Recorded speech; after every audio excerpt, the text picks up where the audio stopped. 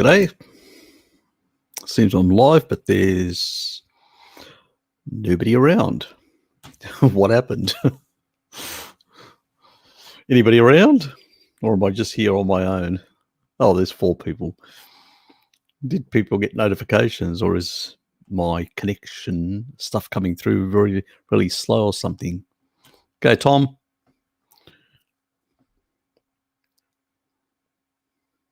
Still hasn't happened. What is going on? Okay, it's just popped up. So for some reason, these connections are really slow. Bizarre. Anyway, g'day, Tracy. Not sure what's happening, but it just seems like things are just filtering in really slow. So, okay, we'll just play it by ear. Michael. God almighty, how long does it take to come through? That's how long it takes to come through since you guys put stuff through. So it's just, for some reason, the connection between the two is really, really slow. Don't know. Don't understand it. And then a whole bunch come through. What the fuck? That's weird. Anyway.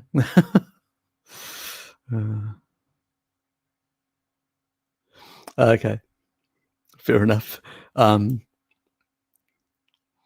it going, mate? I hear things are looking good.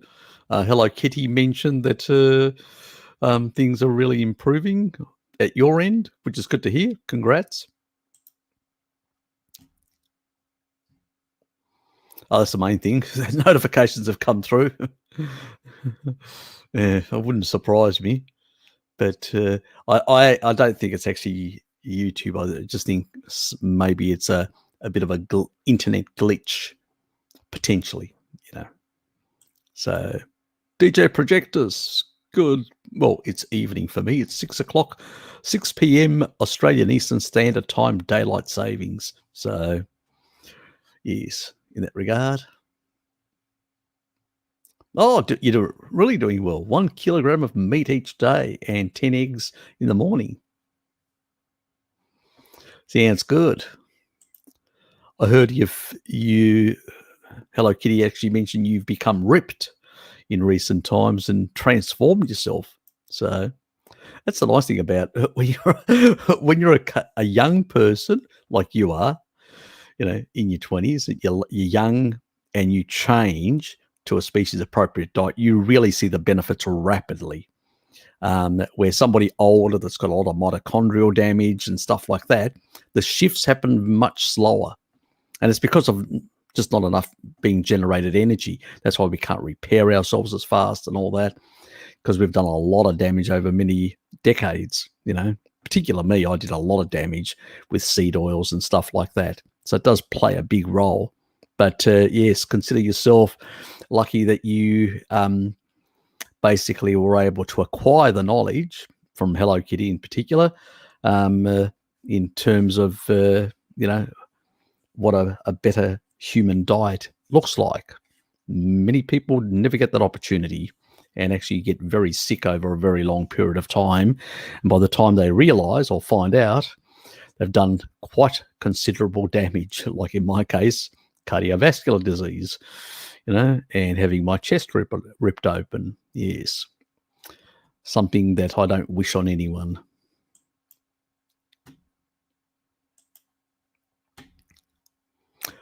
Sounds good. Yes, with bacon and Parmesan cheese. Something I do as well, I have to say, and I really enjoy it. Gary, funny, ironic YouTube ad came and gets your shot, your wellness shot of vegetable juice. The artificial intelligence algorithm is working well on the YouTube. Exactly. It definitely is. It definitely is. Yeah, much slower. Yeah, it is for some reason. It's really just, I don't know. It's just anemically slow. It seems like it's just going to be one of those nights. I don't know why, but it's weird. Anyway, we can't do much about it. it is what it is at this moment. Hello. I tried it, the passion fruit one. It's all right. It's all right. I think the other one may be better, which has got that Japanese whatever it is in it. I'll try that tomorrow. Let you know. But I don't think I'll be buying this again. It's not too bad, but it's sort of, it gives you a really sort of soury passion fruit aftertaste, which it doesn't really gel really well. I don't know why, but anyway, I thought I'd give it a try. Probably did waste $4.50 for no good reason. Anyway.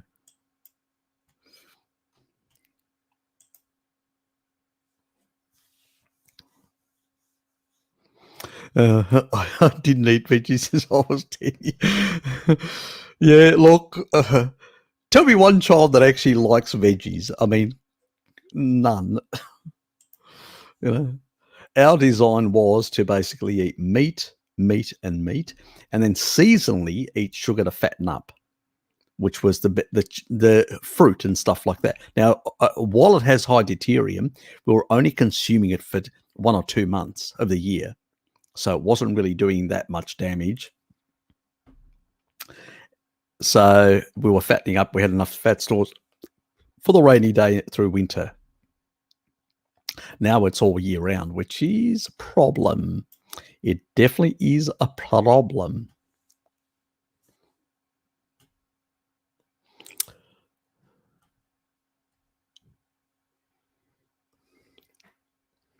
Yep. You've been telling me he's actually, ripped and all that. Got to be jealous of these young people. God, takes a lot of effort for us oldies. These youngs, they just change over to species appropriate diet and bang, they're ultra healthy and ultra everything. Yeah, I know, it's awful. Oh yeah, Mel, I hate propaganda ads. I'm not crying about that. I'm just, yeah. Anyway, I'll move on. The old fella will move on. I saw someone giving snail internal organs from a factory that processed snails to pigs, and the pigs are very muscular, no fat. They look like bodybuilders. I wouldn't be surprised. I would not be surprised at all. Look, all animals, all mammals, I mean, we all come from some sort of rodent type animal. All animals can engage the Randall cycle. All animals can basically do all those sort of things. The only difference is that there are specific food things that one physiology is more optimized for than another. That's basically, but every single animal in nature is basically to some extent low carbing, to some extent. There is no real animal that is like a sugarholic. It's extremely rare, and those animals that do actually, there are a few birds that actually will suck nectar out and live off that, but they convert it in their liver to fat. So that fructose goes directly and it all gets converted into fat in their liver. So at the end of the day, they're still consuming fat. So it's one of those things, and they use that extra energy to basically, they also recycle much better in their bodies, amino acids. There's a lot of things. So a whole lot of animals have developed mechanisms and stuff like that are variation, but there's not really an animal that goes out of its way. And in nature, really, there is no real sugar continuously and in high amounts. It just doesn't exist. It's either fat from leaves, short-chain fatty acid, or it's basically small insects or worms or whatever. Birds eat worms and stuff like that. Pretty much it's most animals. And in the sea, it's all carnivorous in the sea, pretty much. One eating the other, So it's only the ones right at the bottom of the food chain that are, the plankton type and all that, and other types that are eating some other stuff. But yeah, and even some of the species that eat some of the leaves inside. Again, it's low deuterium, low, practically, seaweed and all that doesn't have any carbohydrates, any sugar. So nature is really, yes, you require a bit of sugar, glycosylation of proteins for, the outer perimeter of the glycans, the outer perimeter of cells, but you only need very, very little. That's the reality when you look at that people consider it so important now that have literally turned like nature on its head is just ridiculous, but that's the world we live in. It's a bizarre, bizarre world. Everything's upside down nearly.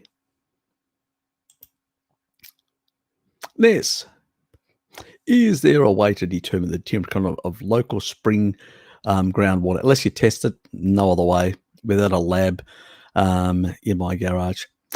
The only way is, there are two ways. One is to look at the level of UV.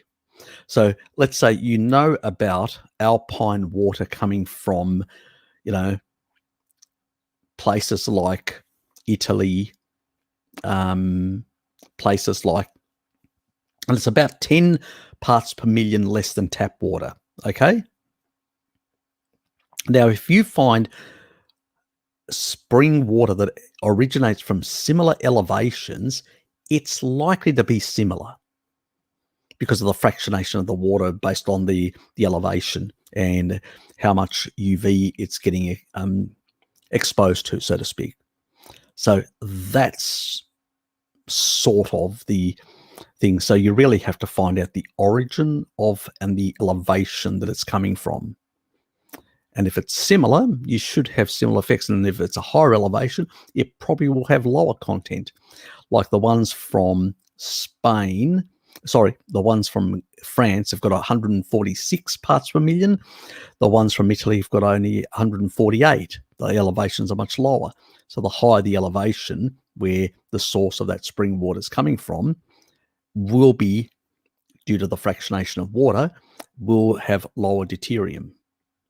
So when you're looking at a product, find out what its elevation, what springs it's coming from and what their elevations are in those regions.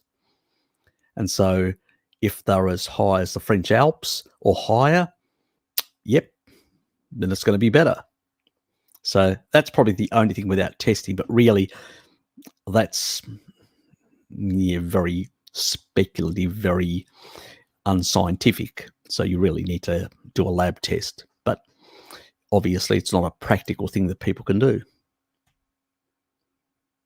No, this one doesn't take lost medicine. It just doesn't combine really well. The other one did taste like a bit yeah. We definitely won't be buying that one either. But we need to find out whether we like things. If you don't try, you never know. Yeah, exactly. Yes.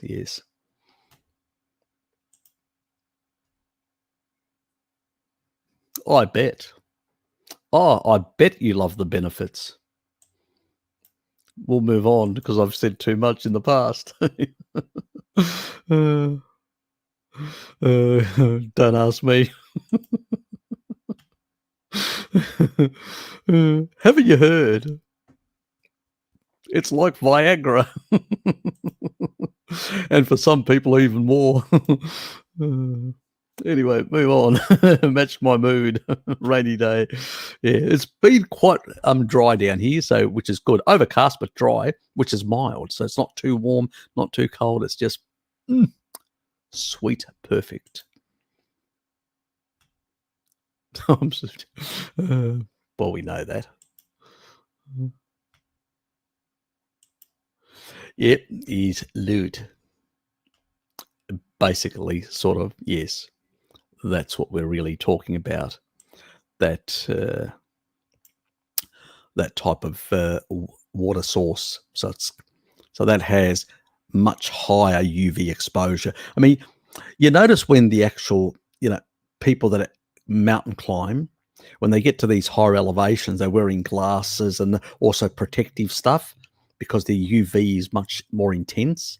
So the more intense UV will actually knock out those neutrons out of the and change the those hydrogen ions from heavy water to light water. It'll actually shift the composition of that, so lower the deuterium level. That's why, yeah, glacial water, alpine water as it's called, is really much lower in deuterium. Yeah, so it's, but again, the degree that it is depends on the elevation and the age of the, yeah, there is a sort of an element of the age of the actual glacier, the formation. Yeah, there's all those sort of things. Then it becomes a bit of esoteric, you know, all that sort of stuff. Even though I know a bit about it, I've put it out of my mind because, you know, you can only go so far into some of this before you start to, get. I'm gonna gain one extra part per million. You know, it's just lower than tap water. So if you're going to use anything for making coffee and stuff like that, yeah, it's a better source. You should hydrate with fat, but if you're going to use some external hydration source, try and keep it as much lower as possible. And that's what I do. I hydrate with fat, and I only use this sort of stuff for coffees. So that's the aim. So I'm not consuming massive amounts of water. It's, it's going to come from this sort of stuff, or it's going to come from, coffee. So, and sometimes I look at my urine and go, it's getting too light, which means I've had too much external water. That's why it's getting light. So it should be more closer to yellow, because that's what all animals pee out, yellow. So that's what you're supposed to pee, and not pee constantly. I mean, Sean was asking me today, because Hello Kitty we were walking, and says, don't you ever go to the, sit there? And I said, in the past, I'd be in the toilet every couple of hours. I don't have to get up. I mean, you guys see me. I don't have to get up for the toilet because my antidiuretic hormones are upregulated. And so I don't pee as much as I used to. It's nice because I don't get up at night. He still gets up at night, and many others do, many people. Again, because they're just creating excess urine due to high levels of sugar intake. Sugar dehydrates you guys. That's the problem, and actually increases. And if you've still got some underlying insulin resistance and can't tap into fat, you'll end up having to use sugar as a means, whether you're tapping into protein or your sugar reserves in your liver, and you're going to be basically increasing the urination. It's another way of also getting rid of the deuterium, but that's what you're doing. So, yes, not a good thing. I read somewhere that 293 nanometer is the perfect light wavelength for vitamin D production. Is correct, that number? It sounds familiar. It does sound familiar, that part of the wavelength. It sort of sounds familiar, but I don't remember. So, yeah, it sounds familiar. It may be, but yeah, I just can't remember off the top of my head. It's something that I remember reading a very long time ago, even before I had cardiovascular disease, a really long time ago, but I just cannot remember at the moment. Not a problem. You're welcome.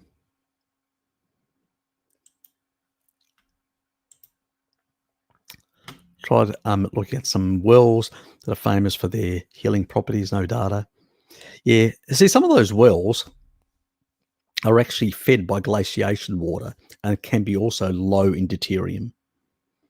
And if they're very low, it may seem therapeutic, because if people are eating mixed diets and they're actually consuming this water, which is depleting the deuterium or diluting it and reducing it, it may seem like healing, because you're actually improving the mitochondrial efficiency. So you're healing yourself in a sense, because you've got better mitochondrial efficiency, and you're improving the mitochondrial, you're causing less damage to your mitochondria, and you're allowing them to restore and heal without being further damaged by deuterium levels, high deuterium levels. And so by consuming that water, yeah, it seems healing, but really it's just basically you're changing the intracellular and in particular within the matrix of the mitochondria, where the Krebs cycle is, in that sort of area, you're sort of changing the water composition to low deuterium water, to potentially zero deuterium. And if it's zero deuterium, that means your melatonin over time can heal those damaged nanomotors, and you can utilize that water body to produce ATP, which is fantastic. And as a consequence, you start healing and you go, wow, I feel younger, I feel healthier. It's just the low deuterium, So, yes, but people didn't know that, and still many people don't.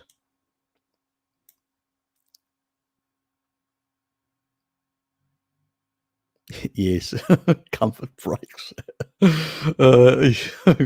It's one way of calling them, Tracy. It's one way of calling them. Yeah.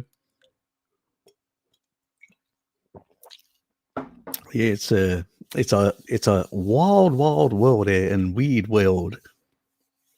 It's basically the Jabba the Hutt world out there. It's wild and wacky currently. Yes, I like how basically there's 100% of Jabba proponents in Gibraltar, and there's a massive outbreak and hospitalization.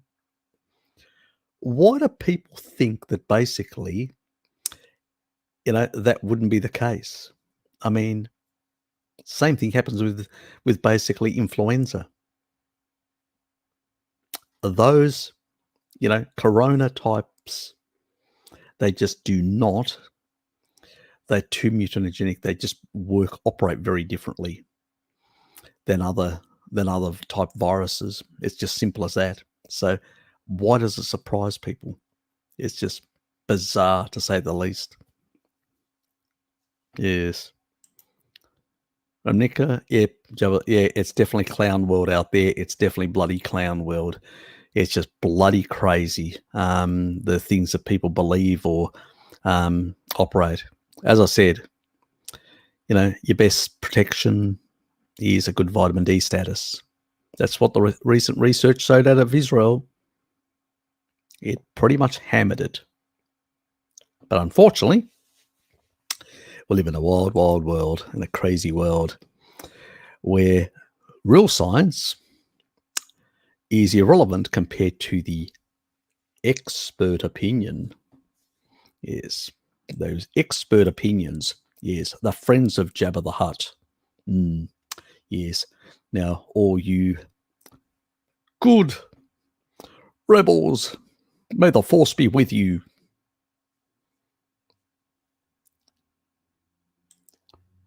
Yes, it's a weird world. We were talking about it, me and Hello Kitty, as we were walking back. Just how crazy things are at the moment. Yeah. Just hope they don't become even worse. Yeah, pretty much. It's, but if you take a look, low cholesterol in associate, and we're talking about large cohorts in terms of where you've got a shitload of numbers of people, when you put them all together, what the epidemiology shows, which is what they always champion, these crackpots, shows a strong correlation with basically all-cause mortality and low cholesterol. So, and when you look at centenarians, they tend to run much higher cholesterols. So, as I say to people, make your choice. Do you want to follow the expert? Or do you want to follow, what people that live longer do? So, simple choice. I leave it up to people. It's not for me to tell people how to live their lives, but just to present things and them to make, informed decisions based on that information. The difference is these other people try to ram it down your throat, and it's just pseudo crap. It's basically associational. There's really nothing that they can actually. They don't even have strong inferences. If there was a strong inference, I'd say, yeah, they've got a strong inference. They don't. Basic epidemiologists will tell you need an odds ratio of 6 to 10. Tobacco had between 10 and 30. These people have like 1 point, I think one of the highest that I've seen is 1.21 for processed meat. 1.21. Not 2, not 3, let alone 6 and 10. 1.21. They call that 21%.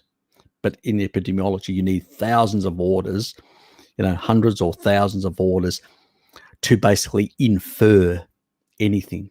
And that's only inferring. You still need to do the experiments to prove causality. That's just an inference.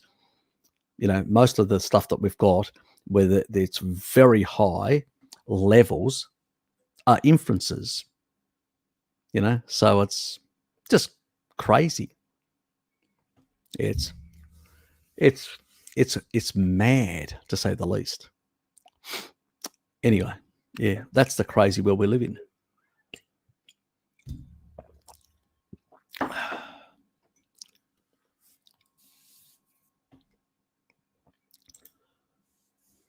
Aussie mass picnic.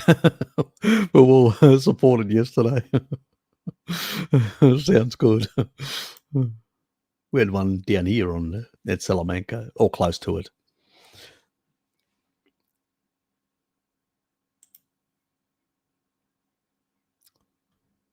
Oh, yes.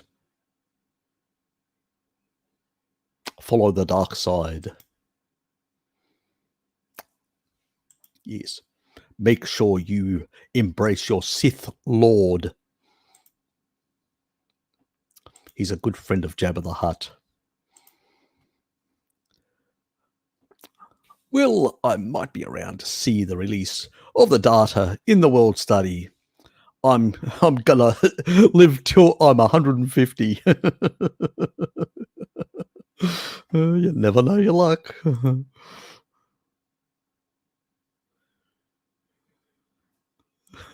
Yeah, basically they can't even help themselves. Precisely. These are the people that basically can't even help themselves. You see doctors that are obese, morbidly obese, very sick. You get Joel Khan, the con man of the Vagoons, literally stepping out. We're not talking about any massive physical activity. Stepping out of a shower, of a bath or shower, whatever it was, and literally, causing himself major fractures. That tells you everything. Yeah. They can't even sort themselves out. Then they're recommending things to other people. Crazy. Biologically, it makes more sense to form a group with strong bonds and live a shorter life. That is the point of mass psychosis. Oh, look, I don't think we will live shorter lives. Even if you take a look, if you go to the past, the reason why the averages are low and these are average life expectancy, is because people used to not have one child or two children. They used to have something like 10 or more children. I mean, one guy mentioned his grandmother had 16. Massive numbers. And then a lot of them died from infant mortality. So it really suppresses the averages. Because in the past, we know there were centenarians. I mean, there are in Icaria and many places, there were many centenarians. They were in burial sites with where they were 100 plus years on their burial tombs. So we know they did exist. So the average thing is just ridiculous. You need to take out all the infant mortality in order to really gauge what is really happening and look at only adults, from 25 and over, because usually 25 and less people are very, tend to actually die from other causes. Let's say misadventure, in particular males tend to be much higher in that category. It's another reason why humans birth more males than females, because there's going to be bigger loss. So even biology knows that. It's just the crackpot expert doesn't know that. Biology knows that and actually factors that in to make sure that there are more boys born, because more boys are going to die as youngsters. But the expert, just statistician just ignores that, and basically has very highly confounded data in the early ages and ends up basically creating distorted images of real life expectancy within population groups over historical periods. And that's the problem. We're fighting against that sort of nonsense. And also, massive young people distort the envelope. There are more people in younger age bracket and more of them are dying. So automatically, from other causes, not from health causes, but from other causes, but that actually lowers the average. That's the problem. People ignore those real facts and come up with stupid and bizarre thinking. Oh, yes, they ate that way because they had no other option, but they lived less longer. No, that's bullshit. I mean, we know from Maasai there are centenarians, and even from the Inuit. It's just nonsense. Thankfully, my mother said I'm known to the doctor about statins, even through, she suggested I take them. Yep.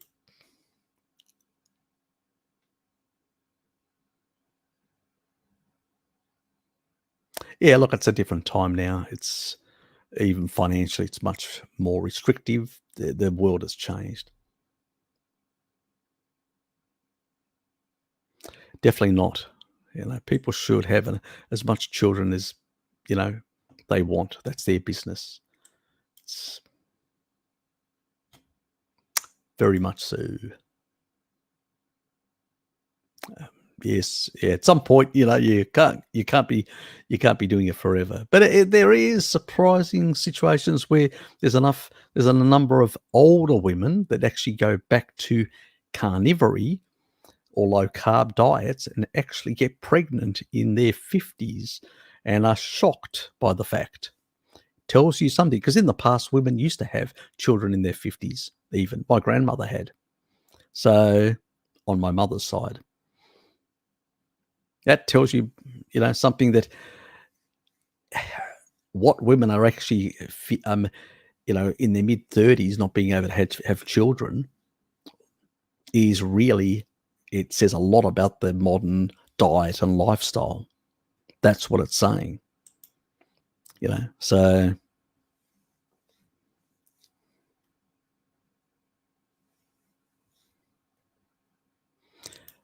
Well, it's not really a miracle. It used to happen. It was much more common in the past, not now.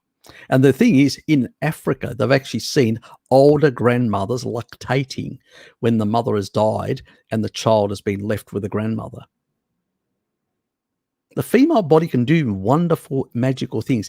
As long as the nutrition is right, those systems are in place and still work, even in old age.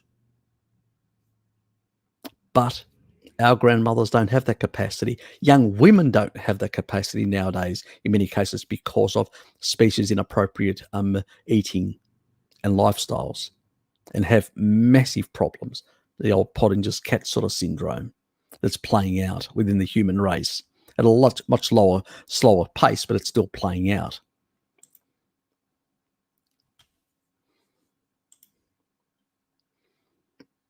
In a nutshell, Jabba ideology in the masses is a biological mechanism to confront the better chance of survival with large groups. My theory.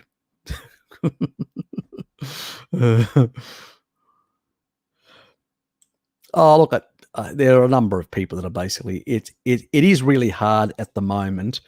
There are some communities that are breaking away from all this nonsense, setting up other things. There are people going to different, like some even moving to third world countries because to try and get away from all that craziness.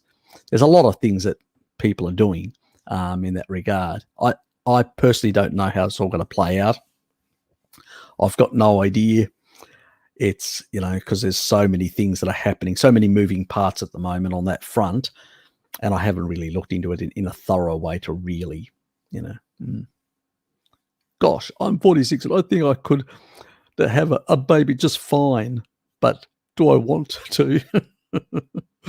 That's your choice, zombie. That's your choice. You do have young kids, so, I mean, you are a bit of a late starter, but with a species-appropriate diet, you've probably made, some low-carb decisions much earlier. You've been able to have a more better functioning body than many others. So,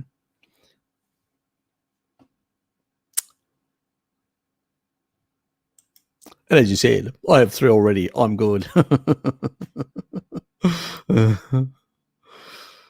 Oops.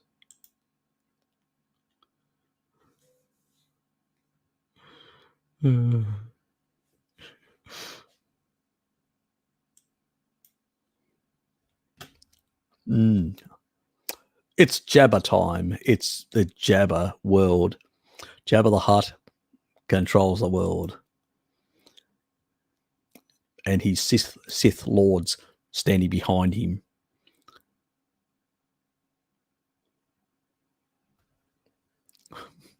Not even going to go into that sort of move on.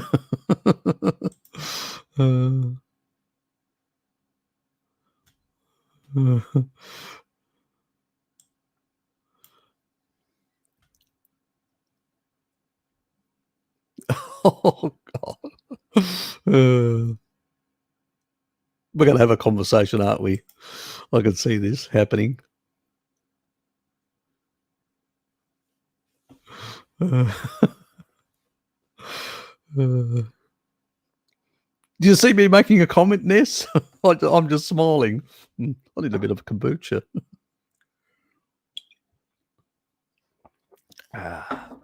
So refreshing. Yes.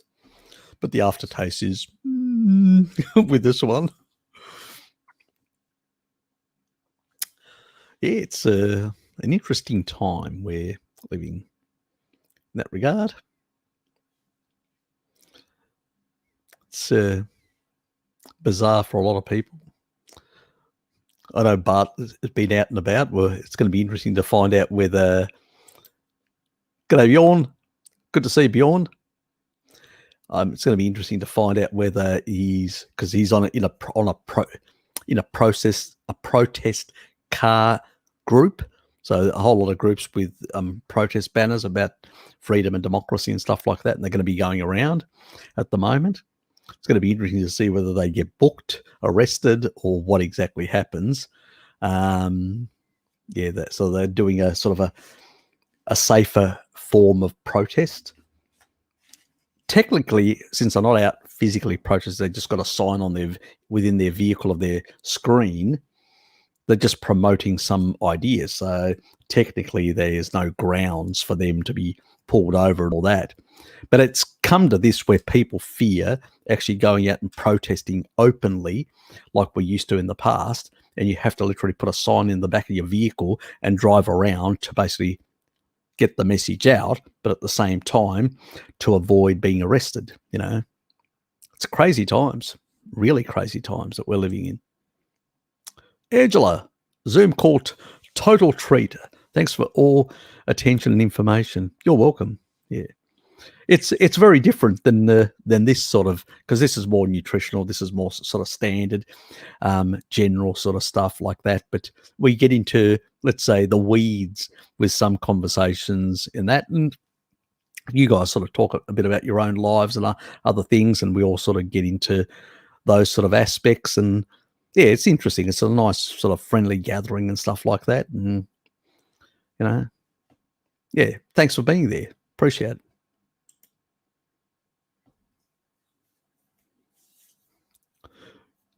Gribbament. H8 speech. Yeah.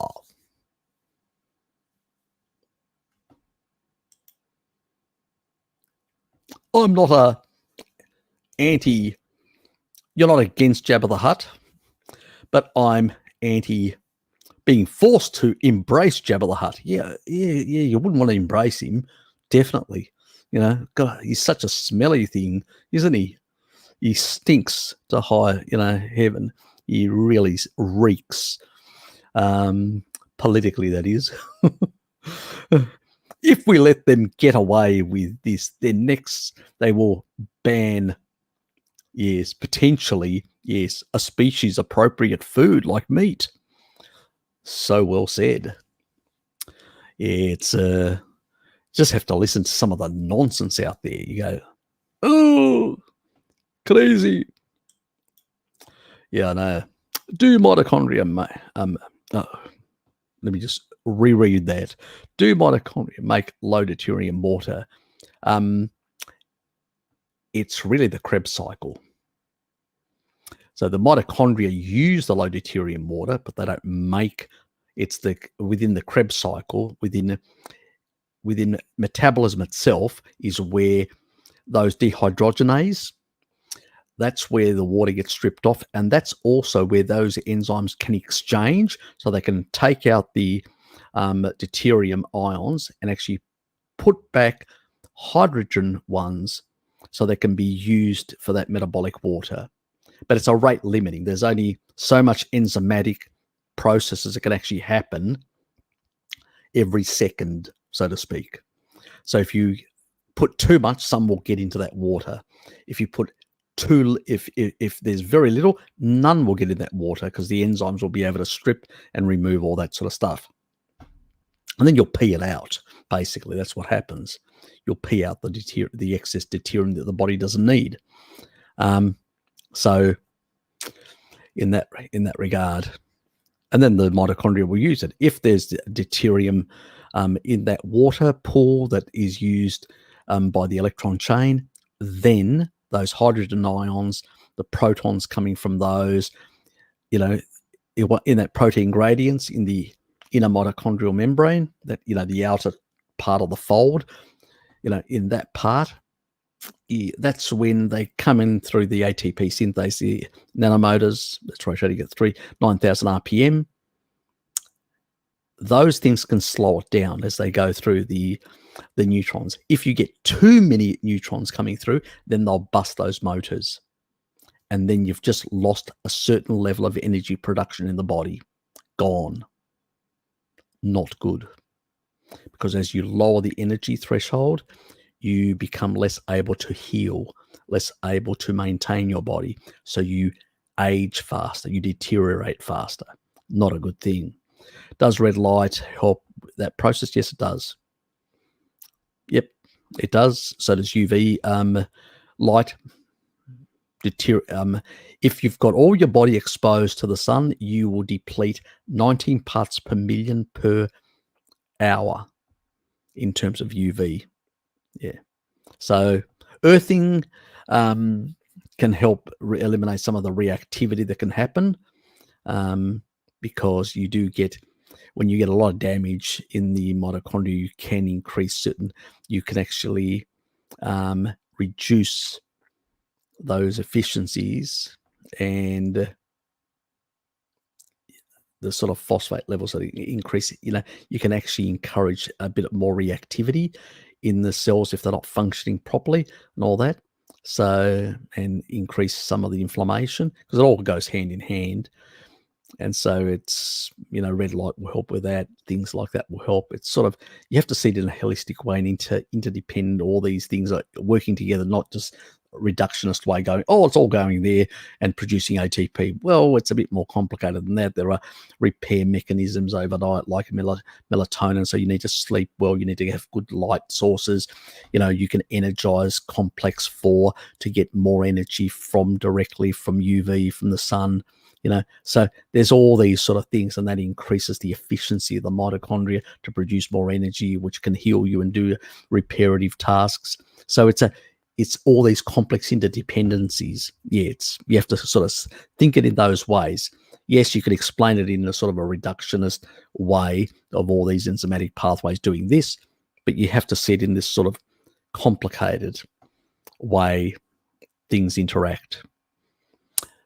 Anyway, back here. Yeah, it sort of creeped away, like StreamYard always does.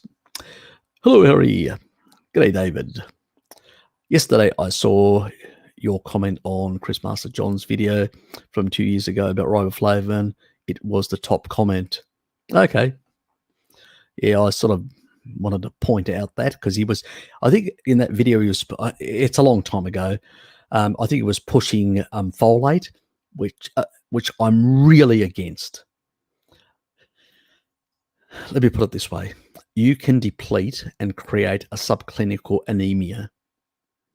You need to support that pathway, that critical pathway, which is dependent. It requires as a cofactor for those enzymes, not only riboflavin, but also it requires B6, and that plays it's a synergy. The primary ones are folate and B12, but if you put too much folate in, you can end up basically depleting B12 and create a subclinical anemia, and it's not good for the brain either. It's a bad thing to do. It's best not to interfere with those things. It's best to basically provide the B6 from the animal foods and the B2 from the animal foods, which will really get that gene to basically change its epigenetically expression to transcript and actually produce more, upregulate the enzymatic activity of that enzyme that actually does the conversion of homocysteine back to methionine. That's the sort of critical part. I mean, another simple way is to basically just eat more choline and and I can't remember what I wrote in the, probably writing about the riboflavin at the time, because I'd found out about my own self looking at those studies. So one that I did a video on, and why I believe that NTHFR is not a real disease. It's a made-up one from naturopaths who come from a vegan or a vegetarian where they're not getting enough riboflavin in their diet. And we don't need to supplement these other things. We just need to give riboflavin, because the body, for 95% of the plus of the population, it's only a small percentage of the population, 2 to 4%, that can't do the full conversion. But most people can go from methionine in meat to choline, and choline to basically folate. You do not even need to eat one piece of folate. So the body can do those changes. Obviously, if you eat meat and you eat a bit of eggs and a bit of liver, you can actually get some folate, and it reduces the amount of conversion that's required to be done in the body, but you don't really need it. The thing that you need to really do is increase, because you're getting plenty of B6 and B12 from meat. It's a lot.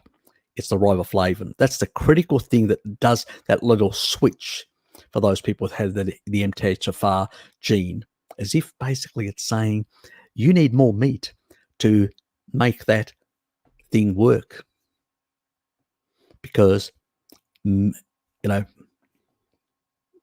majority of riboflavin on a carnivore diet, riboflavin requirements go up, they double. And the only foods that are very high in basically riboflavin are dairy and meat. Voila. Yes, the diet that most people require, particular meat, but Europeans and a number of other groups around the world, milk as well. Yeah, I know. Oh, look, it's interesting. Yeah. I wish that had, maybe the top comment. I wish it translated to more subscribers, but it didn't. So it's a funny world. Yep, yes, it is. It very much is.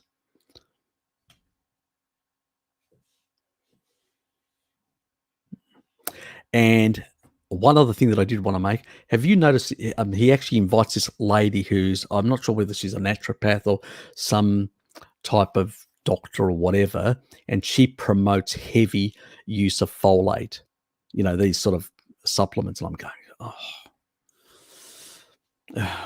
do they want to induce in people? I know I heard recently somebody say that Chris Master John, because I don't subscribe to him, he's sort of pulled back slightly on the folate thing. He thinks that too much is not a good thing and it doesn't really do much. I don't know whether that's true, but that's what I heard somebody tell me. I just don't bother anymore, to be honest. I do not bother. I think he's gone down a number of stupid rabbit holes, including a semi-Ray Pete type. He doesn't believe in the Randall cycle either. He doesn't really understand it. I think he had some good information in the past, and I think he's gone down certain pathways which really have taken him to dead ends, really, that don't really help him or anyone else. Yes, pretty much. Yes, a bit of stagflation in the system. And that's why we need more windmills and more solar panels. Let's really decarbonize the economy and really let's push up stagflation. You guys don't need to own anything. We need to basically impoverish you, and then you can be the great new serfs of the Great Reset. Yes. I hope you're looking forward to it. And you'll get your free Jabba the Hutt, little dolls as well, just to go along with that. Discounted, exporter from China. So nothing to worry about.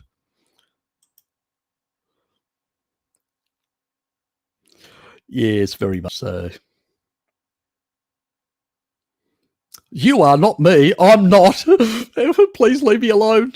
Do not cancel my channel. I know, it's bizarre, isn't it? Yes. That's what I've been forced to do, is basically adopt as a pet, as a mascot, Jabba the Hutt. Yes, yes. My Sith Lord is sitting behind me and sending me instructions and telling me I should basically be really nasty to you for even saying something like that.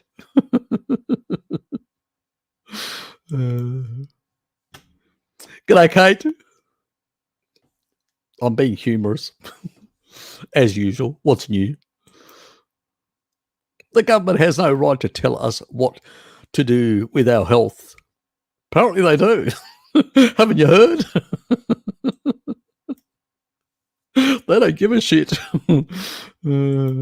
Apparently, according to some people, not me, YouTube, not me, according to some people, some evil, nasty people. Yes, I'm with Jabba the Hutt. He's a good mate.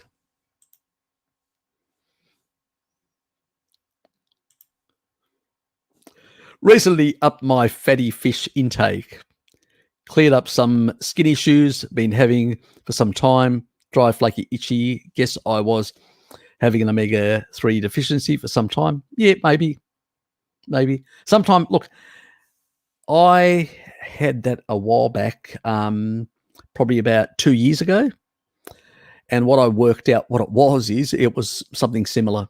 Yeah, I was sort of doing a lot of beef jerkies and a lot of dried stuff and probably not getting enough essential omega, because stuff like that. I'm being a bit of a tight ass as well and not, just getting regular sort of beef and stuff like that. So, yeah, I noticed the minute, and I wasn't eating eggs. So eggs are a really good source as well, especially if they're pastured. If they're not pastured, maybe not. So yeah, you do notice the difference. But the easiest way is actually to add some fish in. That's the really easiest way. If you take a look at most N15 data, which looked at, I mean, even the ancient Greeks, but even other stuff that I've looked at, there was always in there the primary source of the ruminants, and there was a bit of coastal fish or river fish in there in all the populations. So humans have always actually accessed a bit of fish. It's not the main part of their diet, but it's a small part always, you know.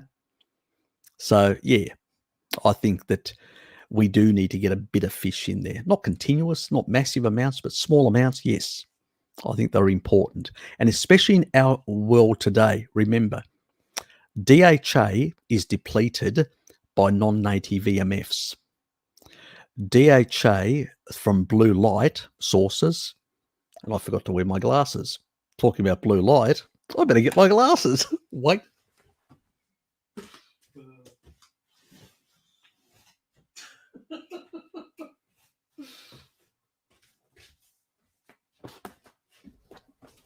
And hey, hello, Kitty. You didn't say anything. I'm depleting my DHA, and you said nothing. We're going to have another conversation about that as well. Yes, so that is another problem in a high EMF environment, non-native, and a high, basically blue light environment. You will be basically degrading more DHA in your body. And so the requirements go up. I bet he does. It's Roy, and he looks cool as well. He's a cool fella. Yes, it can make a difference. So that's why I've got all these lights and stuff like that. I didn't actually turn them on today, so it's going to become a bit on the darker side. Yes, I'm basically with a Sith Lord. He's in the background hiding, keeping an eye on me and controlling me, making sure I say the right things, which the world, the WHO, and the government wants me to say the right things. Yes, they are good people. They know what is good for us and you. And I've got my mate Jabba the Hutt right here with me, you know. He's got a bit of a bit of off-putting. The smell, the stench is a bit off-putting, but he's a good bloke. His heart's in the right place, apparently. I've been told by the government official and by YouTube as well. Yep. Yeah. Jabba the Hutt is basically a very strong supporter of Google.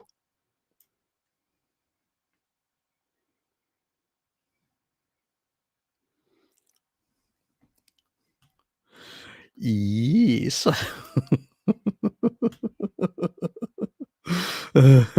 think we're all going to become outcasts like you, Tracy. Head for the hills.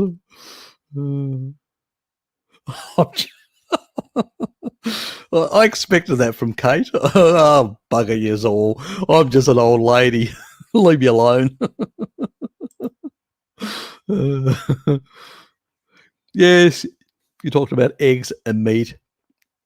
You eat daily plus all the dairy.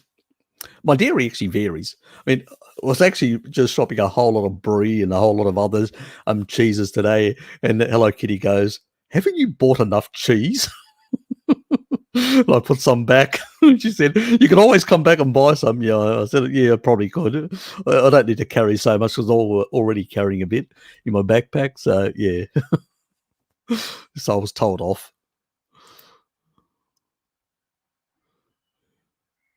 Exactly, and that's the main thing. You haven't been doing what Jabba the Hutt's been telling you to do. You've been a bad girl.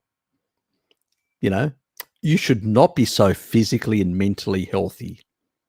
It's unacceptable, zombie.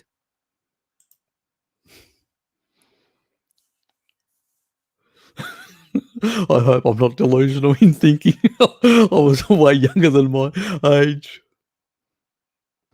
Well, one person's delusion is another person's, happy bliss point.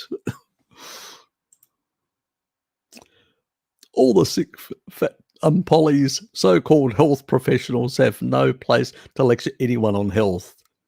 How dare you, Tracy? How dare you? Am I saying it correct, Sir Jabber?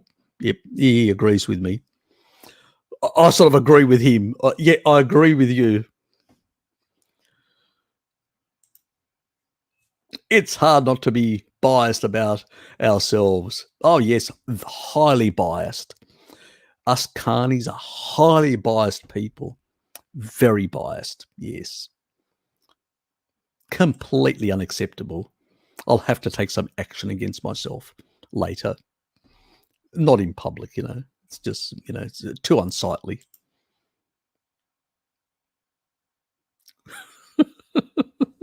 Did we ever?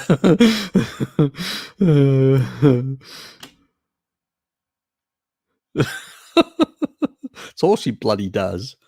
Let alone she's got an appetite like a horse. I don't know where she puts it. She's like that.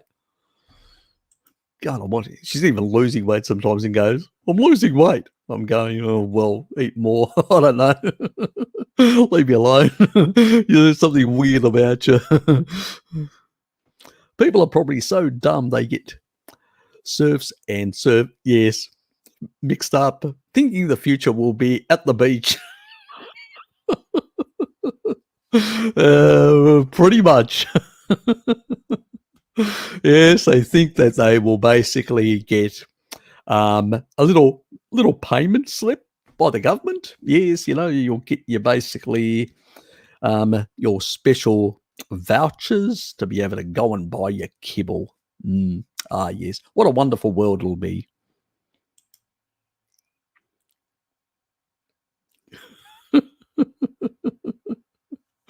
I'm not even making a comment. I'm moving on.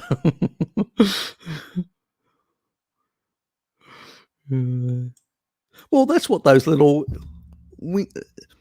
four-wheelers are for. So you can really just deteriorate your muscle mass, your muscle skeletal structure. You can't even get out of those. You'll need a crane to get out of those into a bed. But eventually the AI will be able to drive you around. No problems. Don't worry about it.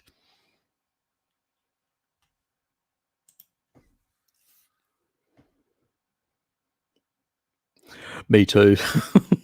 moving to a warmer place. Well, that's the plan in 5 years' time. Yes.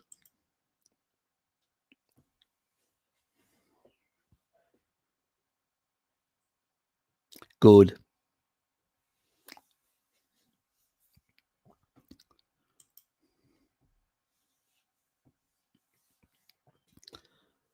Yeah, look, that's I think that people are recognizing, some of the research on vitamin D is coming out, and some people are wising up. And especially when you've got places like Gibraltar, where Jabba the Hutt literally controls the place 100%. And there are still incidents. Appalling, isn't it? How dare those people turn up into hospital when they've been double Jabba Hutted? How dare they? What do they think it is? Like influenza, where Jabba does not work? How dare they turn up?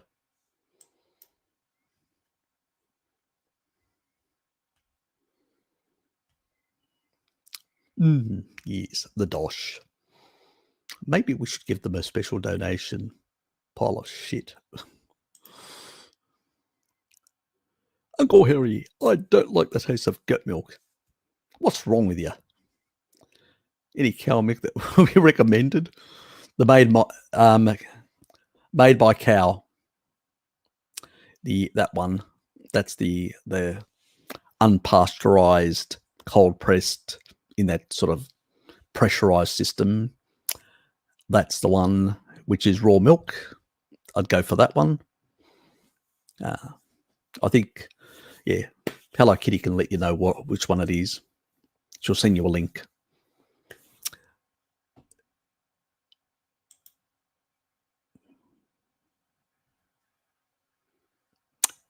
I heard. I'm stylish and protected.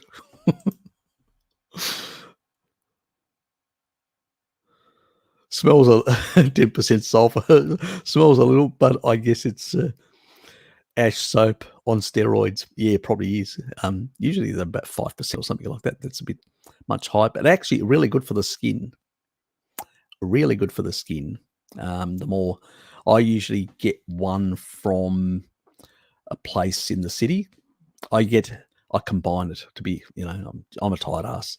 So I buy one from Woolies, which is a goat-based one, which doesn't have all the chemical crap and all that. And then I get one from Gowans, Galls. Sorry, thinking about bidding stuff. Galls, and they are in Liverpool Street, and they actually sell ones which, are sort of an artesian type with sulfur, and I actually use both. So I've got both. I use both, and so I don't overuse it, because one costs about $2 and the other one costs about $7 with the sulfur stuff. So it's quite expensive. It's more than 3 times the other, So unfortunately, even the major manufacturers could put, ash in, but they don't. It's just one of those things, because they then have economies of scale, by putting ash in, and it'd be cheaper. Even if you had to pay a few extra cents, I'd pay it. Yes, it's unfortunate. So I have to combine the two for good skin health. So I use the first one to clean, which is the commercial one, and then I use the other sulfur one as the second one. So that's the one that actually, because the pores are open, will absorb more of that as well. So it is very important to combine, to do it in that way when you're washing. You double wash. Always, kiddies, you should double wash. Anyway, it's double soap. Anyway, friends, don't let friends deplete. Oh, yes, exactly. Yes, with their wanker phones. Look at this. Oh, don't show me.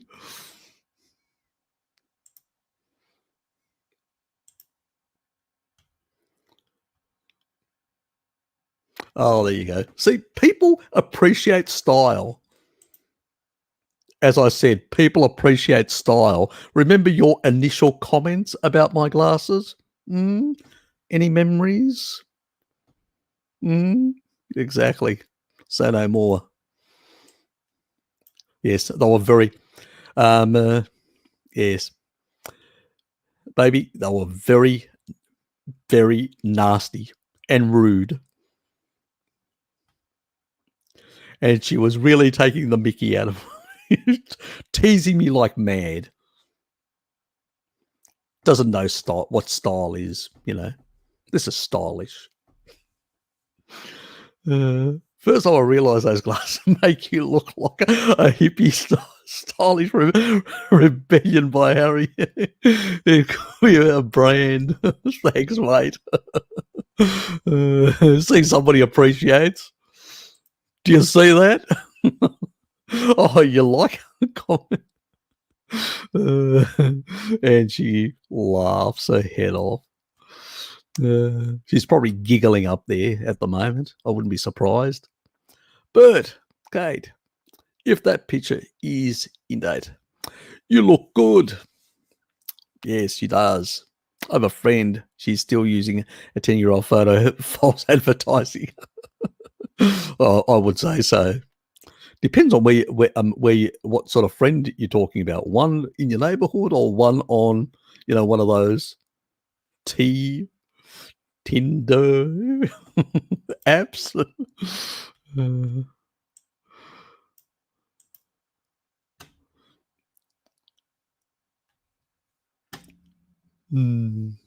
Yes, you look fine.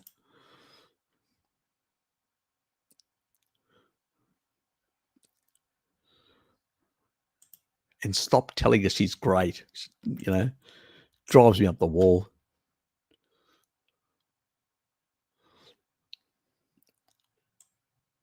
I always tell her how cuter I am than she's.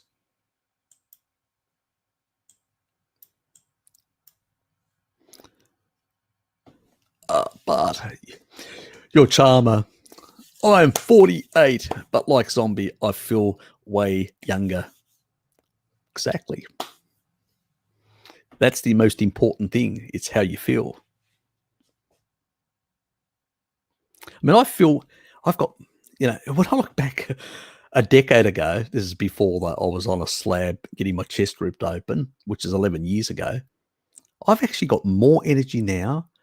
I'm fitter. I mean, I go back to my late 20s where I still had some level of fitness, and I would say I'm even slightly fitter than then. I'd have to really go back to my teenage years and early 20s when I was really fit, way fitter than what I am now. So the last 10 years to be more precise, of low carbohydrate of one sort or another until today have done a lot of great things to reverse a lot of the damage and to make me feel younger and energized and be able to, I walk around everywhere. I can, jog up stairs. I can jog up, hillsides. Yesterday we were just literally with the young ones, my brother Sean and Luba and the other one and the kids and all that. We were literally racing and we were just jogging all the way. This was down at the Domain, and I'm running, a long sort of distance. We're going up an uphill sort of inclination. And it just shows that they were way younger, in that regard. But I could not only keep up, but even get ahead if I wanted to. And that's, God, I would have never been able to do that even a 15 years ago, let alone 10 years ago. It just shows the difference. And I mean, a younger person that's got a whole lot of mitochondrial density, like, Mr. Baby, he's in his 20s. So when he switched over, he saw dramatic changes because you still got mitochondrial density to be able to do a lot of the repairs. Once you feed the body the right stuff, you get dramatic results. It takes longer for us that have got more damage. It's unfortunate, but that's the truth. But still, we gain massive improvements compared to 10 or 15 years ago. Well, that tells us something, that what we've been doing for a very long time is really bad for our bodies, really bad. So it's, oops. Thanks, Lemmy. Appreciate it, mate. Love your work, H. Can't hang around. I'll listen later when I'm working. Not a problem. Enjoy your evening, mate. Thanks for dropping in, and thanks for the donation. Oops. Yeah, I find my sport.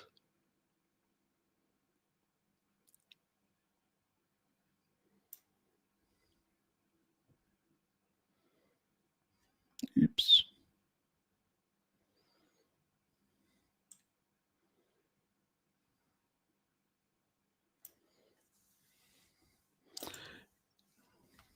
Trouble? Yes, there's a lot of false advertising out there. Depends on which sites you go on as well.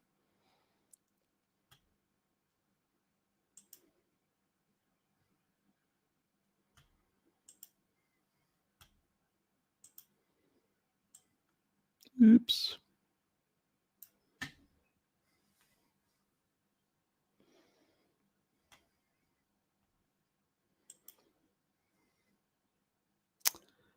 My almost 34-year-old partner, you're doing well, Cougar.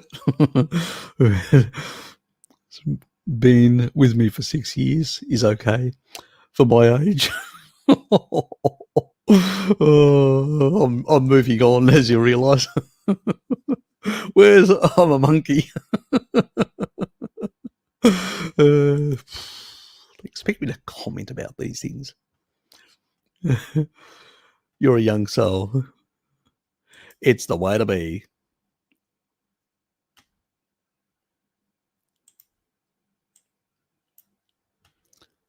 Only as old as a person you have feelings on.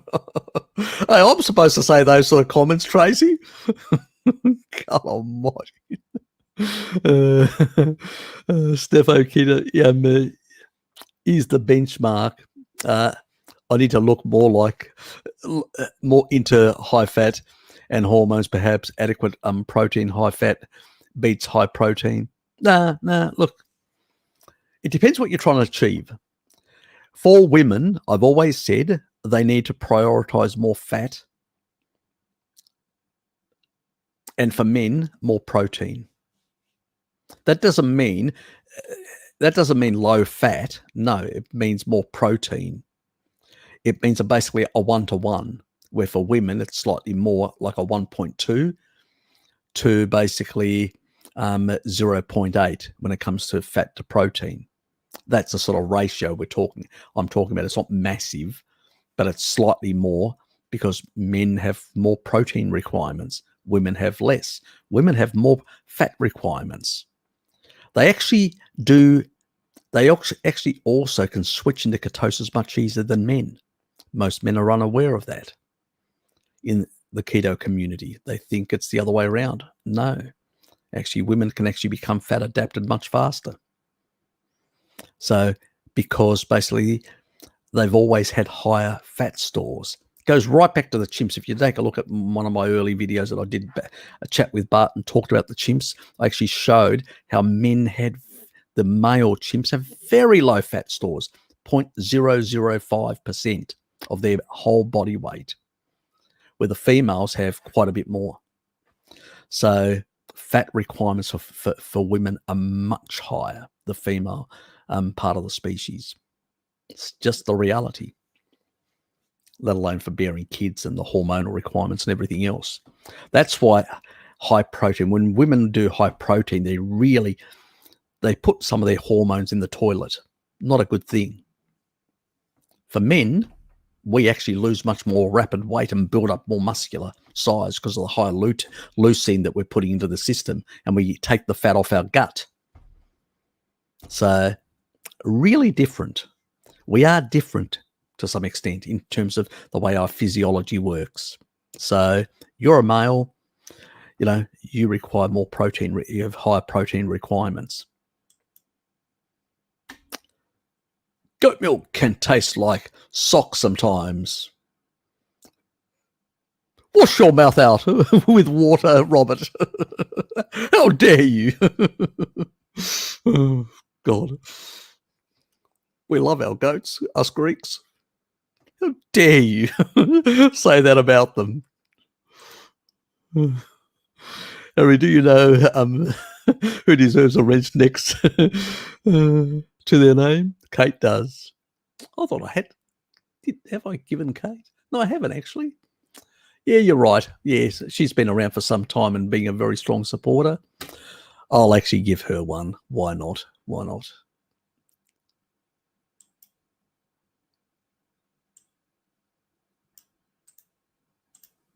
Let's see how we can get this done. It's always a hassle trying to search stuff. Don't know why.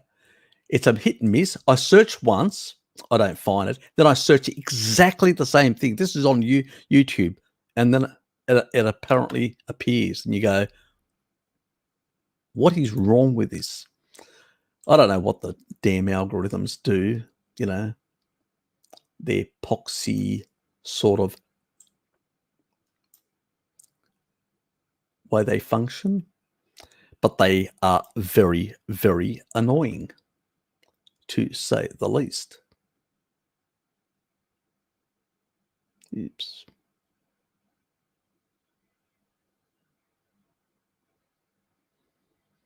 They need to change the filter. They need to be able to filter by country as well, where it was actually established. Make it easier. Prioritize the ones when you're working on there. Maybe that's something I should send them a message and tell them to correct, make life easier.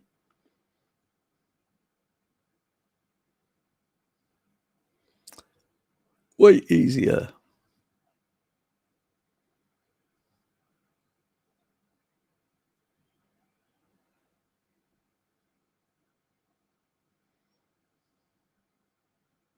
Hey, Kate, just drop your actual channel URL.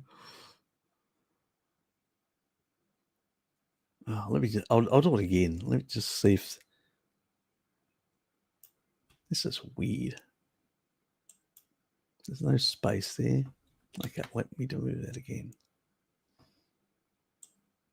Actually, it did work last time, a lowercase.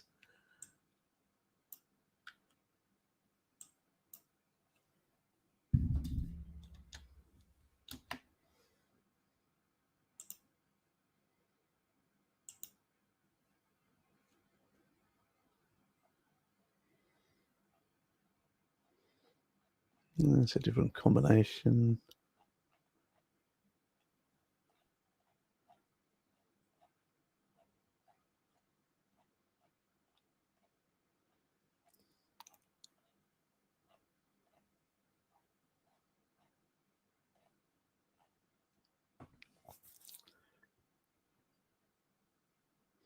Yeah, blinkers can usually find these things. He's like a, yeah.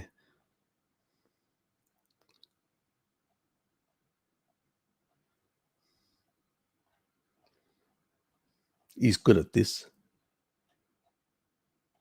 Why aren't I finding you? I know, there's an easier way of doing that. I just need to go into my histories. Channel, go to my histories, find one of your old comments, and from that I can actually go directly. That's the easiest way of doing it. Way, way easier. History. You don't exist. No, you do exist, but Google just is... sorry, YouTube, the way it actually works, well, it's Google owned, but anyway, YouTube, the way it works is just... I don't know why it operates like this, but it's really damn annoying. Oh, they've actually changed it. Why have they done that? Now I can't even see the names on people. Oh, God. Why does Google deliberately try to make life difficult? Is beyond me.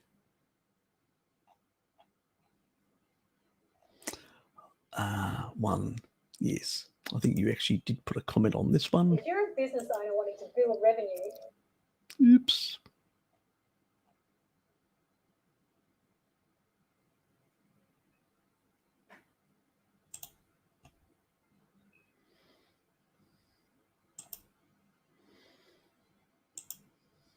Oops. Nope. Not that one. It's always a bit of a bugger with these. Hit and miss. Hit and miss. I think it's this one. It must be this one. It's got to be this one. I know you put one there in relation to...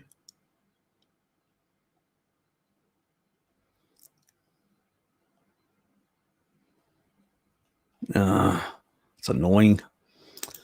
Yes, I know. Don't worry. They can wait.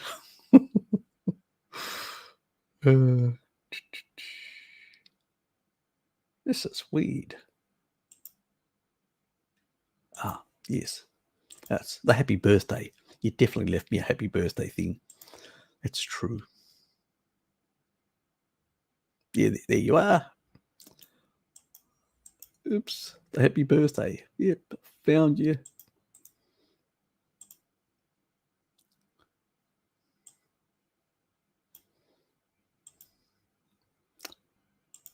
Back to the channel and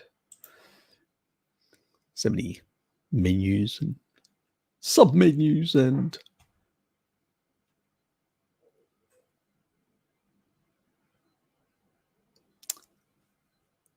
settings, community, and down to the bottom, and there, and paste. And it popped up. That was fantastic. Usually it doesn't. Just test. Has it come through? Drop a comment. Say, has it happened? Or something like that. Or just put a whatever. See whether it responds.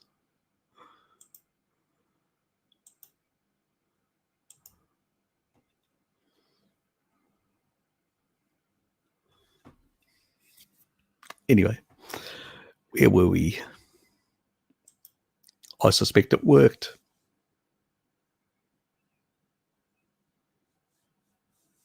And who do you have to thank for that?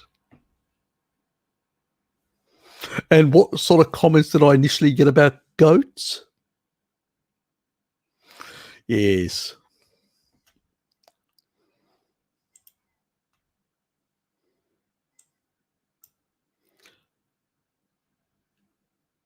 Yeah, pretty much is. It's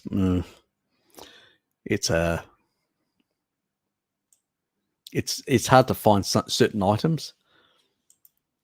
It's considered like a specialty item, and it's yeah.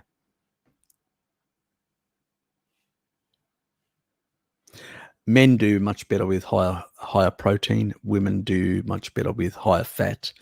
But everybody needs a certain, at least 20 plus, I would say 25%. Women should try and be getting about 25% of their, the amount of nutrients which they're taking in being coming from meat. They should get. So somebody, like I usually say for men, minimal, you should be getting anywhere between 2 to basically 3 grams per kilo body weight, and for women it should be 1.8 to about 2.2. So, and the rest basically energy, fat. Yes, low deuterium fat to support your mitochondria and everything else.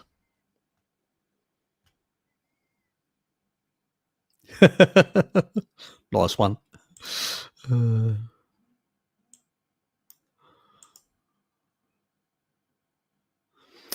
Kitty, I have an image of fast-moving Tasmanian goats. I know where that's going. I'm not that fast. So they can't be that fast.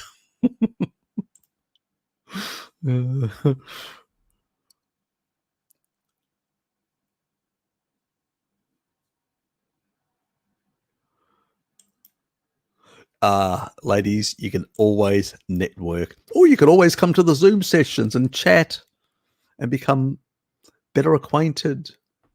That's what they're there for. It's not only for me. I need to start shutting my mouth up a bit when I go to those and allow you guys to interact a bit more, which I do sometimes pull myself back. It's difficult. At least with Tracy, she could put me, she goes, ease off a bit. Let me get a word in. So she's good at that. And the last one I sort of said on a couple of occasions a bit back when, and Paul H from Sydney, he actually, and Paul from down south of Hobart here, I think Cygnet, he's down at Cygnet. He participated a bit, which was good. Gary Lamb from close to the border between he's in Western Australia, between Western Australia and the Northern Territories, and he came on and he's been doing a lot of PCR tests and stuff like that because he works in the medical field up there, so he's been up to his eyeballs with that sort of nonsense.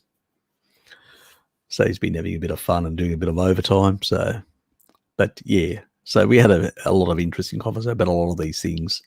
So that was good.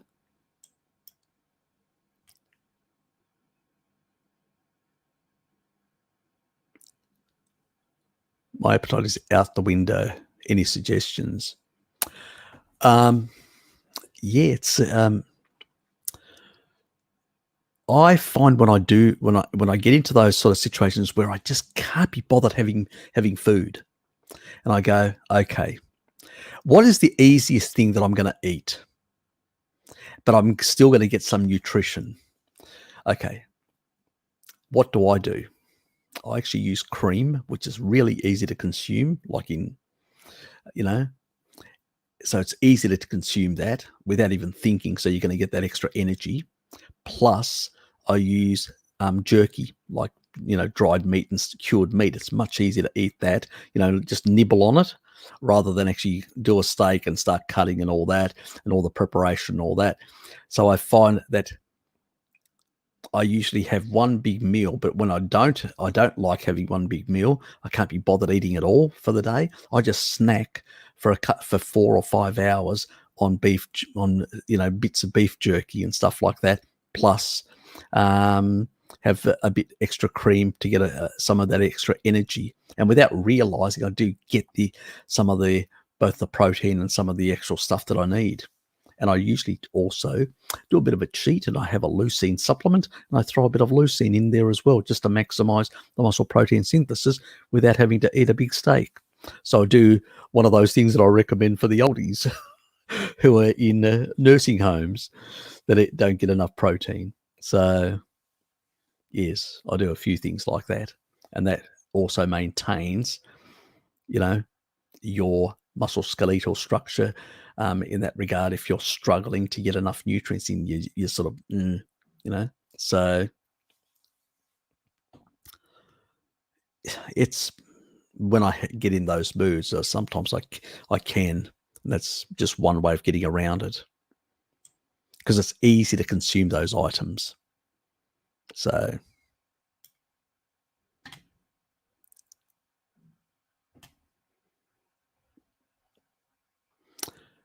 yeah, these are a bit more pricier. They come from that site, the blue blocking, the one that I get the bulbs from, $30 a pop.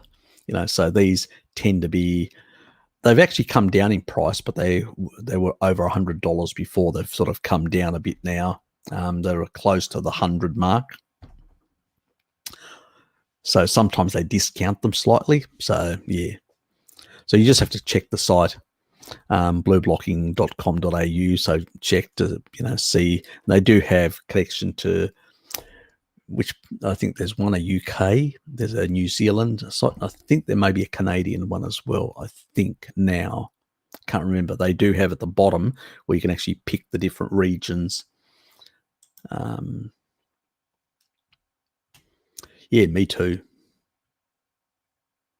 Yeah, and it's easy to eat something like that, and you can get a lot of the energy you require for the day as well, especially with, Kate's more physical requirements.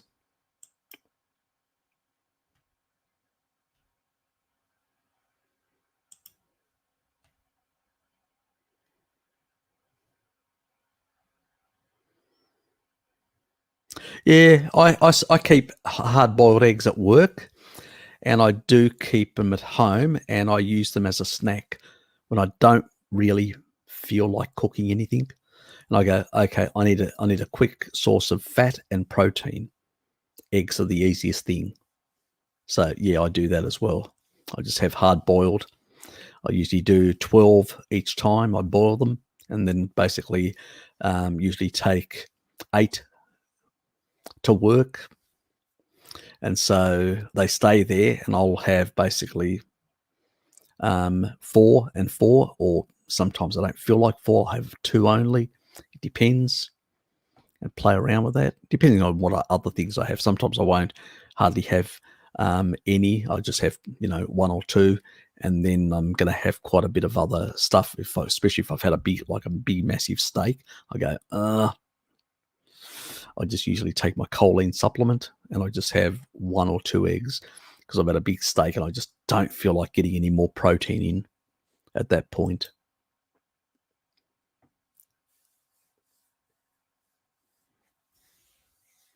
Yeah.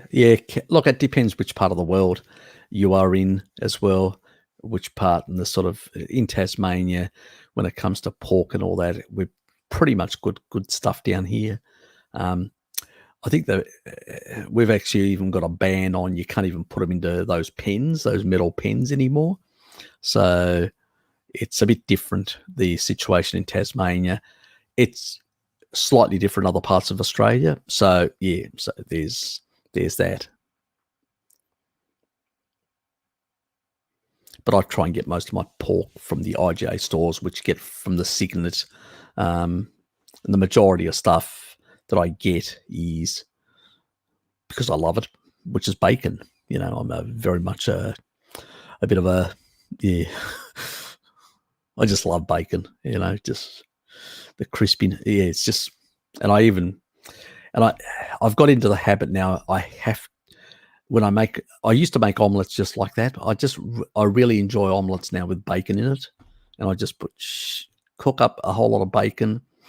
And I cook it up and I chop it up all into small little bits, cook it up, and then basically throw in the egg mix that I've beaten up and start folding, you know. So, yeah.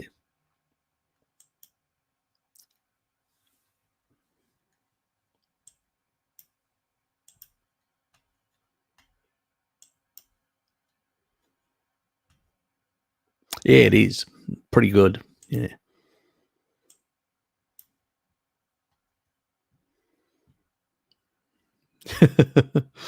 Uh,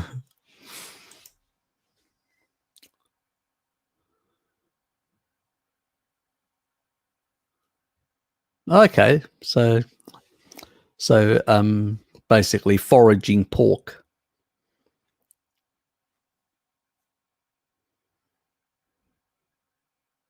Yeah, it is very different, you know, because I get this smoked sort of the pork that I get. I either get smoked and all that. We're getting that guy from. I was just talking today to Hello Kitty, and we were about the farmers markets, and this it's the next week, so which he should be back. So we're going to pop down there and early in the morning, and that's why I won't next week. I won't be doing any Zoom thing because it's impossible. Because I just, yeah, I won't end up. I'll be like a zombie, literally. So I need to get some level of sleep, even if it's 6 hours. I still need to get some sleep, you know, and yeah, and go and get some of that delicious pork that he actually makes. So, so I'm looking forward to that. The only stuff I've got at the moment is the stuff that I get from the Signet store, which is also good, the smoked stuff. Actually, I'm going to cook some tomorrow, bacon. I'm just going to pig out on bacon tomorrow. Definitely. It's going to be a bacon frenzy. Yeah, not a problem. Thanks for dropping in, and see you later, Trouble.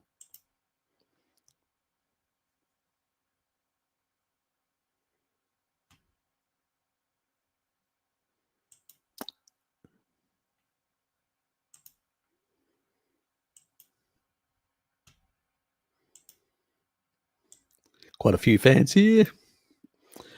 Do you think there is a genetic difference in needed omega-3s in diet, seeing that my traditional diet was very heavy fish-based? I'm from west coast of Norway. Look, Bjorn, there's no real research at all in this area in terms of omega-3.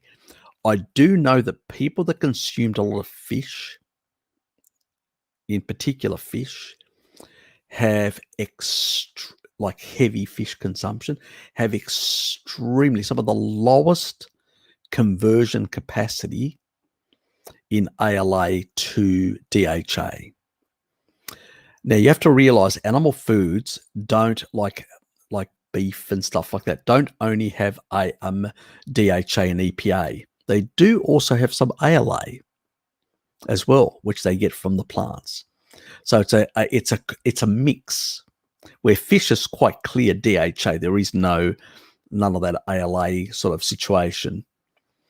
And under those circumstances, yes, I think there is some sort of genetics at play, like the Irish with the retinol and the high, levels of, cod liver that they consumed, really high levels historically in the past. And so their requirements, they even the carotenoids in meat, they can't convert them.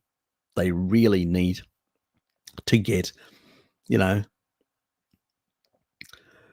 eat a bit of liver or get cod liver to get those levels of or dairy products. I think dairy products have come in, and if you take a look, and it probably explains why the Irish have the highest level of lactose persistency. It's always, I found it strange, why the Irish. Here's those other populations in Europe that had access to milk products before the Irish, and other groups, other populations, which are, basically Celtic type populations, don't have the same levels, but the Irish have super high. And I think it's an adaptation that basically, once the cod liver oil levels, the changes in the diet, the potato stuff that came in and all that, the requirement for basically accessing it from dairy products went up. So that the tolerance had to increase. So that adaptation started becoming more pronounced in the population. It's a hypothesis of mine why the Irish ended up with such high levels. It was all about basically that they had to be able to tolerate more of those products. It's a hypothesis, and as a consequence, because there is a lot of vitamin A in milk products, the cream and stuff like that, very high sources. Butter, very high sources. So I think it does definitely have a play. Definitely has. The requirements will be much higher, in my personal opinion. So, but we don't have really crash hot. We only have conversion stuff, and I haven't really looked at the at populations from your specific area, but I suspect if I was to look, you were to do a genetic test, and then we were looking at those genes, the conversion genes, those ones would be in the toilet. So you'd have very poor conversion, and it would tell me immediately, yeah, your requirement to get it from fish is much higher, So I wouldn't be surprised if you had extremely poor conversion capacity of ALA.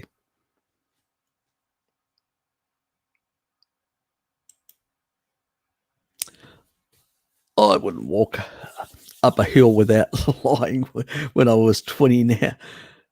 When I was 20. Now I walk a physically demanding job on my feet all day, 6 days a week at 46. Yeah, look, I know it's I know it's crazy. The sort of things that we're doing now, and I look back, I was very fit. I used to lift weights when I was in my teenage years, and I also basically cycled quite a bit. I played soccer. I was quite physically active. So I was really quite fit. So I would have suspected and also I was eating a very little carbohydrate. It was a lot of the stuff was a lot of dairy and meats and stuff like that in Greece as a youngster. So, and even organ meats, that's where I fell in love with organ meats. And even my first job was basically in a pizzeria, which is basically a grill restaurant that just basically does a lot of meat products and nothing else. I actually wanted there because after we finished work, we used to pig out on meat like there was no tomorrow every single bloody night. And I used to take some home with me. So, yes, great working there. Yes, the old man Sarazzi, great guy. He was a family-orientated guy. He was a really salt-of-the-earth type guy. I heard while I was in Australia that he had passed away. Well, but I heard about it. I just didn't have confirmation. When I got back in 2006, I actually went up there. The place was shut down and stuff like that, and I found some old people there, and they told me that he'd passed away and all that. So, yeah. But they didn't know where his grave site was. I would have gone there and left a wreath because he was a really nice guy. Yeah. Anyway.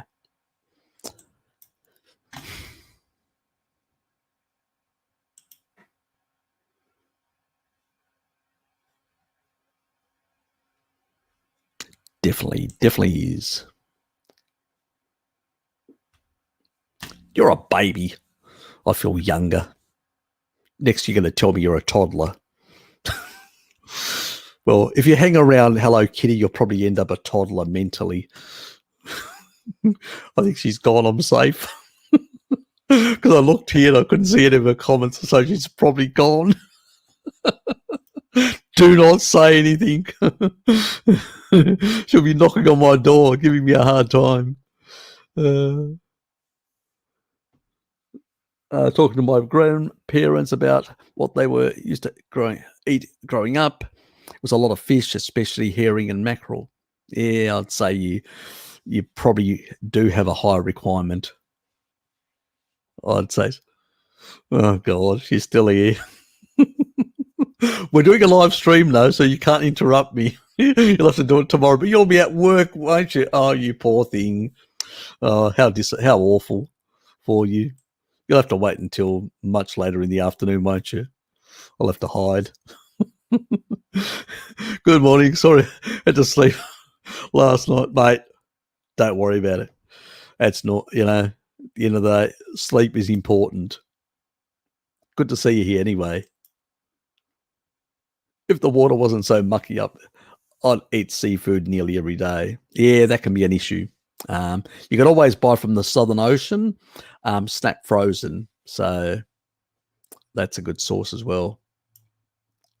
I think on the West Coast, they don't have the Baltic Sea, any of the pollutants that come through there. That's probably much safer up that way because the way the currents move, they don't move up that way. And there's water coming in, circulating around the top of the British Isles from the Atlantic. So it sort of preventing stuff from moving from the Baltic up the west coast of Norway. So I would say they're pretty safe up that way in terms of the, pollutants in the water.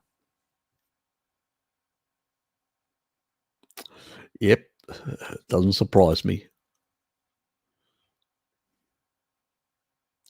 On smoked mackerel, pickled herring, yeah, good.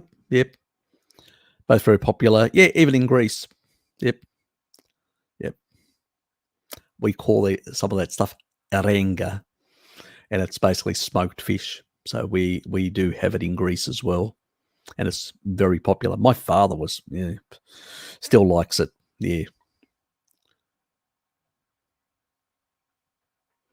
Now, look, as I said with the omega-6s, all animal foods, whether they've got omega-6s or omega-3s, they have some level of that matrix within that protects them.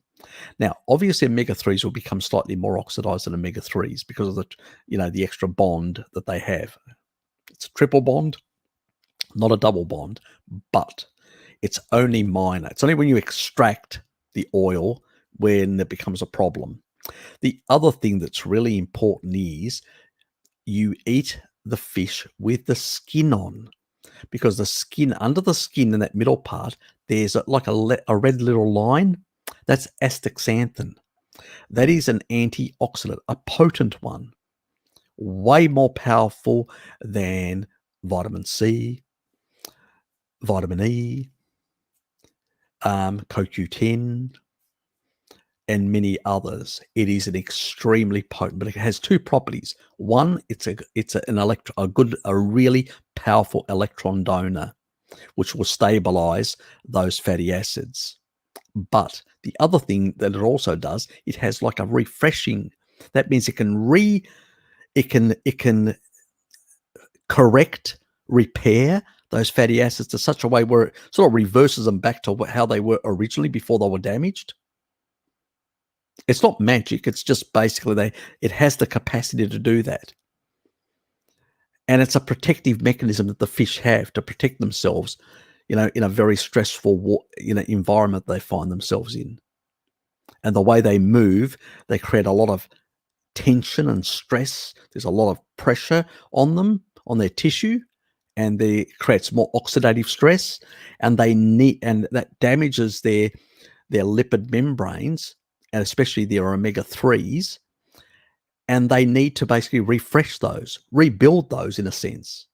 So it's great stuff. So when you eat it with the skin, yes, you get collagen and stuff like that. That's where most people's minds go, I'm going to get the collagen from the fish. Yeah, wonderful, you're getting that. But you're also basically getting the astaxanthin that's refreshing those fatty acids and also stabilizing them with an additional electrons. So great stuff, as long as you're eating it with the actual skin. Don't neglect the skin, very important. I've heard women switch to keto faster than true. I switch in and out of keto really easy. I thought that was just because I've been doing it for many. Nah, women are way better at it than men. So it's probably another reason why women find keto much easier than men as well. Speculating here, but I think there's some validity to it.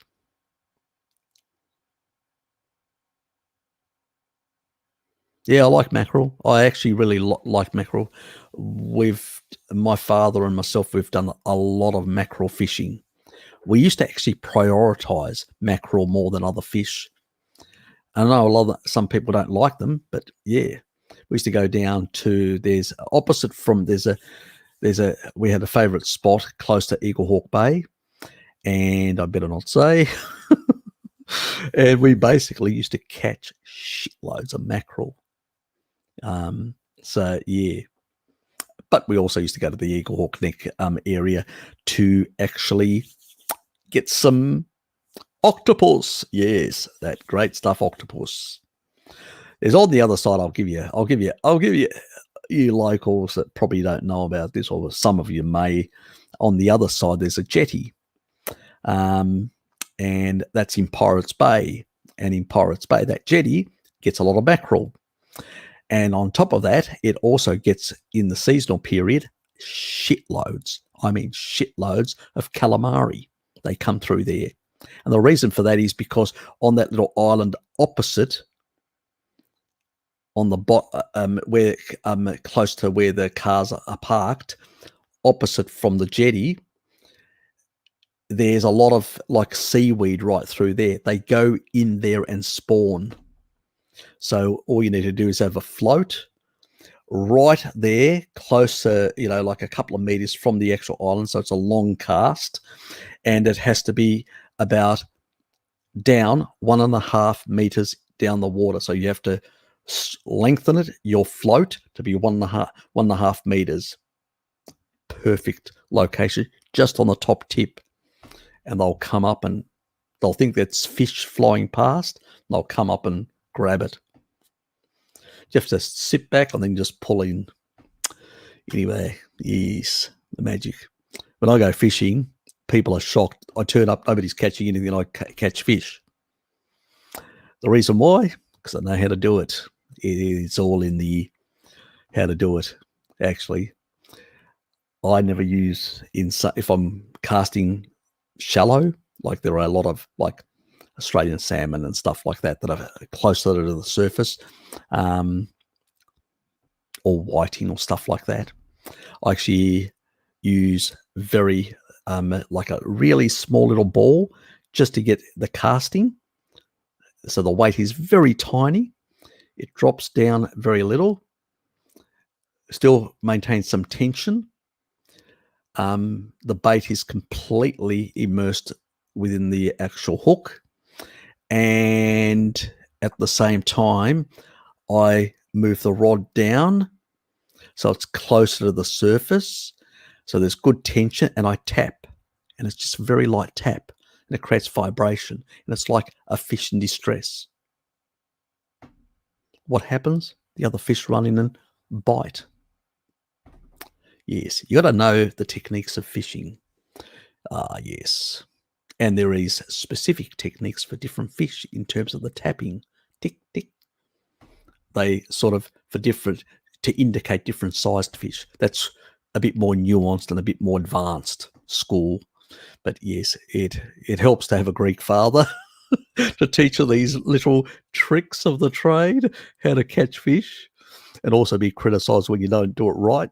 You're doing it wrong. Leave me alone, Dad. Yeah. Yes, expect. Grilled mackerel in Bali is divine. Ah, yes, I have tried it. It's a different. It's part of the. Yeah, it's a sort of a slightly different type of mackerel, but yes, it is nice. I like how they have them just live. There you go. There you go. I'll have that one. I have that one. I have that one. They go on actually, and then just grill it. Grilled fish, beautiful. Lemon juice on top. Oh, wonderful. And in those days, a couple of bintangs as well to boot.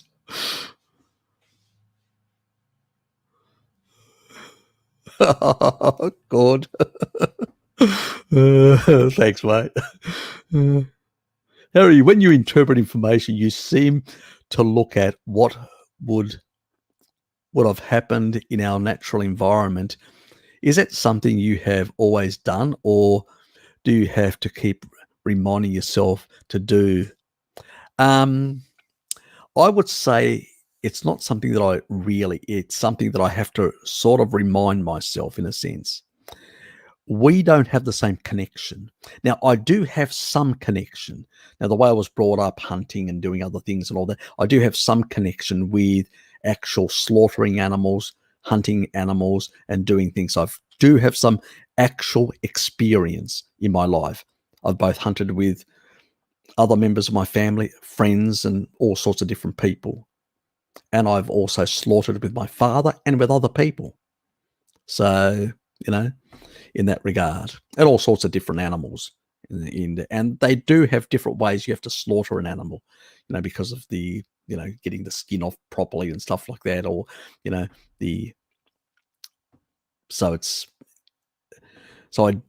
you could say I do have something to fall back onto in a sense in understanding that sort of side of things. But on the other side, when it comes to the actual nutritional side and all that, one thing I learned, and I'll tell you the thing that really made it full circle for me was the N15 data. And I have to thank for that, Michael Eads, who basically years ago, we're talking about a decade ago, the guy that actually wrote the book Protein Power, pretty much actually made it quite clear what the importance, the real crux of the importance of these ancestral foods and their relationship to the land, to the way we used to do things and stuff like that, the traditions. And I've always looked back to those traditions. I look at my father as well in my own family, the way he deals with certain foods in a traditional way, the way he will spend a whole week doing things to remove anti-nutrients, or when he's creating his own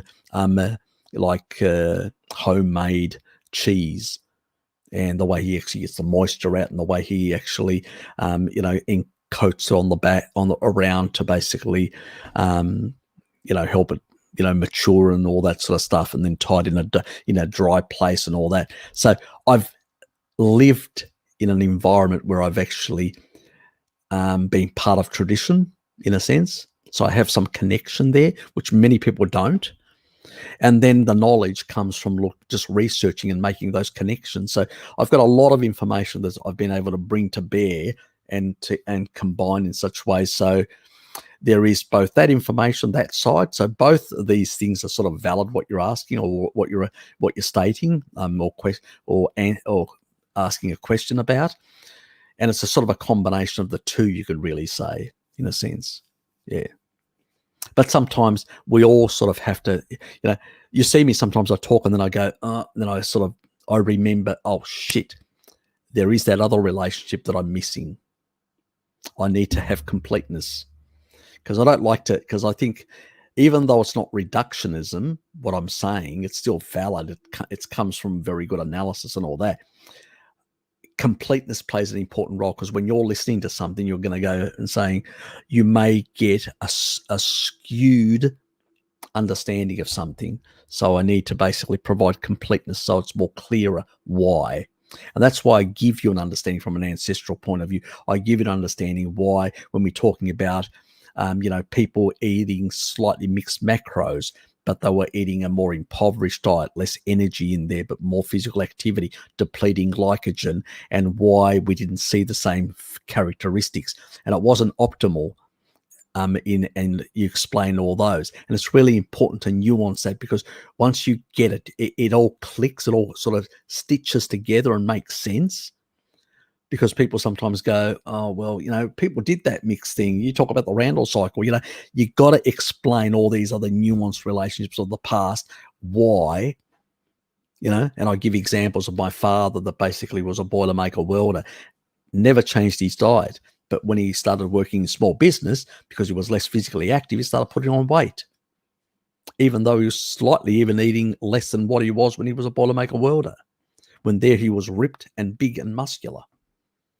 So a lot of these things play a role. And using those sort of examples, life experiences, those traditions and stuff like that, I can tie us a lot of things together, and it gives you guys a bit of an insight where you go, I don't have, you end up having the aha moment as well. Not only me, but you guys have. I share my aha moments with you guys. So you basically then things start making more sense. You've got that connection, that relationship, really important. And that's why sometimes I do talk quite a bit in my explanations, is because I want you to get that aha moment, because other people just give you these reductionist answers and you really get confused. You really don't understand it. But I'm trying to basically provide you the information in a package where it sort of makes sense. You can actually go, oh yeah, that makes sense. That is doing that. This used to happen in the past. People used to do this, that. That's why that sort of seemed it was working. And it sort of gels much better in your mind. These are important. There was a seasonality. There was no refrigeration. There was no this. It starts making sense. Yes, they did eat those, but they didn't eat it all year round because there was no bloody refrigeration. It starts making sense why people look different than what they look today, because they couldn't engage the Randall cycle all year round. There were reasons for it because of the way our society was functional or designed or whatever. So those are really important things, because then even you guys, when people do make those arguments, those spurious, arguments, you can turn around and say, nope, there are reasons for that. And these are the reasons, because you know them now. And people can't pull the wool over your head and trick you or make you question or doubt, because you know the answer. That's why I go out of my way. If I can basically help people have a deeper understanding and appreciation of these things, then I've sort of done my job. You guys then can actually be those flag bearers of this information. I can't cover everyone, but you can cover your friends, your family, and many others. And it's like, it's like compound interest. It grows much more. I'm actually investing in you guys, that information, so we can compound the interest of a species appropriate lifestyle. That's what I'm doing.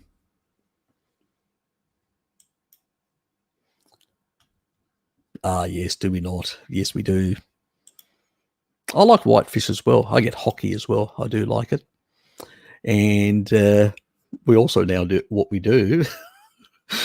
I get the hockey, and I basically, I create a crumb out of pork rinds. Really nice.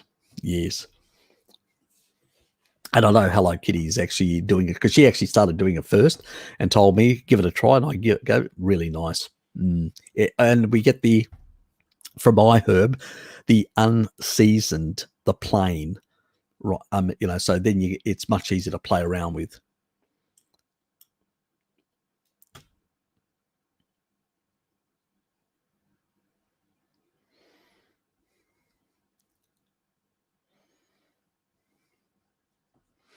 I'll do that at some other point. I need to get through these comments.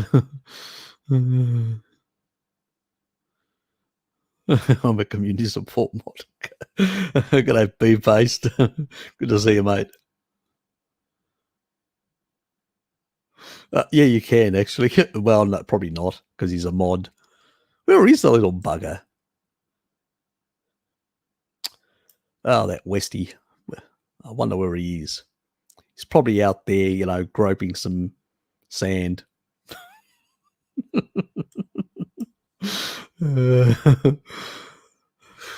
He's in Sky's little dungeon and he's happy.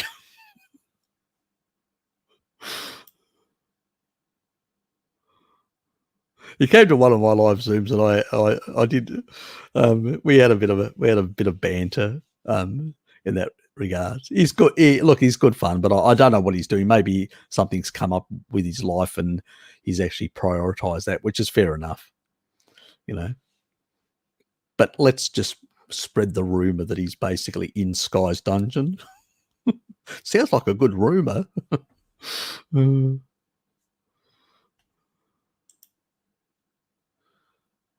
I don't, you know, well, such is life. It's a lot of space between those, you know, the nucleus and the electron. There's a lot of space, a lot of empty space. Do a disappearing act in that sort of environment. Oh, yes, that's William Meatspear. I like that. It's actually a nice one. Yes, it's actually a really nice one. That is actually a really nice one. Oops. I'll float through these quickly. I'm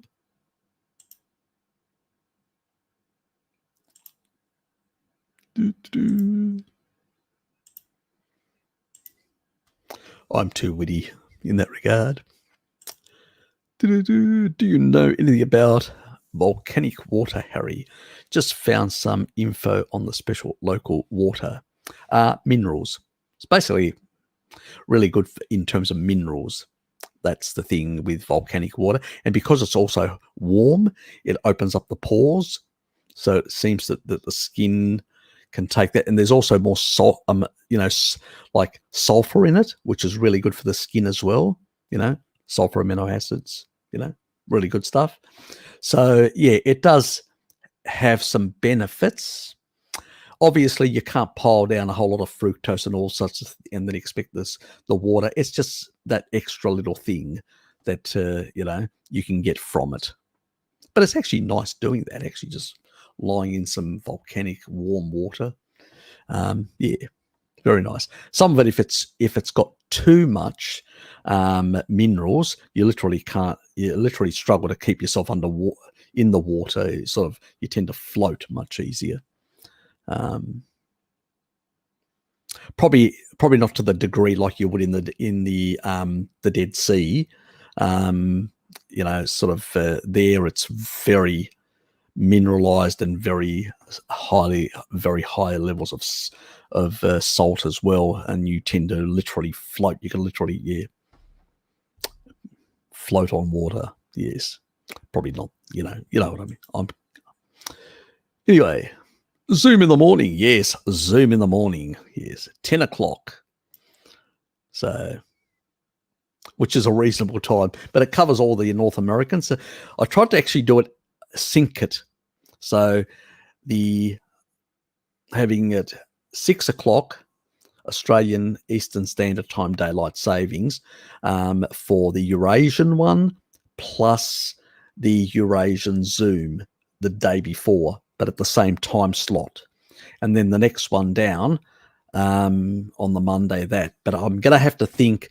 See, I need Sean, my brother, to go back to Salamanca Market and start doing so I can go down with Hello Kitty at midday, walk down, so I can actually do the Zoom sessions in the morning. But I have to get up early and go for my walks with them. So it's a sort of a ritual we've got. So yes. And it gives me a chance to basically talk shit with him all day.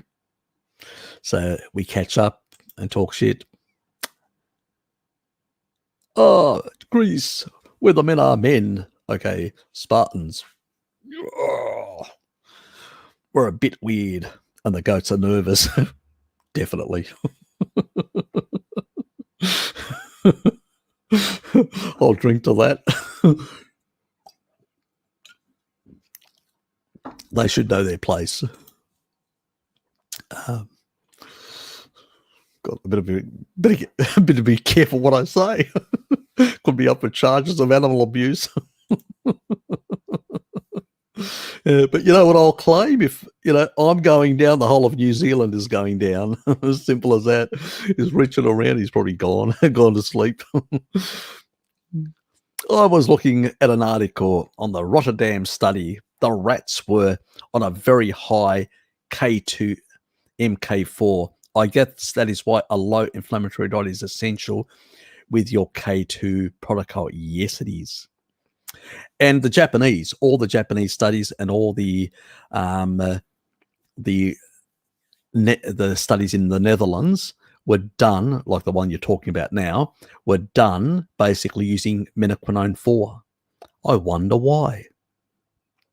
The funny thing is, all the companies that actually sell that minoquinone 7, which about a third of the population can't even bloody convert very well, and everybody else has different varying levels of, unless you're Japanese or Northeast Asian, where you've had more of this type of fermented soy in your diet for longer. Most other people around the world have varying degrees of poor levels of conversion of minoquinone 7. But the funny thing is that most of the supplement companies use those studies and say, oh, look how fantastic K2 is. But they seem to forget to mention that all the studies of these were done with minoquinone 4. And they only point to the studies that the industry has done, which shows that minoquinone 4 doesn't remain in the bloodstream. Well, it's not supposed to. Free iron should be the bloodstream. Free anything shouldn't be. It should either be being transported through the blood and going somewhere, or being stored. You don't want too many things just circulating in the blood and reacting.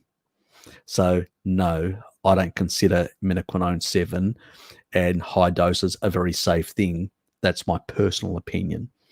Anyway, there's still no proof that how reactive it is, but I think that it can be a problem, potentially. Let me leave it at that. That is my hypothesis and speculation. I'll put it at that. But the low conversions questions, that there's science to support that shows that. But it's funny how these supplement companies use, because it's cheap, that's why they produce it in that form. When they do these studies, it's minoquinone 4, because minoquinone 4 is the animal form. All other minoquinones get converted, including K1 from plants, get converted, and even when get converted in the liver to minoquinone 4, and even the bacteria convert the K1 sources into minoquinone 4. Minoquinone 4 is the thing that all life, biological, which is an animal-based type life, requires and uses. Now, minoquinone 4 has a number of things.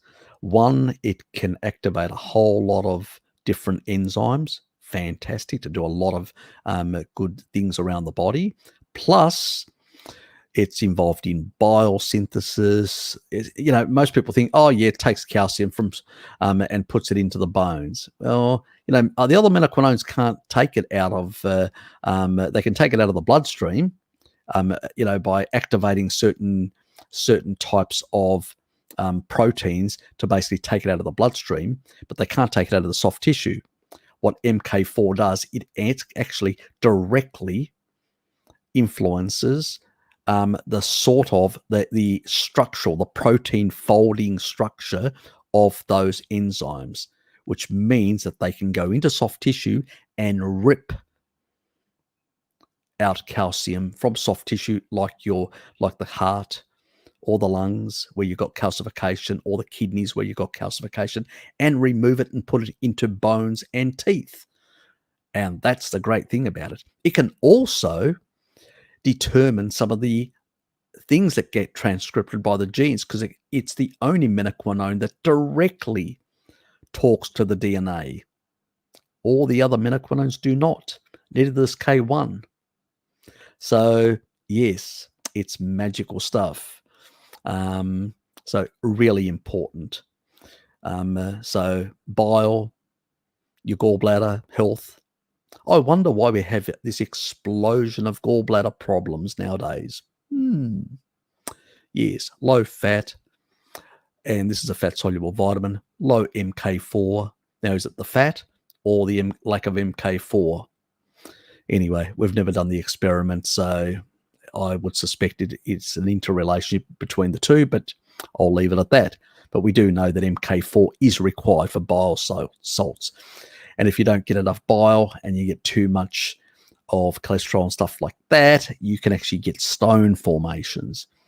So, and we also know that things that actually go with MK4, like taurine, come from animal foods. And what do? They emulsify those things, which make them less turning into stones, which then you need to get your gallbladder removed. Not a good thing. So, especially in appropriate diet, will give you all these problems. So, yes, the Rotterdam study, definitively, in all the Japanese studies have been on the K2 side, they're all MK4, and they show that these high doses can decalcify soft tissue. It's great stuff. It helps a lot. These are the sort of things, and that is part of my heart protocol, high dosing. But there's a couple of other things as well. Coenzyme Q10 as well, very important for the heart, plus high doses of also alpha lipoic acid as well, and a couple of other things as well to upregulate a number of internal pathways. But that's for the video. Anyway, where are we now? Up here. There you go. Some people are creative. Good on you, Ness. G'day, Alex. Good to see you, mate. How are things in the lovely land of windmills? You're putting more. Now you're actually going a bit greener and putting up out a whole lot of solar panels as well. Must be wonderful. Is there enough land space? That's all I can ask. Sausages might be the way to go. Love sausages. Have to say, Michael with his German sausages, yep, very nice. He's got his own specific meats that he orders and specific herbs and spices that he absolutely nice as.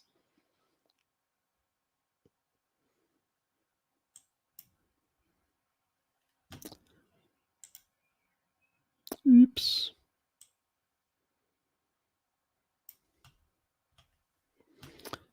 You pig. That's what she called me today, saying, because she knows I'm a foodie, and she goes, "You're a pig." I'm a pig now, but I used to be a hoover. I sucked in everything in the bad old days. I was a really good, actually, no, because I had really good suction. I must have been a Dyson.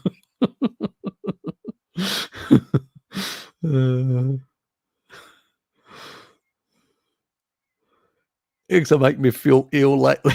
I nearly vomited after 3 eggs the other day. Can you imagine that old geezer that was actually doing 25 eggs on average every single day for multiple decades? What an addiction. That's all I can say. Yeah, I sort of go, because I need the choline, I sort of go in and out of eggs. I like eggs, but I don't really like them, where to eat them every single bloody day. So when I'm not eating, I have to have choline supplement to cover that other methylation pathway, which is annoying, but what can you do? Yes, if you like eggs, you could play around with how much you cook them. Yeah, I've actually found that I've actually been able to consume a bit more nowadays, Ness, with doing bacon omelets.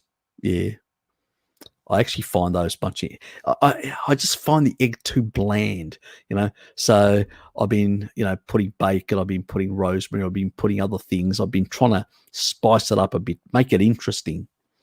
I find it easier to eat that way when I make it interesting. That's why even my beef jerky, has to have a bit of tang to it, and even then I'll put some peppery stuff on it, just so I can actually give it a bit of flavour. It's just the way I've grown up.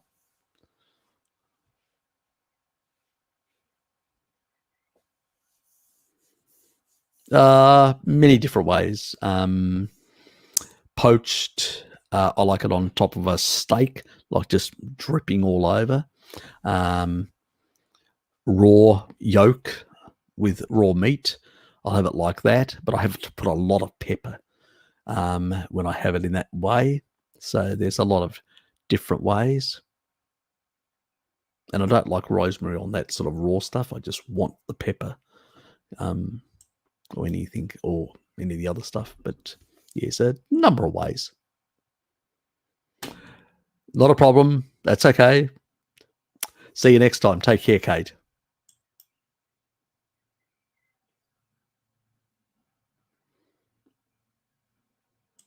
Ah, yes. Some people are gourmets. Yes, we know. Yes.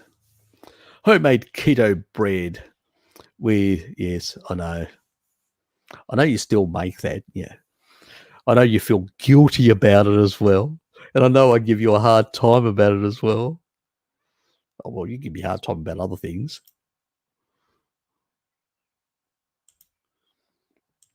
I remind her about the oxalates each time when she says about a few things. I get them for my breakfast when I'm out poached. Not that it will ever happen since Jabba, and I don't see eye to eye. Oh, that is true. Yes. All I can say is stay with the rebel army, and may the force be with you. And live long and prosper. Got the science theme going on tonight. Thanks to Google and YouTube, my dear friends at Google and YouTube, their enlightened way of helping us plebs to basically learn to use the appropriate language. Yes.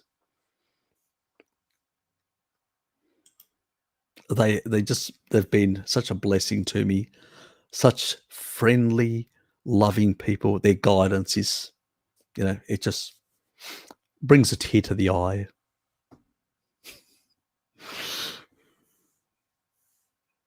Yeah, I actually like their sort of runny yolk. It's really nice. I enjoy that, actually. I sometimes do the old thing, like your parents used to do. You just lightly boil the actual eggs, and it's still the yolk is soft, and just cut the top off, and then eat with a spoon. Salt and pepper. I actually do that. I know, reliving my childhood. It's like dipping into it and all that. But what I use is I use my beef jerky and dip it in. Long strips of beef jerky, and I'm dipping it in and just eating the beef jerky and just, yeah, I know. It's enjoyable. And you can use even, when I don't have beef jerky, I'll actually cut thin strips of Gouda, and I'll use the Gouda and do it with Gouda. Yeah, I got some funny ways of dealing with food.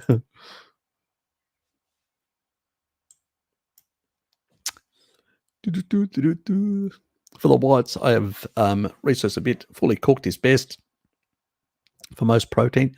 Yeah, look, it's fine. I mean, most people are worried about biotin, but actually, having looked at the information, I haven't done the video yet, but having looked at the information, even raw because we would have actually eaten raw in nature. It only decreases by a small amount. It's a 20, I think it was 20 something percent, 28 or something like that. So it's not a massive reduction. So that whole myth that you'll ever end up with a biotin deficiency is a myth, basically. So you can eat raw eggs, the whole lot of it, in that regard, if you can stomach it, that is.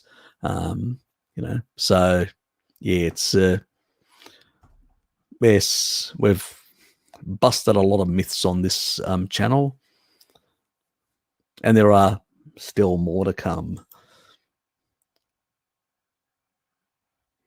Yeah, I do like, I have to say, and I actually do my scrambled eggs, not only with, I usually use butter and cream as well, but actually once it actually gets to that, nearly finished, done, I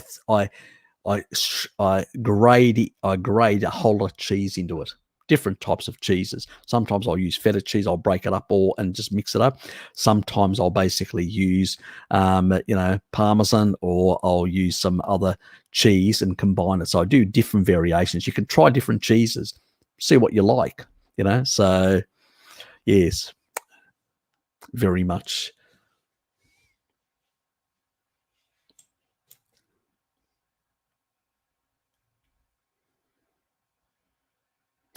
Yeah, Townsend. Yeah, I've actually, somebody did actually send me a link to not the egg stuff, but one of the other, I think it was pork related and all that. Yeah, and I do subscribe. Because of the pork video, I did subscribe to him, but I don't have notifications. I've turned, because I occasionally just go and I'll do a search and try and find something that he's done for specific type of some traditional diet. Yeah. No, he's pretty good. He's got a nice style. I can't remember who actually sent me the link. That I can't remember. It may have even been you, Scotty, that may have mentioned it before. I don't know. Can't remember. If you did, thank you. Yes, we know. I've got to be careful.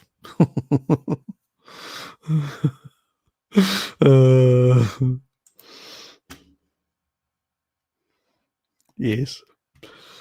I'm not going to use I better not say the other thing about spanking, and I'm not going to go there. I'm going to get myself into trouble one of these days if I keep on talking like that. Move on. Yes, it's tasty. It's nice and crisp.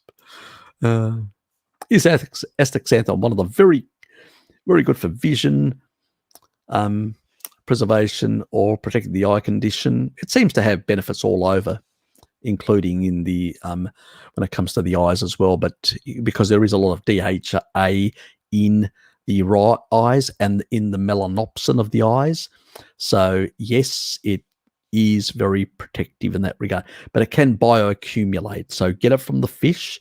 Skin, do not supplement. I have suggested to people in the past, if they go to the trop somewhere on a holiday and they don't know, and they're going to be eating in restaurants and they're going to be eating in places and they don't know what the source of the fat is and stuff like that, things that could be cooked, it may be an advisable thing to take an astaxanthin with them and a low dose vitamin E, just to basically provide some protection. Now it's going to provide only some protection, because the amount that's coming in, it's not going to really protect that much, but at least it'll mitigate some of the damage in that regard. And so that's the sort of thing.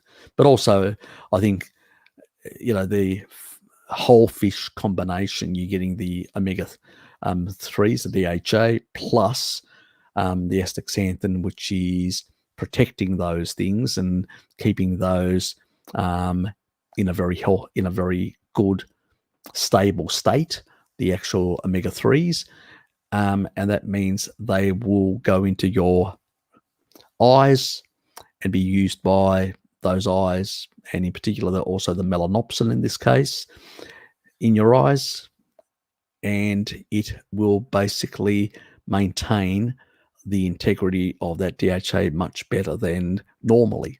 So I think it's important to eat the skin with the fish. Do not throw away the skin.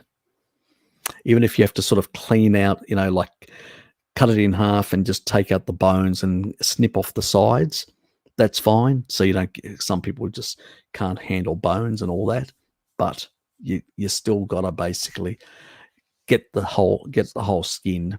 There's more in the center in terms of astaxanthin, but even as you go outwards, there's still some small amounts. But you don't want to take high levels of supplementation because it can bioaccumulate in the skin. It's difficult to get out of the system, so you don't want a lot either. So it's a sort of a balance. That's why I don't recommend supplementation.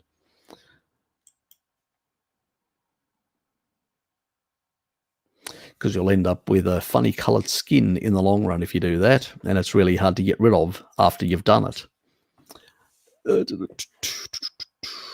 Yes, nothing like it.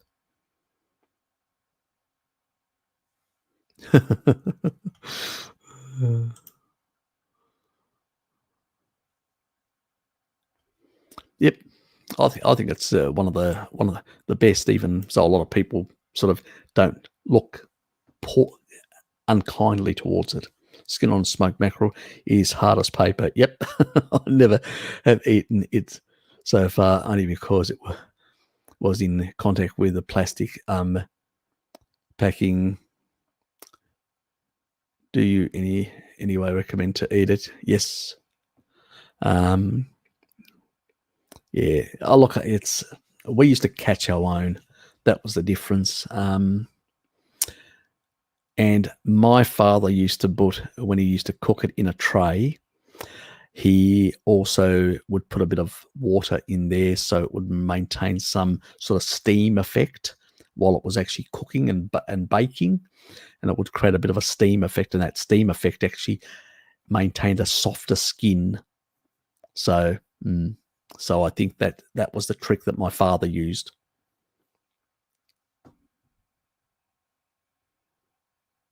I think traditions are important because people knew a lot about how to prepare foods, Stefan. So I think, and that's where, even though there's some of the information on the Western Aid Price Foundation I don't subscribe to, but some of the traditional methods of preparing certain foods, animal foods, they're really good in that regard. I think they've really got some really great information in that regard. And also, so some of their anti-seed oil and stuff like that information is really good as well.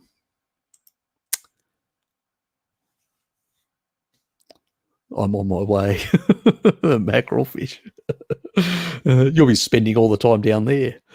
Well, you know what's going to happen, Hello Kitty? We're going to be spending time down the coast. Yeah, exactly. We'll be on holidays down there fishing. Catching mackerel and octopus.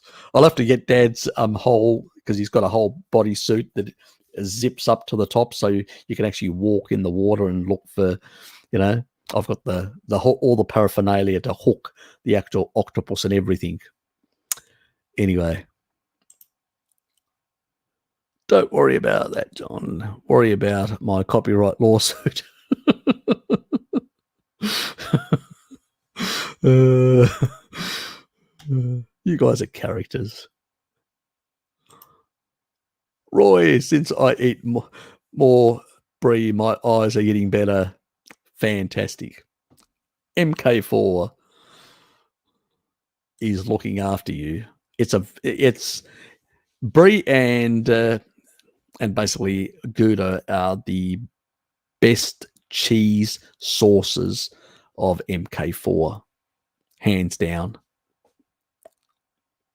I mean, there is some in liver, there is some in eggs and stuff like that, but those two cheeses are really up there in terms of the numbers.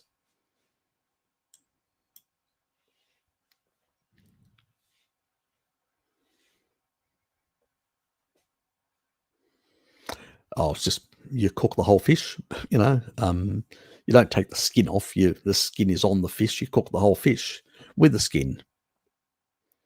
And if you want, because like mackerel can be a bit harsh. It can stiffen a bit, can dry out. It's because it's hydrophobic. It's got a lot of because when skin, like on a mackerel, tends to have a bit more the fat, it tends to repel some of the moisture. And as you cook it, it loses some of the moisture.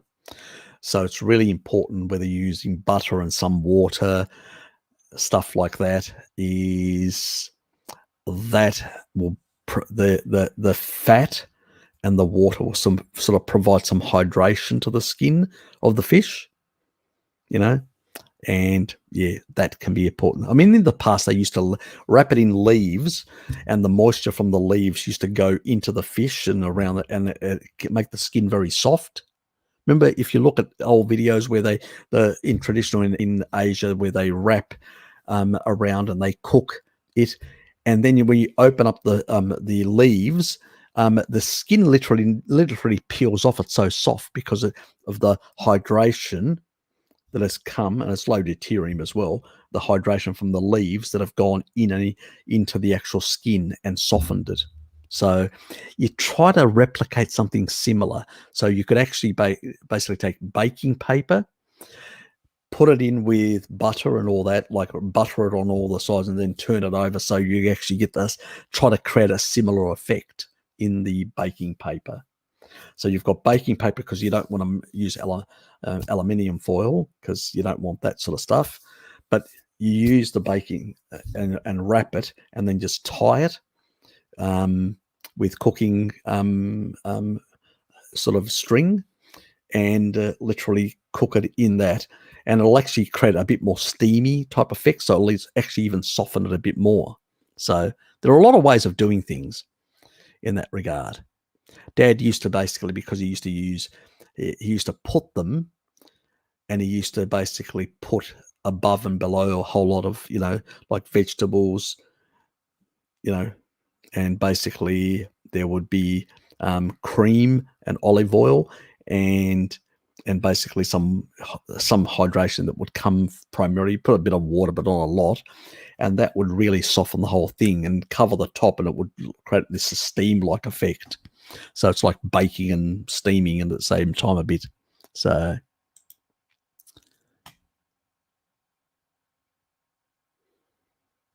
yeah, it does. It's low carbish, pumpkin and stuff like that. So yeah, he does all that sort of stuff. And also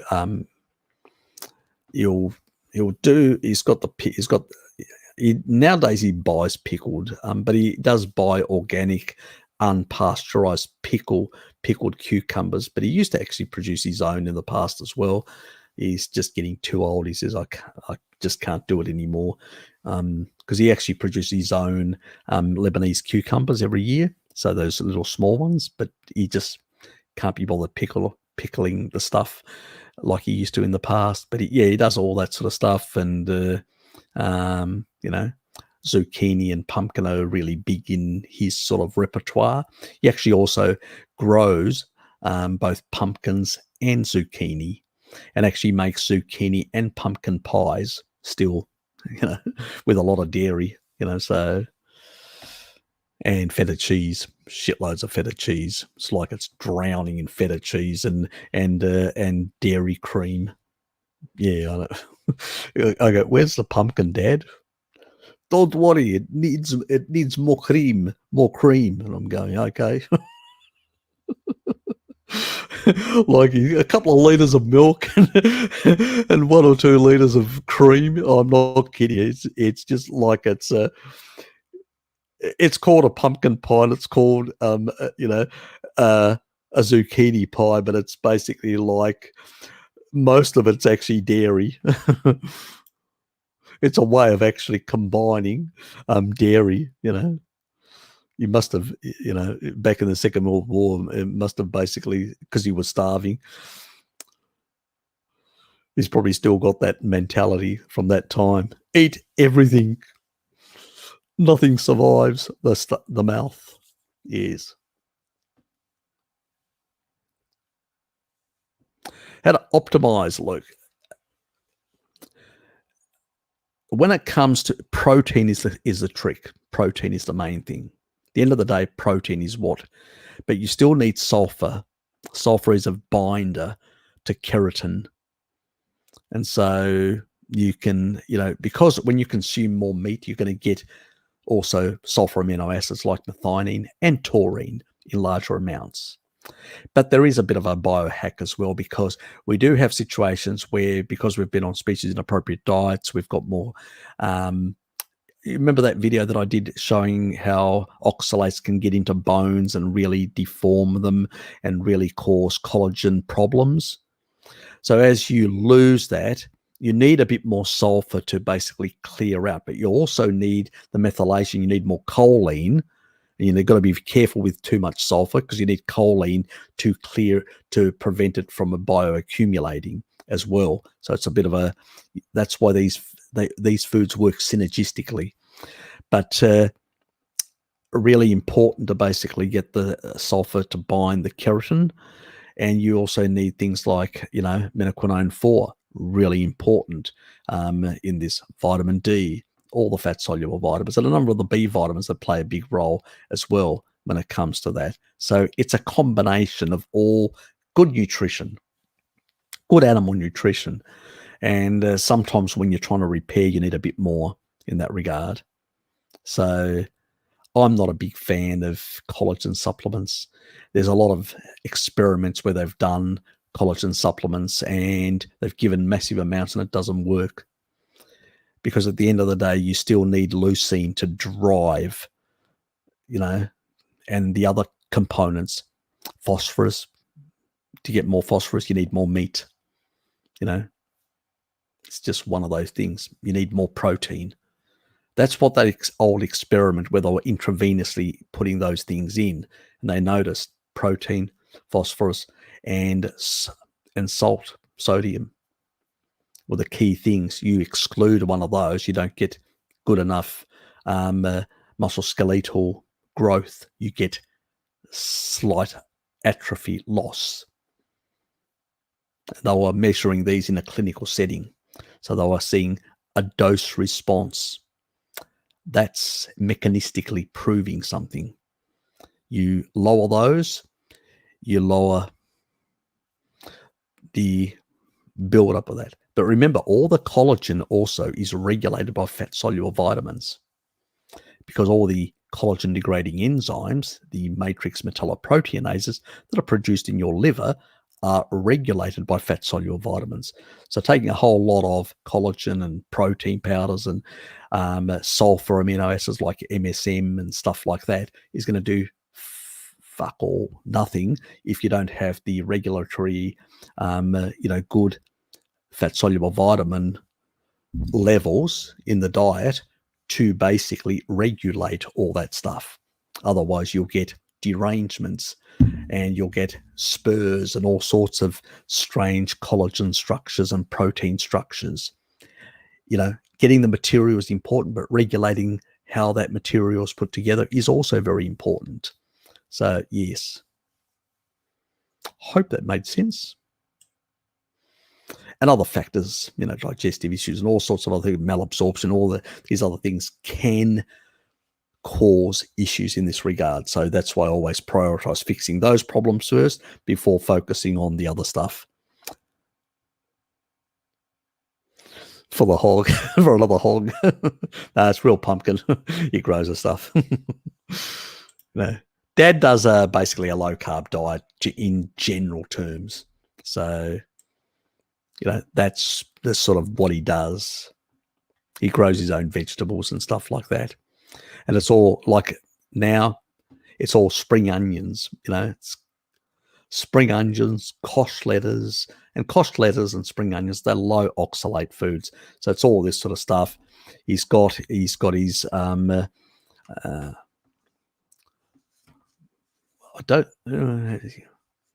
he's actually cut some pumpkins.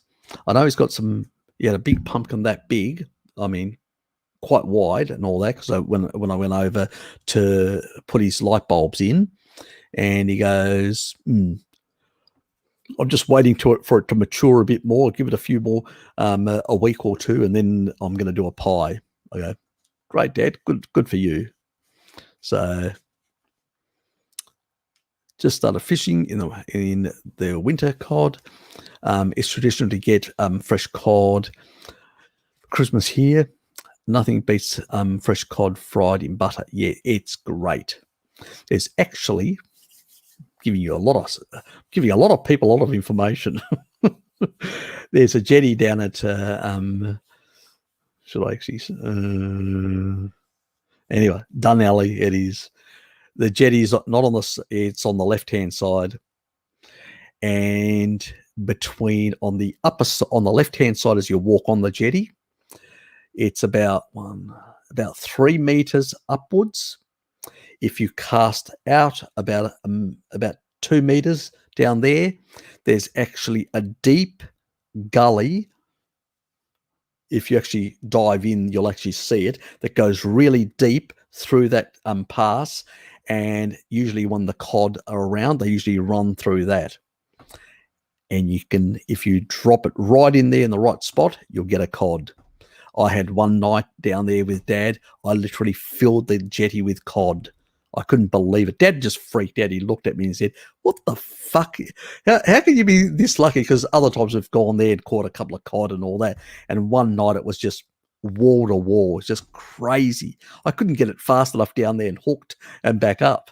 It was madness. It was one of the best nights cod fishing that I'd ever done for a very long time. So that was fantastic. Look, I love cod as well, you know.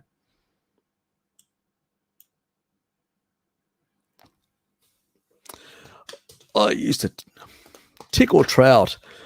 My dad does that sort of shit from the local brooks. Yeah, he does that thing. He does it not only with trout, but other fish as well, even with bream and other things. And I'm going, oh, God. Yes, he's very traditional. We grew up in a mountainous area, in a village and stuff like that. So he's really has a connection to animals and all that. He actually can train animals. Like he had birds. He used to call them out, and they used to fly to his hands. So yeah, my auntie, she looked after one of those blackbirds, and it used to fly around following her after it got so connected. She's Dad's sister, you know. So Arigiro was her name, Thea Arigiro. Yeah, she was a character. She was the one that had all their goats that I used to go up there in summertime and do a bit of herding. So, but then I used to dump my sister, the younger sister, there and piss off down to the village to go out with my cousins and do things and go hunting and doing other things and leaving a lot of the chores back for my younger sister, Susie. She used to get pissed off with me because she was too scared to walk up through the hillsides and all that because she was fearful of the snakes. I hate snakes as well, but still, you know, I was a bit more adventurous in those days.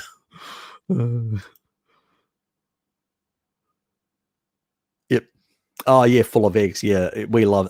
Dad, you know, Dad he makes a number of dishes relating to fish eggs from cods. Yeah, yeah, they're really nice. They are nice with butter as well. Yeah, it's really great stuff.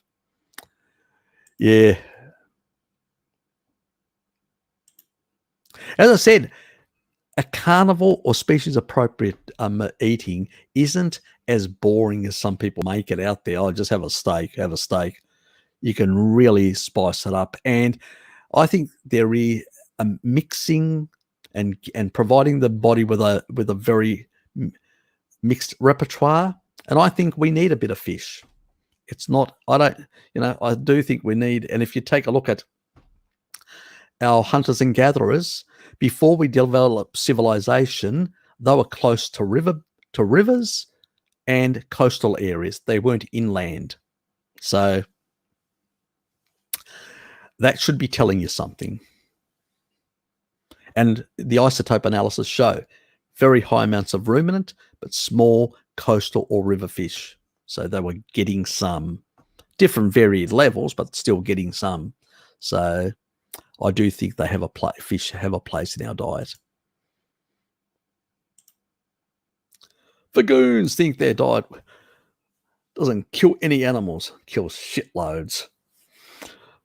Little animals and many other wildlife, but shitloads. Crop deaths, exactly. Harvesters, yeah, exactly. Annihilation. And let alone, you know, you can, like up in the north, in the Northern Territory, they run a lot of cattle through there in big cattle stations. But, you know, they run it through, you know, natural environments. There are still a lot of wildlife around. They're not being disturbed. They're still around there. You go and put a monocrop in there, you basically literally sterilize the entire area, and only that monocrop, you know, single crop actually has genetic advantage in that area and nothing else. So, yeah, they're full of shit. They're just nonsense. A bunch of retards living in cities, completely disconnected from reality, let alone nature.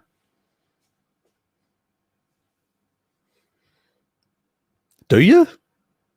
I did try it, but I prefer the unseasoned stuff. Just getting that, because I can then play around with my own spices, the stuff that I get from Spice World. So I can play around with what spices I want to put in and what I don't. So it gives me options. But getting it occasionally, I did get it once, but occasionally, yeah. Actually, that's a good idea. I actually may get one of those for Dad. He just likes, you know, anything bloody hot as that can burn your tongue off. He'll eat it. So,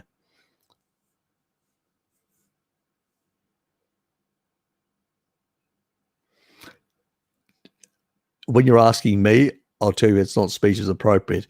When it's in front of Dad, I'll just nod my head.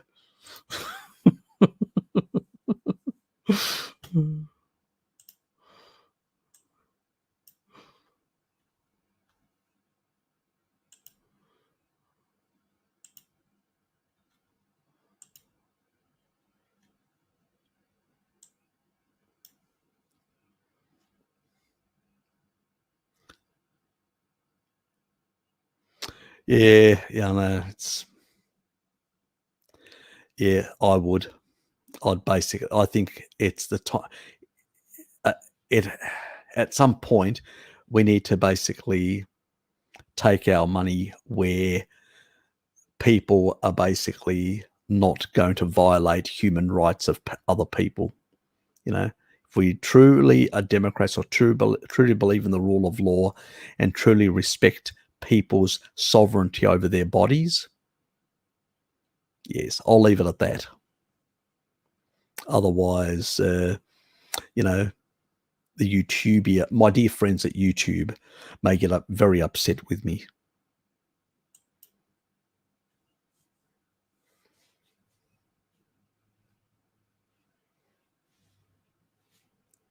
Yeah, I've heard. The front line, even at my work, front line, been told by December, whatever. Luckily, I'm not front line. Yes. But they actually, while they require that, they, you know, to report what your status is, they're asking people because they can't actually force you because there's the Privacy Act, the Commonwealth Privacy Act. So they can't force people. Got it? And you can basically say, well, you know, the Commonwealth Privacy Act protects me. I don't need to divulge my medical information to my employer, just to my general practitioner or doctors that require that information within a hospital setting. You don't need to know because you're not a medical practitioner. So that's going to be my approach. Where if you're front line, they're requiring it because of the mandates. Yes. That's the problem if you're in that sort of position, which there is a sizable amount of people that are, and some of them have just resigned or walked away from their work. It's another reason why there's problems in the health system in terms of nurses, and they're just making it out that it's not as bad, which is bullshit, and sort of the same issues in some of the supply chains. It's not the only reasons. But it's a compounding issue as well. Yes. Kiwis have volcanic springs like a theme park. Yeah, I know. I visited New Zealand and watched a movie, a big screen, while sitting in a volcanic a spring swimming pool. That would have been bloody good. Actually going to the cinema and being in a spring volcanic swimming pool. Wow. That would have been in the Northern Ireland. Yeah. God, I got to do that. I didn't even know they had something like that. Send me the details. Once they get rid of their illustrious empress over there, it may be easy to get there and enjoy some of these things.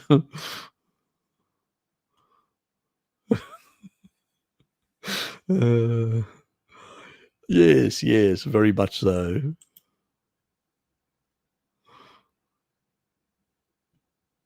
Yes, it's crazy what's happening.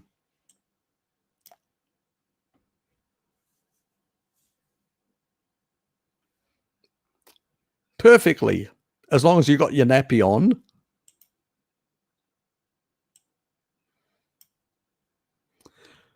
What's the difference between the government mandating V in order to live a normal life and Harvey Weinstein offering acting parts to any young woman who will allow him to pee her according, yes. Oh yes, I know. You know the answer. I know it's basically cryptic. Yes. It's a wacky world where the criminals can do as they like, and the rich can have all their big parties. The Senate and the House of Representatives in the US, you can just walk in. There's none of this stuff that is actually happening there, but anything outside that is a different kettle of fish. Crazy. One rule for them and one rule for us.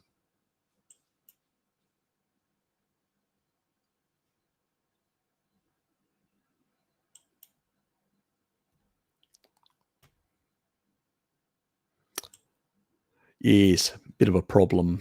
Very much so, Alex. Very much so. Yeah, they're just destroying more people's lives for no good reason. Yeah, good stuff it is, David. Definitely. Yeah. I do end up buying the more really thick, creamy brie. I just had one just a moment before I started the live stream. You know, beef jerky, cream, a very creamy brie that I just bought up there recently. I had some of Hello Kitty's sort of that Carnivore cheesecake, and some coffee and all that. So I really pigged out just before starting this, just to let you know. So yeah. That's the way to start a live stream.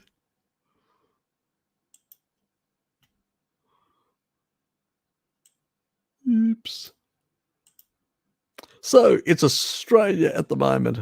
I didn't know why food retail gets involved in politics. It just hurts them.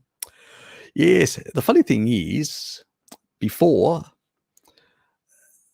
you know, it's a complete different story, and now all of a sudden, yeah, I know, it's all virtual signaling and everything else under the sun.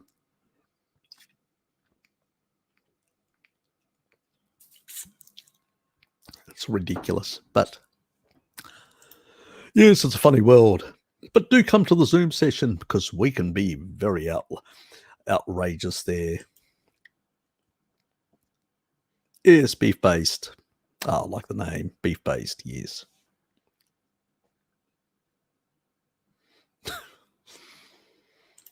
Do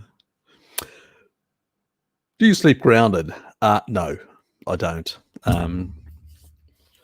I used to have a wire outside on my foot and stuff like that, but I'm going to get an actual mat. I'm just reviewing at the moment the stuff because it was wintry and it's leaving, getting a hot. Even though I do leave, it can be a bit of a hassle. So a dip in temperature. But yeah, I do get a bit of grounding in the morning, midday, and in the evening.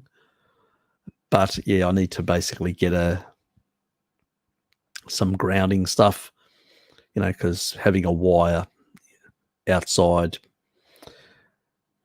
is just, I usually had it when I was watching TV, but I'm going to get something different now. So I'm reviewing a number of different products out there.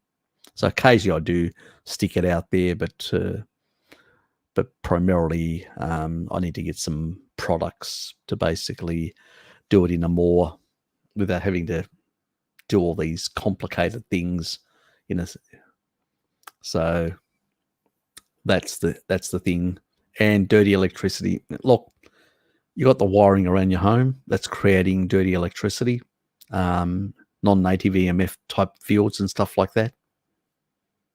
You're around it, you're surrounding it. So it's no different. It's a bit of a beat up myth. It's extremely minor. The benefits outweigh any of the issues. If you really want to get away and just earth and avoid completely dirty electricity, don't live in a house, basically. Don't live in a house or pay shitloads of money to shield it. You know, so there's no way around it. Magnetic fields from your wiring in your walls, if you've got, can create magnetic fields, non-native ones, beyond where the wiring is. So, and depending on the quality and how old, so it makes no real difference in a sense. So, at the end of the day, we try to do as best we can with the circumstances, the environment where we are. You know, even small mitigations are better than nothing. But I'm going to do a video on the different products I'm reviewing at the moment to see what's within good.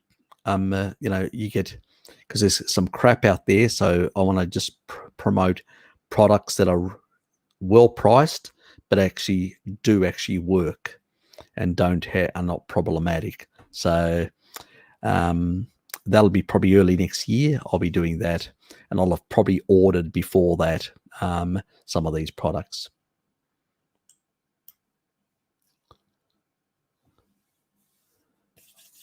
I buy most of the things at small shops. Yeah, I tend to do that as well.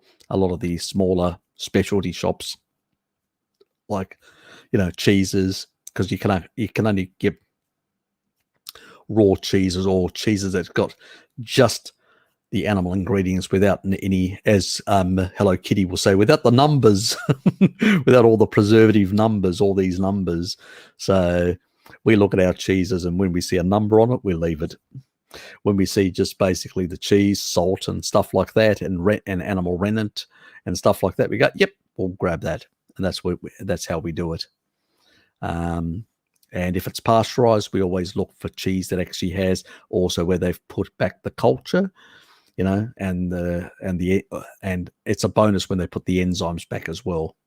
Some of them do, which is nice, especially some of the French cheeses. It varies with the Italian ones.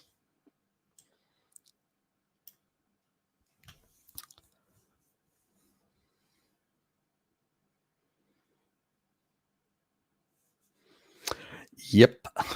Yeah, not an easy one. But we can talk about a lot of this sort of stuff and some strategies and stuff like that, the Zoom sessions, so we can get into some of the weeds, some of the really nuanced ways, and look at different things and legislation in different countries. So we can go into much greater depths than our dear friends at YouTube will allow us.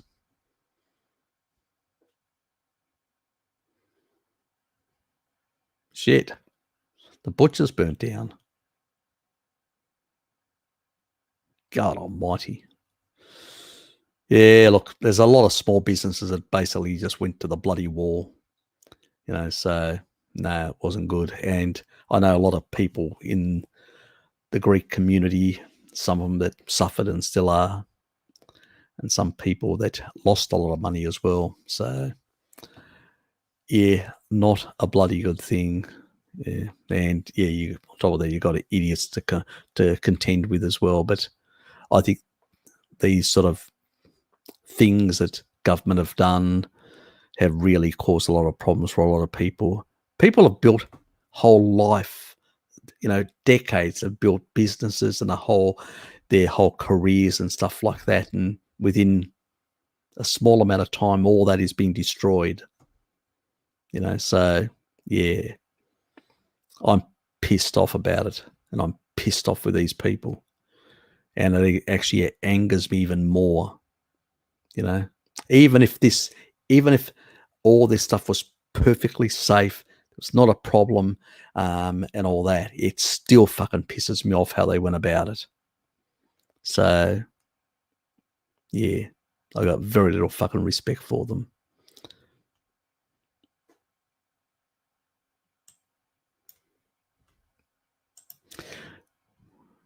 The thing is, more, of course, and more, I know I've made the correct decision to refuse. Yep, I think so. Yep, I've stuck to basically the vitamin D and the lovely sun out there.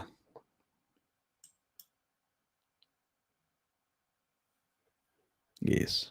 I mean, the other thing that, the relatively safer option that I've talked about, at the tip of that spike are two prolines. Can't get into the cell. The middle part is mutated, so it can't snap off and create little bits and pieces floating around all over the place, reacting. So on paper, it looks pretty good. But I would rather get the real thing. And the reason for that is because I've looked at some of the old research. And I think when it comes to these type of Coronas, Corona drinks, the Corona drinks, actually you need to take them because they're very mutagenic, these drinks. And basically you get better lifetime immunity from the effects of the Corona drink. Did you like that style? It's called antigen sin. Yes.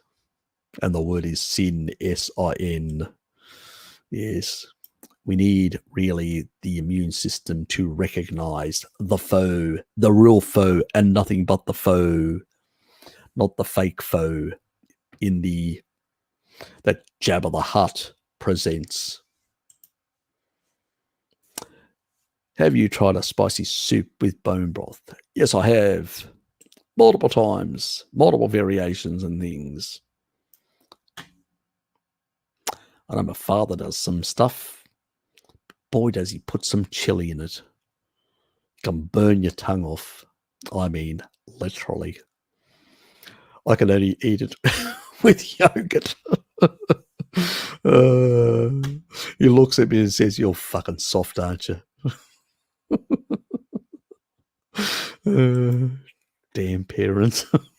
That have boil a make a water. He has no feelings anywhere. He just doesn't feel anything. Oh, what was that? Oh, you're burning yourself, Dad. Oh, that's nothing. No sense, no feel. I don't feel like I'm going to be affected by having Jabba the Hutt because being Carnivore 4 years fixes a lot of bad crap, but I'll keep you updated. Yeah. Stick to a good vitamin D protocol, my dear. Stick to a good and species-appropriate diet. I think those two combos are probably your best security. And let's investigate ivermectin as well if we get any long-term, like people that have been forced, those long-term symptoms. And I'm actually in discussions to try and access some stuff. So let's see how it all plays out. And people that come to the Zoom sessions may be able to talk with us about these interesting issues. So as I said, you can get information that I can't give on here there. So really important that you turn up if you want that additional information. There you go. Ah, yes, yes. He gets around. He definitely gets around. Yes, like a stench.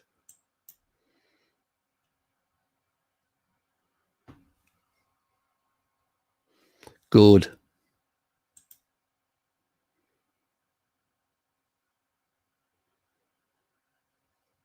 It has to be the R alpha lipoic acid, not the S type, the R type, which is the natural one.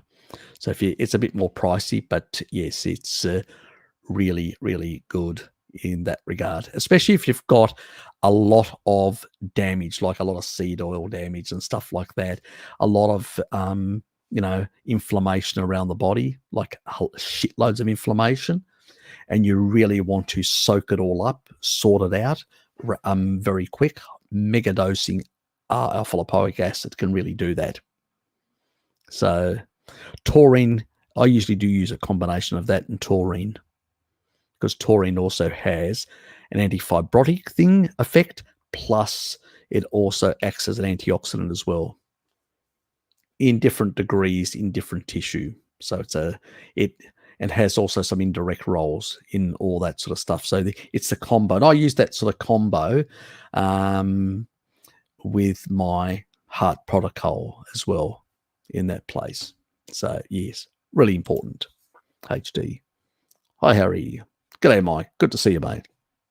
Which one is the best advice for recover from gastroparesis, slow gut motility induced by laxative enema abuse, and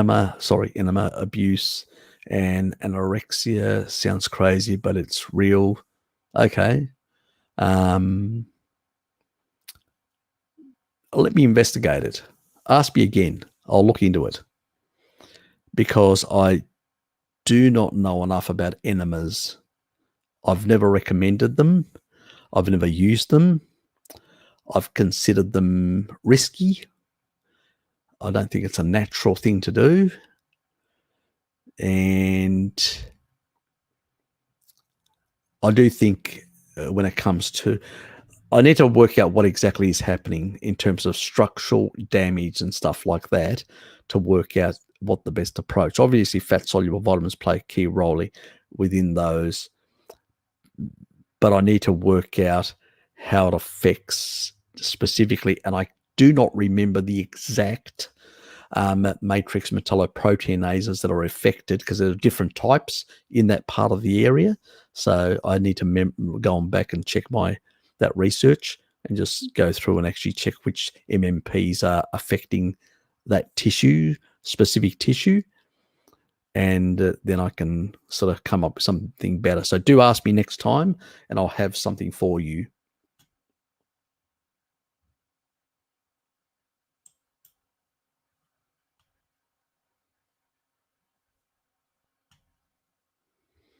Yep.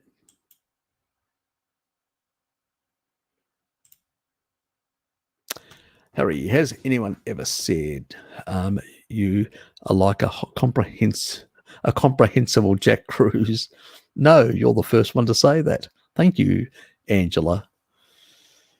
Yeah, look, I understand what he's saying, because I've looked into the information.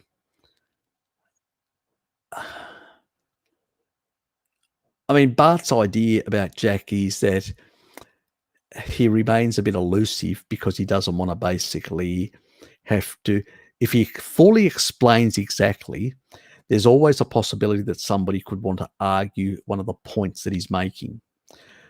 Because, and I'll explain to you why. Some of the stuff, there is mechanistic proof for it happening.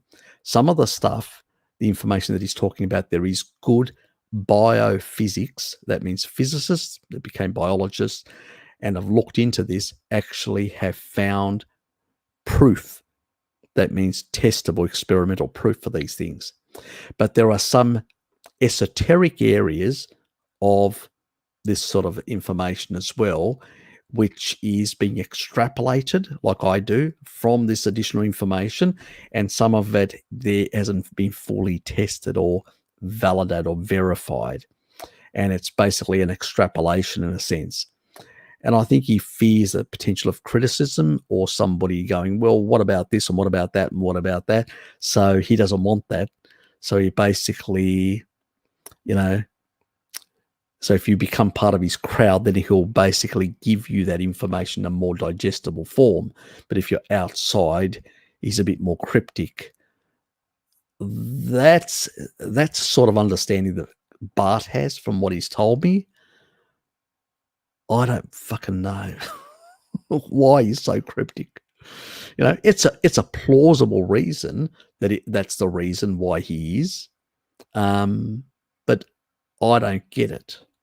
Because some of the stuff, even that stuff that he's extrapolating, I sort of agree with as well. But to a degree, I have variants, and that was one reason why I wanted to debate. Remember when Bart was going to bring him on and didn't bring me on? Well, he did apologise to me and said, "Look, I've got a good relationship with Jack. I don't want to damage it. I know you can be like a ball in a china shop and go full tong. And when I've got a strong, I believe in something, and I've got good, I literally push the envelope. I really can just steamroll over people." And he didn't want me to do that. And so that was the reason.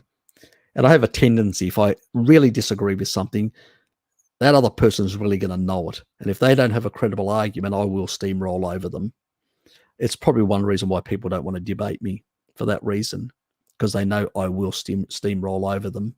And I'm well read, and I can catch them from any way. They've got very little degrees of maneuvering that they can get away from me.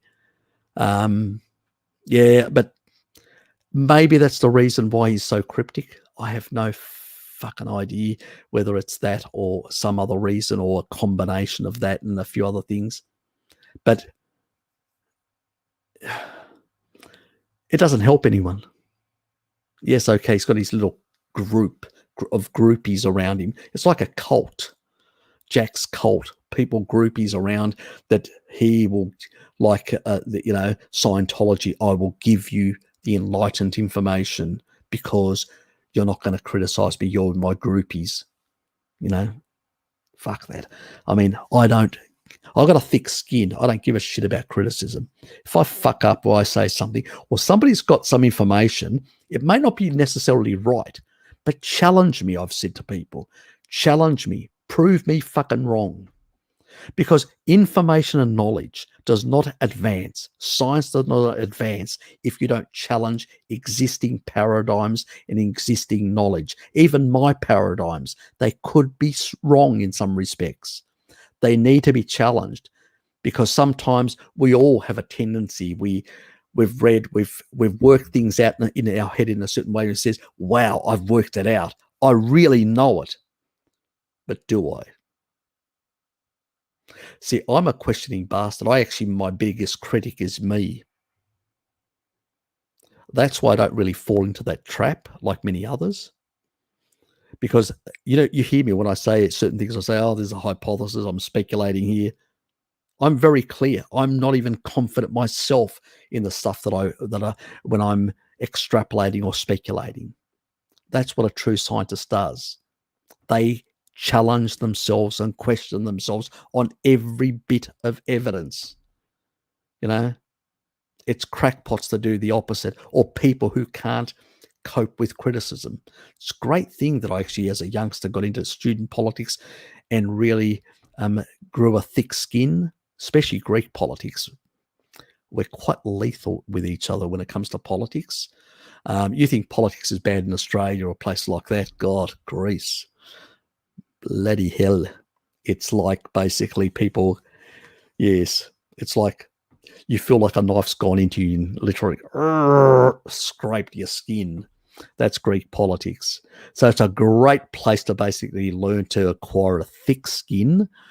And and so, because I realized that I could be wrong, I never claim something with certainty.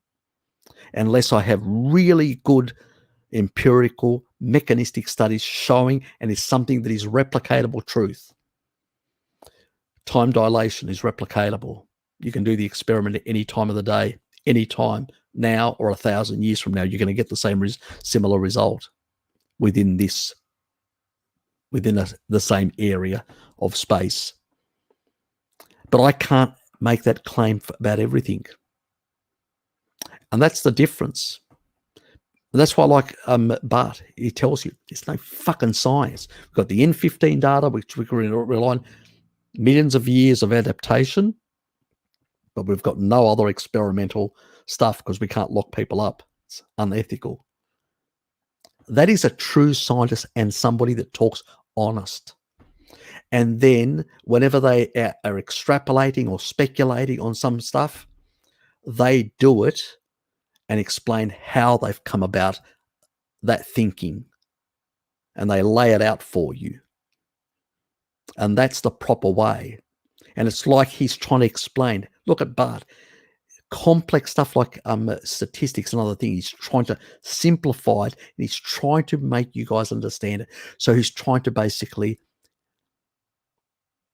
give you the knowledge in a way which is easily digestible. So you guys don't get the wool over your, pulled over your head. You don't get tricked. You understand. You get a certain level of comprehension. And the areas where we're basically extrapolating, speculating, looking at, things, we actually quite are clear. This is an extrapolation. This is a speculation. This is basically that. And this is why nobody will ever catch me or Bart out and say, oh, you said that. Well, we were quite clear. That was basically a speculation. That was an extrapolation. This is something we know there is real empirical truth and experimentation. We don't go out off the reservation in terms of science. All the others do, and a lot of the crackpots and most of the people on the YouTube, oh God, do they go off the reservation? They just make shit up in many cases. So, it's just mountains and mountains of excrement and all that. But we try to keep as close to the science. I tend to venture a bit further than Bart. Bart is even more disciplined than me, through extrapolation. But I actually always make it clear. Sometimes he goes, aren't you speculating a bit on that, Harry? I go, yeah, but I'm extrapolating based on all this other, multiple points of evidence pointing in this same direction. So the probability, and that's how I've extrapolated. He goes, yeah. He sometimes comes around, on some, because I give him a totality of all these studies and stuff. Sometimes he goes, yeah. When I get around, I'll look at him, and then he goes, yeah, you got a good point. I agree. And he turns around on animal poofer. He came completely around on that, but I had to present him all the evidence in that regard, all the research that I looked at. So I don't have a problem, with that. And I approach things in that way. And I hope that I want you guys to be, I want you to give you the tools to understand, but I don't want to baffle you with science. I want to explain it in a way, in plain English, so you guys get it. What's the value of me sitting there and saying, oh, this process does this, there's this enzyme, it's called this, it has this thing and that thing and all, and you're just sitting there like you're in a lecture theatre, and you go, and you're in, you learn nothing, because it's not your speciality. If you're somebody's a motor mechanic, somebody's a lawyer, somebody's an accountant, why should I expect them to understand biochemistry, biophysics, quantum biology and all that? I need to make it in plain English, as simple as possible, so they understand how these little things work together in plain English, so they can actually make use of it in their normal life, so they can have better health, so they can enjoy more happy moments with their family. That's what I'm interested in doing. Same thing with Bart. He's just a bit frustrated with the YouTube here, and his financial situation is much more precarious than mine is. I've got a day job. So there are other factors, that stress points that are on him as well. So it's a bit different. So yeah, we're all human and flesh and bone, and we do feel in that regard. But yeah, I try my best. And I always say, challenge me. And I always basically ask you, if you don't understand something, ask me again. Ask me to explain it better. You know, it's not your failure you're not understanding it. It's my failure. I'm not explaining it good enough or plain enough, in a sense. So, yeah. But I think that's more important. Otherwise, why have this channel? It's a waste of time, waste of my energy, waste of your time, my time, if people can't understand things. You know, what? Just me showing off that, oh, I'm really smart. Well, a lot of bullshit. You know, that's just a wanker's, waste of time. I don't need to do that. I can go back to what I was doing far more and make more money, you know, with the stocks and stuff like that, and have my friends who I give them a few tips and all that say, oh, fantastic, Gary, you're really right about that. You know, shout you something and all that. So I got that. I don't need to get it from here. This reason why I came here, and I wasn't actually even aiming to ever start a channel. My whole idea was to basically, I said to Bart, look, I've suffered. They fucked me up. They gave me the wrong advice. I ended up, you know, slab on, you know, having my chest ripped open. And I'm pissed off. And I want to prevent other people from going through the same shit and helping them, giving something back, you know. I listened to my body. Maybe God made me listen to my body. Maybe I had a purpose to help others, to be able to listen to their bodies and make changes in their lives and their families. We're all passing through. You can have a lot of money. You can still be lonely and have a shit life, you know. I think relationships are far more important. I usually say it's not my money, my job or anything. My greatest treasure is my family and friends. You know. Anyway, I'll move on. Said a lot before I can become too emotional. Anyway, stiff upper lip. Be a man. I'm still a bit chubby because I choose to eat dairy for other health effects and prevent me from losing weight. I'm an absolute fucking foodie, which is my biggest problem. And so, yes, I know the feeling, and probably have a lot of mitochondrial damage that I still need to heal. So it's much slower in that regard as well. And as Hello Kitty will say, recently you've been cheating far too much, Uncle Harry. So I've been told off. She said, I'm going to follow you to the stores to make sure you don't buy any indiscretions. She's trying to keep an eye on me. Her heart's in the right place.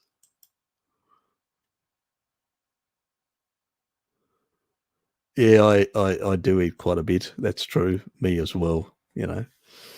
But my main addiction for the last has been on and off ice cream addictions. Yeah, so I did succumb this Saturday again. I couldn't believe it that I did. You know, fuck. I really felt bad the next day. Well, sort of. But yeah, yesterday. Thanks, Angela. But yeah, in that regard. But it's a bit like that. Yeah. Yes, we're not perfect. None of us are. We're trying. We're all trying in that regard. Thank you, Angela, for the Smith family or Zoom fund. It'll go into the Zoom fund. And Harry and many genuine quality knowledge sharing resources. Oh, look, I give to the Smith family as well every year. So, because it helps younger people, you know, because I saw myself how I nearly went down the wrong path as a youngster, and Dad pulled me and moved me to another neighborhood, and sort of I took a different path. So I think that it's important because a lot of young people are really so disconnected from family networks, the society isn't what it's too consumerism, too much of that. And these sort of organizations are sort of just touching the iceberg of these problems. So yeah, I occasionally, when I do give donations, I give them to these sort of things, helping other humans. I'm a species. How awful. God. Yes. I should give it to the rabbits. Yes. Or the Mixo Fund.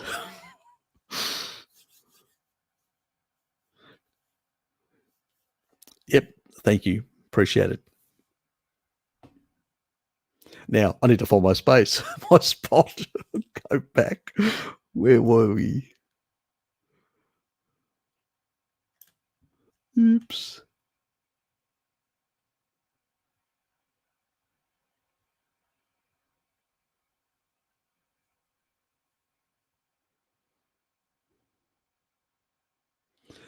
Oh, that was your comment. So there it is. Yes. I'm still a bit.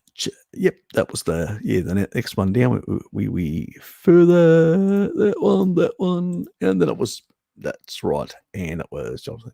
Do you know if white popcorn inhibits detoxification pathways with black pepper? The peppercorns, yeah, white peppercorns. No idea, mate. No idea. No idea about that sort of stuff. Yes, I don't know. I don't know. Yes. Look, I've been known to use a lot of pepper sometimes when I whack it on and really pack it in and do it like a New Yorker. I know that it does have some of that effect in that regard, but occasionally having something like that, you don't have to do it every day, but occasionally. And even if it did, I wouldn't worry too much about it if you're doing it occasionally.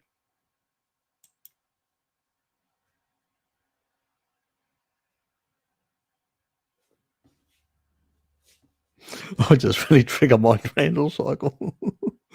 You and Philip have a really good relationship, don't you? I'm meat-based, but still consume a bit of veg like pumpkin, zucchini, white rice, white sweet potatoes, chestnuts. This is a long list. Mike, there's a long list. Am I noticing a pattern here, Mike? Chestnuts, carrots, beetroot, honey, olive, coconut. Which are the pros and cons? God almighty. You don't need olive oil. You don't need coconut oil. You don't need honey. Definitely get the fructose out. And you definitely don't need beetroot either. Carrots, definitely. Chestnuts, definitely out. Potatoes, definitely out. White rice, definitely out. If I was going to leave 2 items in there out of all that, would be pumpkin and zucchini and nothing else. I'm not kidding you. Most of that other stuff is really shouldn't be in your diet at all. Completely not at all, Mike. But what you put in your body is your decision. I just provide you the information, and what you do with that information is your business. If that body belongs to you, not me, not the government, nobody. So what you do, I just think that if that was my body, I wouldn't be putting any of this stuff in there. Otherwise, Mr. Randall will have a very close relationship with you for a very long time. And yes, it's not a good thing. Where pumpkin, the larger pumpkins, not the small ones, not those ones tend to be more sweeter, but the large pumpkins and the zucchini, in particular zucchini, are both low oxalate, and also in particular the zucchini also has low deuterium. The water content is much lower in deuterium as well. So especially the large zucchinis and because of the solar radiation, so they tend to have much lower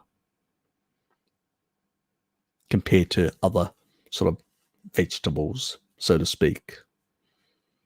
They get to the lower level similar to protein from animal foods, so way better. But I do. I've got a fridge pantry. I had to stop actually buying more today because I had Hello Kitty next to me going, haven't you bought enough? So I had to sort of stop, ease off. Dr. Bergs recently warned against vitamin D and magnesium supplements if taking lithium. Can I get vitamin D from raw liver, eggs, yolk, which I have daily? I'm in a Welsh wet winter here. Thanks, Harry. Yeah, you can get from that sort of stuff. You can get from cod liver in particular. The Rosita one is the one out of Norway is really good. The quality and the efficacy, the way they actually put it together. That yes, but look, when it comes to lithium and certain neurological, certain conditions and all that, certain doses of different things can interact slightly differently. But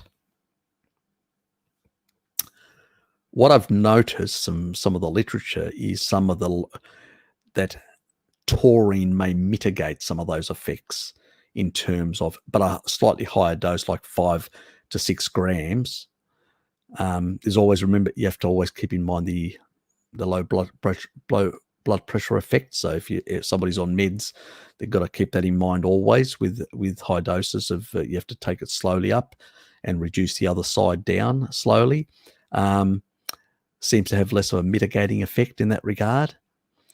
And if you're taking that level, it seems to be less of a problem. But there's no real good science. A lot of this is extrapolation from reductionism and some clinical sort of outcomes. But the thing is, the people didn't have very high levels of vitamin D anyway. So I think it's just more of an association, a lot of this sort of stuff, rather than some mechanism being proven. I haven't seen any research showing a clear mechanism. I've seen associations, and I've seen associations with lithium and some other minerals as well, but I haven't seen a clear causal thing as of yet. I think there was even some association even with retinol, but I haven't seen actually a causal direct link. So yeah, you've got to be very careful. People tend to speculate from epidemiological studies, and we've got to be very careful in making assertions of causality from epidemiology, associational data. There may be other factors as well at play, other micronutrients imbalances that may be driving some of these issues in some of these people. So these areas need to be further investigated, let's put it that way. And I think Berg's jumping the gun and jumping on the bandwagon of some of this literature, which is associational literature, is a very dangerous thing to do. This is what naturopaths did in the past with folate, and gave people massive amounts of folate and created subclinical anemia by driving down B12. Idiotic, when riboflavin could have corrected that whole pathway of the MTHFR. Had they looked at some old research, they would have realized that the twats. And then more recent research confirmed the old research. And I think they may be making the same mistake here again. So, because we've been exposed to these things for a very long time. And I think species appropriate diet, doesn't really require the lithium, vitamin D, and the other stuff is much better. And eventually people do normalize. You take a look at people like Amber Hearn with bipolar, how she normalized. She didn't need lithium to take that. So, you know, excess amounts of some of these other stuff can have funny sort of interactions. But again, a lot of this stuff is associational. They haven't actually proven the causal sort of stuff. So I wouldn't rely on that research. It's associational and nothing else at this stage. So, yeah, I think he should be recommending species-appropriate diets and the sun, things like that, as therapeutic methods and not this sort of crappy sort of reductionist nonsense from some epidemiological shit. Anyway, that's my personal belief on that sort of crap. What do you think about digestive enzymes? They have their place, short term, to be used when you got pancreatitis or pancreas not functioning properly, or the sort of the gallbladder pancreas sort of issue with sludge and other things. So they have their place and all that. And I think some raw animal foods occasionally have their place in terms of getting some enzymes from those foods as well. So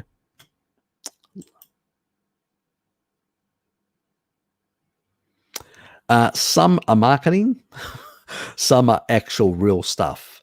You know, it's like the niacin that I actually showed earlier today, where one was a pharmaceutical grade, which you know exactly what the quality is and the quantity, and then the other sort of commercial stuff that can have varying amounts of what they actually describe.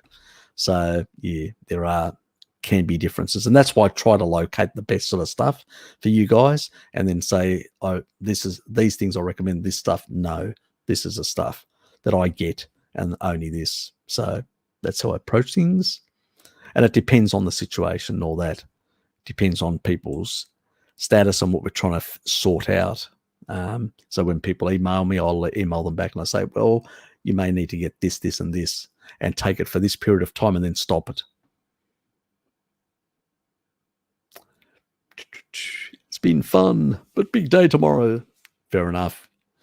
Good night.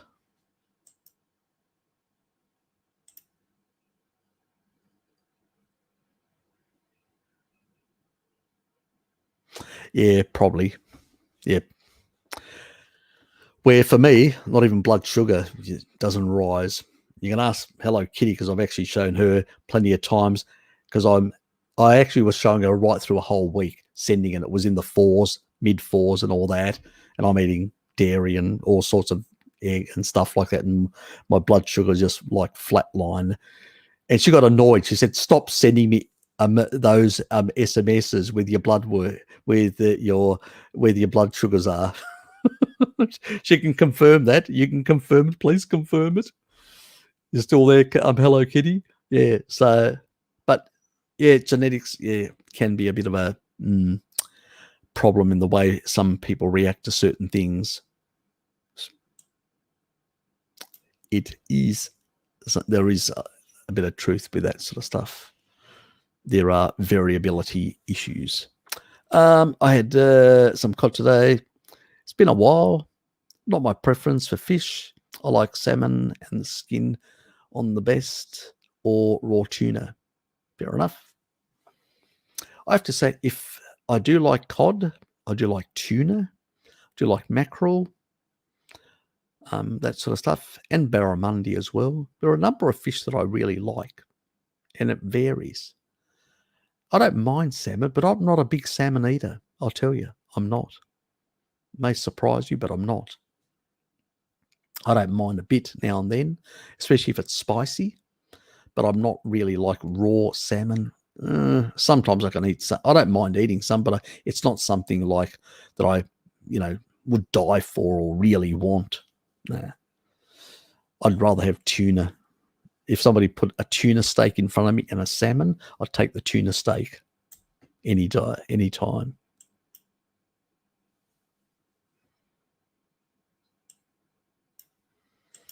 Yes, another thing, taste buds. People do have different taste buds.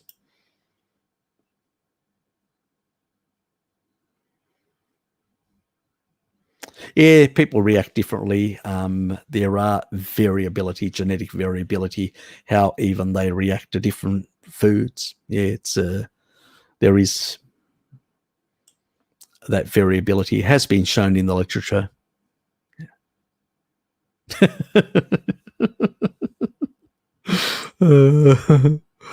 Nice one, Ness. Zombie, I grew up on potatoes and milk. I tell people that potatoes gave me breast cancer. Oxalates, just to see the expression on their face.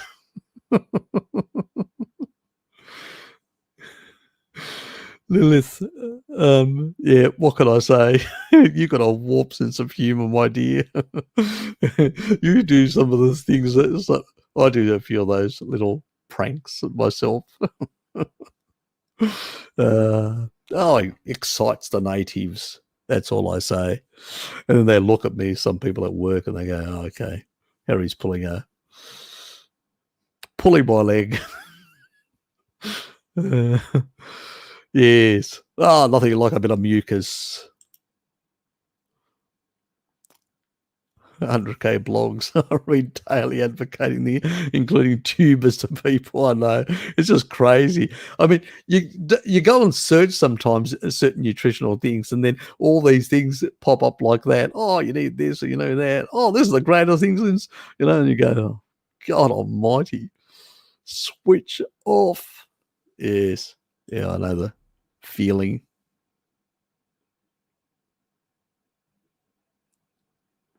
Yep. Oh, look, some people do actually are poor metabolizers of coffee and tend to be also of alcohol as well. And like I clear it out so fast, it doesn't even affect me, and, I've shown my blood pressure and it's, in the way down there. It doesn't affect me. But Bart, his blood pressure was up when he got rid of the coffee. It came down. So some people, it does affect them really adversely. So there are genetics differences in that regard. Yeah, there are. And some people really, it affects them in terms of heart rate and a few other things. So yeah, I think it's the clearance. I think I'm a fast metabolizer. I clear it out of the system so fast that it doesn't really have those really effects on me. Again, genetics, sort of. So different things can react a bit differently in that regard. Exactly. Very well.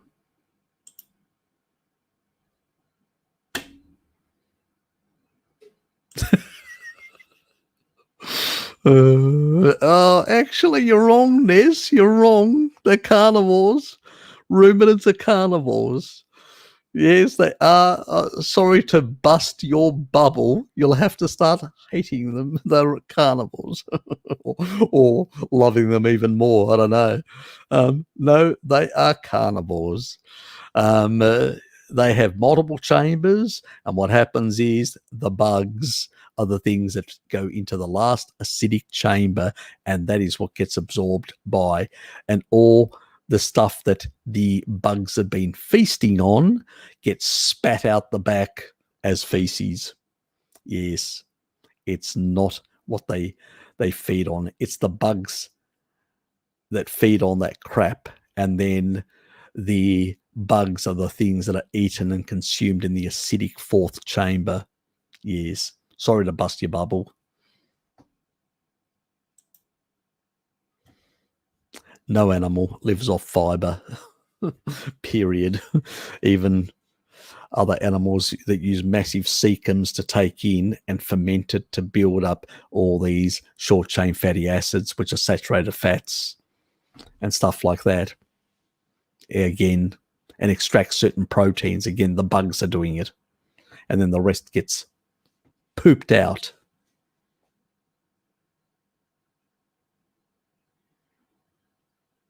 Okay. So basically I should buy it and throw some chili flakes and mix it up and just tell him that that's how it comes. But he'll probably ask me, why is the package open? I'll say, oh, look, I had to try a bit to see what it was like. But I can't do that because I can't lie to him. Yes. Anyway, but look, I could give him a bag of chili flakes with the thing and he can combine it himself. That's the easiest way without having to lie.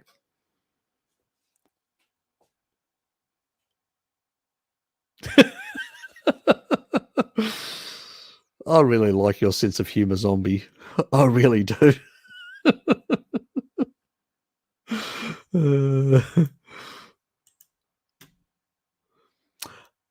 Use a copper rounding rod, put in the earth and a copper pipe. Yeah, I did have a spike out and a wire, but then it busted because it was a thin wire and it busted, and I didn't get around replacing it. Probably a little laziness, and I sort of said to myself, I'm going to buy the product and plug it in, and never got around doing it. So yeah, I have to look into it and do need to investigate it and actually find some product stuff for you guys, because I did promise, and I do need it myself, and I have said to Hello Kitty as well, and I have promised Dad as well. So I've been letting everyone down, including myself, on that front. So yeah, like a bloody time.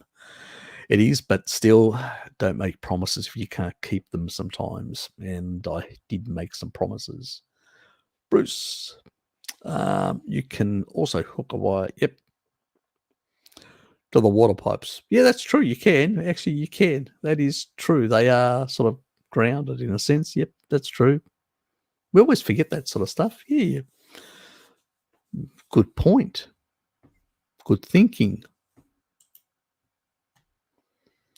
Then tie some silver copper. Everybody's got some ideas. Food retailers don't have a choice. Yes. Oh, well, you should know that. They will be all sent a Jabba the Hutt mascot. It's a new thing. They smell a bit, but it's a lovely, such friendly mascot. You'll have to get used to it. So no grounding. Yeah, you're buggered.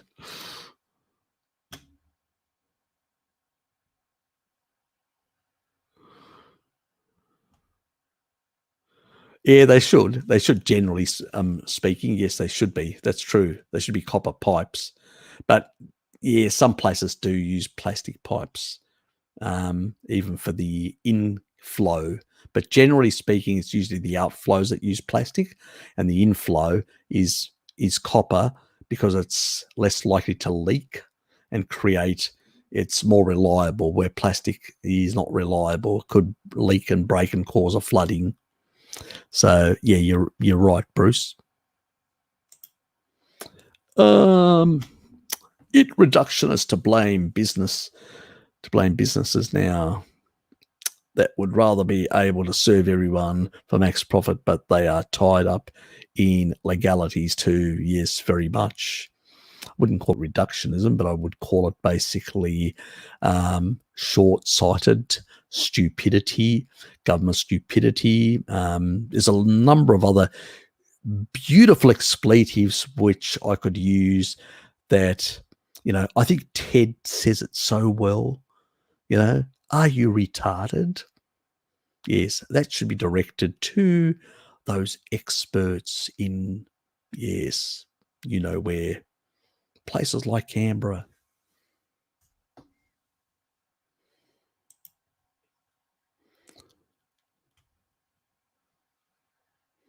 Yes, very much so. Yes, Jabba's getting around, Jabba the Hutt. Yes, very popular guy, extremely popular, well connected. Does Carnivore Diet help me connecting better with nature, with our rhythms? Yeah, generally it would. It generally would, if you're more that. But also getting up in the morning and just getting out and getting those first rays as the sun's coming up, just before the sun appears, that red light shift hits your melanopsin and tells your brain it's the beginning of the daytime. your cortisol will go up, a bit more gluconogenic glucose will be produced, a bit more free fatty acid will flow into your bloodstream, and you won't need to eat. You won't be hungry. You'll be able to go until much later in the daytime in a fasted way. That's the important about signaling to the body to give you the stuff so you don't have to eat the stuff, because our ancestors used to take their spears and start walking out trying to find something to eat by the midday as midday persistent hunters. That's the difference. We need to go back to those sort of things, resync ourselves. And the diet is part of that. Yeah, it is mostly. That's why we go to specialty stores and buy stuff which is French, Italian, and many that are done traditionally. So yeah, it is a bit more pricey. I do accept that, but it's not massively. Believe me, it's not massively. It's only a small amount. Where you actually usually see the big price difference is less in Australia and Europe. You see it more in places like North America, especially the US. And the reason for that is because in that part of the world, there's so much food, processed food stuff. It's so cheap relatively to the imported stuff. There's a big price difference. Where here we've still got some sort of traditional stuff that's still being done. There's some, it's a bit different, you know. So there are variations between country and country as well. So see you, Rob. Thanks for being here, mate. Take care.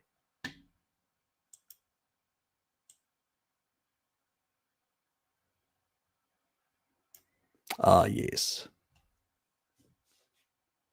Yes, it is bloody expensive. It's not a practical thing. You can't get away from non-native EMFs. You're walking in a city, there's wiring everywhere. There are towers, there's everything around, and it's just increasing. So that's why our requirements for DHA go up as well, you know, so things like that. So yeah, it's a bit of a bugger in that regard. Dave, mate, good to see you. You are very late. I mean, I'm nearly actually finishing. It's 4 hours and nearly about to pull the plug. It's 10 o'clock. Was catching up some needed beauty sleep. There's nothing wrong with that. We all need our beauty sleep, mate. Thanks for turning up to the Zoom. That was good to see you, mate. So yeah, look forward to seeing you again. I hope you enjoyed it in that regard. Yeah.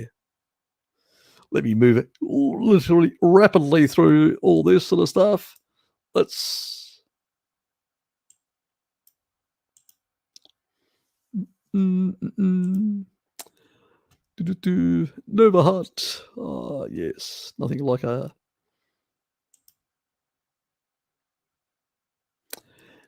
look, it's not species. It does have compounds in some, you know, generally speaking, like alcohol, you know, some of the compounds in there, like caffeine and all that, you know, are basically a low-grade toxin. What do you think? The body tries to remove it and detoxify it through the liver, you know? So yeah, but it's tasty, enjoyable. So, and depending on whether it's instant coffee, it's going to have more oxalate. If it's the other stuff where a barista makes it, it's going to have less, but it's also going to have less antioxidants because they're going to be destroyed from the overheat. But at the end of the day, it's a thing that, you know, some of us enjoy. I do. So, you know, and generally, if you keep most of your diet quite clean, it's a very low grade problem. So, but some people just do have worse reactions to it. So sometimes it may be better for them to avoid it. Why do some people react better to more protein than fat? It's usually men, and how much depends on the genes as well. So people that are basically in certain parts of the world, particularly Europe, tend to be and parts of the Africa continent that were exposed to very high levels of game, wild animal consumption, tend to basically have much higher requirements. There's also the requirement, if you take a look, like Europeans and Central Asians and all that, far more Neanderthal genes, so they tend to have much higher protein requirements than fat. So there are these sort of variations. There are things.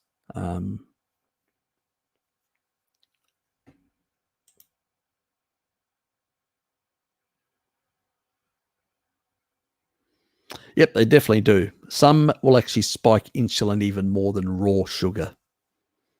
It's a video that I haven't made, but you'll be surprised. You'll see basically like raw sugar here and the insulin effect of some artificials like aspartame and stuff like that right up here, even higher. And we know it's not blood glucose, but it's actually insulin that's actually even worse. So yeah, some of these can be really bad. So that's the other thing. We always look and make sure there's none of those sort of things. But yes, do expect a video on that. I will be making that'll be early next year. So, and that will cover the insulin effect of artificial sweeteners. But there's plenty of other things that I still need to do.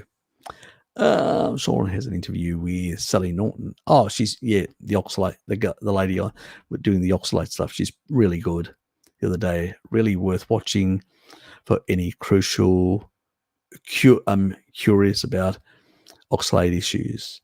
I've actually watched a lot of her stuff, and I've actually looked at some of the studies that she's referenced, and I've also looked at some other stuff other people have in that area, in that space, that have looked at oxalates. And also there's another Stephanie, what's her name, her surname, I'm trying to remember now. She did a lot of research on sulfonation and sulfur depletion in terms of oxalates. So and she refers to a bunch of research which shows mechanisms that affect sulfur levels in the body. And it's very important to have very good sulfur levels, and oxalates can really deplete sulfur, which is problematic for a lot of biological process, both detoxification, but also for collagen as well. So yeah, it's nasty shit, oxalate, in that regard. But I probably know most of that information, Dave. So yeah, that she's talked about.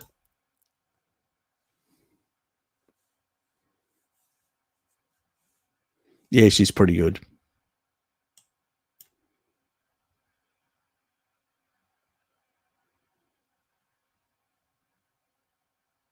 Yep.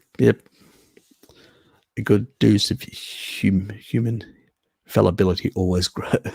Yep. Look, we're infallible creatures. Where the reality is, we think we know shitloads of stuff. We don't. We're fucking, I just consider myself slightly less dumb than the other apes on the planet. The reality is that there's a lot of stuff we still don't understand. There's no experience. There's no, I could think of thousands of experiments to do to more clearly understand a whole lot of things that are not being done. A lot of other stuff are being repeated over and over again. Same shit, same crappy results. And it annoys me that so much money is wasted in useless research. And there's so much other stuff that could be investigated and things cleared up, rather than us trying to bits and pieces of information here and there, trying to string something together that makes some coherent sense, from and extrapolating a few things. Yes. Harry Buzz. wants to discussion with you. Are you saying to be careful with stem cell subs with cancer? Just letting you know. I'm actually concerned because there is some research out there that actually shows that stem cell can be used by cancer cells, and I don't know whether it's a good idea to add more. I think it's best to try and reverse, to focus on the reverse, or using senolytics, using things like deuterium depletion, reversing early stages of cancer. Yep, I think they have a place. Latter stages of metastatic cancer, I'm talking about metastatic, only metastatic stages, the latter stage of cancer, when it metastasizes throughout the body and then sort of starts proliferating rapidly. That's when it really starts using everything. Then I think it's a danger for stem cells. Only in those sort of cases. And I've said that quite clearly in metastatic, and I can show research that clearly shows that with metastatic cancers. But in early stages, it can actually be helpful. But in a metastatic state, I don't think it is. So he hasn't sent me an email, hasn't spoken to me. Are you having discussions behind my back about this? But no, he hasn't spoken to me at all in that regard. But I've made it quite clear it is metastatic cancers at the latter stage, not before that, in that regard. And I think it's much better to switch off the cancer process and then consider these other things. But that's through deuterium depletion and some of the other strategies that I've put in to inhibit certain pathways and allow the body to switch back into those down-regulate oncogenes and switch cells from cancerous back to a state of senescence. And then you can use those sort of strategies of building new cells with stem cells like Serul, then throwing in things like, Pfizer to kill off, using fasting. Even fasting in metastatic stage is dangerous. Pre-metastatic is a good thing. Post-metastatic, it actually can be protective to cancer. So while something may work in one state, it may not work in another state. That's important. And if people haven't explained what I said to Bart in the correct way, Bart may have got the wrong idea and thinks, what the fuck's Harry saying? But because we're friends, he doesn't want to basically say something that he'll regret. So he's holding back, But the reality is, it needs to be made quite clear. I'm talking about metastatic stage at later. That's at highly proliferating stage. That's where I think it's a problem with stem cells, So, and that's what some of the literature has shown. So they've actually done the experiments, even inducing in rats cancer and throwing in stem cells, and it gets worse. So now you can't do those experiments on humans, but am I willing to take a risk? No, I wouldn't be if I had that. I don't have cancer, so I don't care about that now. But if I was in a cancer state, definitely I wouldn't take the risk. I would try and use deuterium depletion water and the other strategies to turn off and reverse, go back into remission, put myself into a state of remission, and then focus on eliminating the problem over a number of years. That's a smart way of doing it. Everything has its time and its place. I wish I had her a few years ago, my keto days. Yep. Yeah, me too. Yeah. 4 kidney stones, periods. Yeah. I wish it as well. Yeah, I know. Too much spinach and more spinach. Oh, bloody hell. Did I do some damage? Yes. Sad moments. Yeah, I think we all had that crazy period in that regard. Oh yes. Oh, they are lovely things, kidney stones. Absolutely lovely, lovely, lovely things. Yes. Yes. I did up my citric acid when I was dumping, so I wouldn't end up with more, even though it became foamy as I was dumping oxalates, I didn't get any whatsoever kidney stones through that period, even though there was probably more oxalate coming out at that period again. Stop listening to everything I say. It was ice cream down at Salamanca Market. Both me and Sean stopped and got double scoops. Oh, let's move on.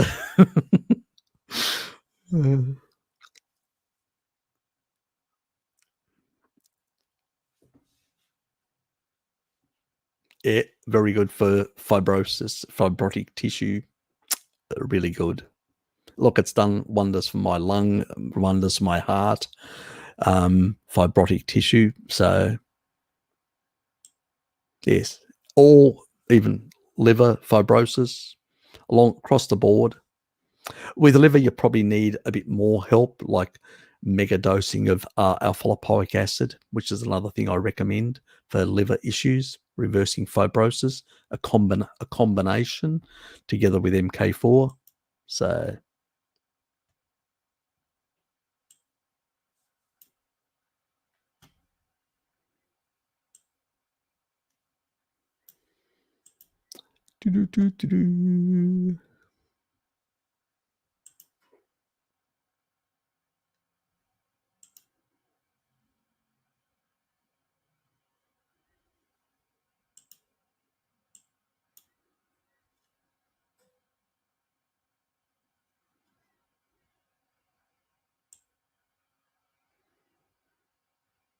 oops.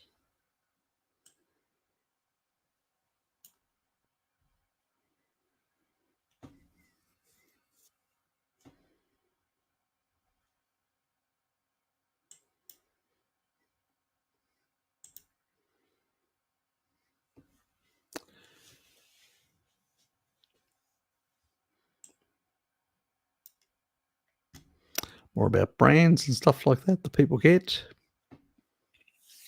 Bruce kind of vegetarian back in the days. I found gaps. Yeah, well, I was sad, and then I went paleo, then low carb. I think a lot of us went paleo about 11 years ago, 10 years ago. I think zombie, a lot of us went paleo. It was really big then. Remember, there was Paleo FX and all that sort of stuff. It was quite big about 10 years ago.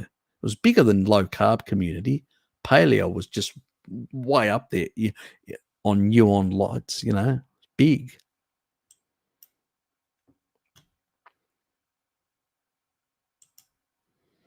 That's when because the paleo, that's when I got into sweet potatoes and all this sort of stuff and stuff like that due to the paleo, not the low carb community.